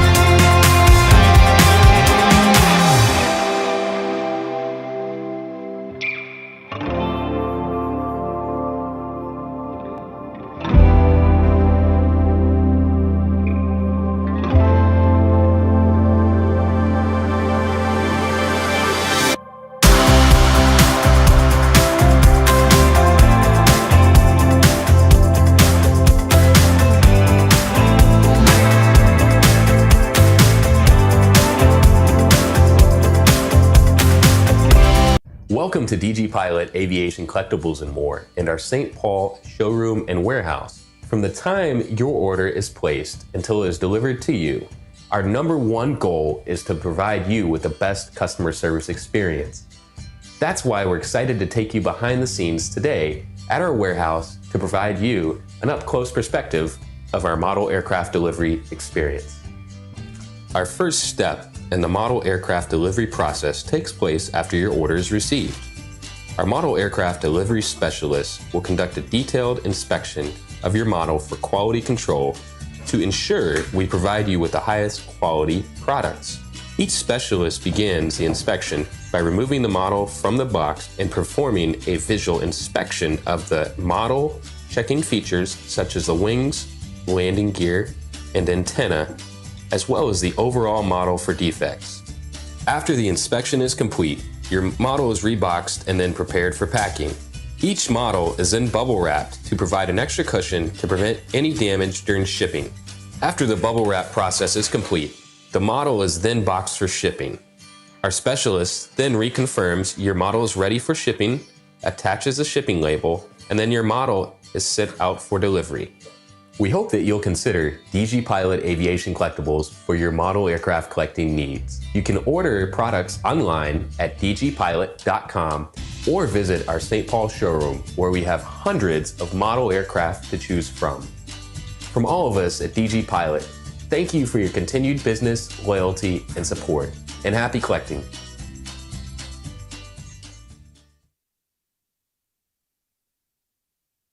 JetTip offers automatic AvGeek flight alerts and filterable arrival departure boards.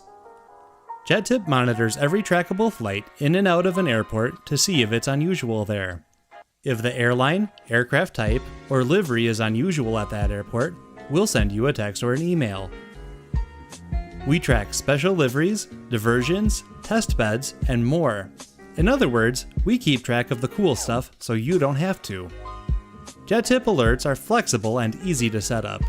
2 tiers of alerts are issued, depending on the number of aircraft visits in the last 30 days. High priority for the first 2, low for the next 3. You can subscribe to text or email alerts for high priority, low priority, or both at up to 5 airports. JetTip coverage is available at all major US and Canadian airports and works on any smartphone, tablet, or computer with an internet connection. Improve your AvGeek experience. Sign up at jettip.net for your free 7-day trial.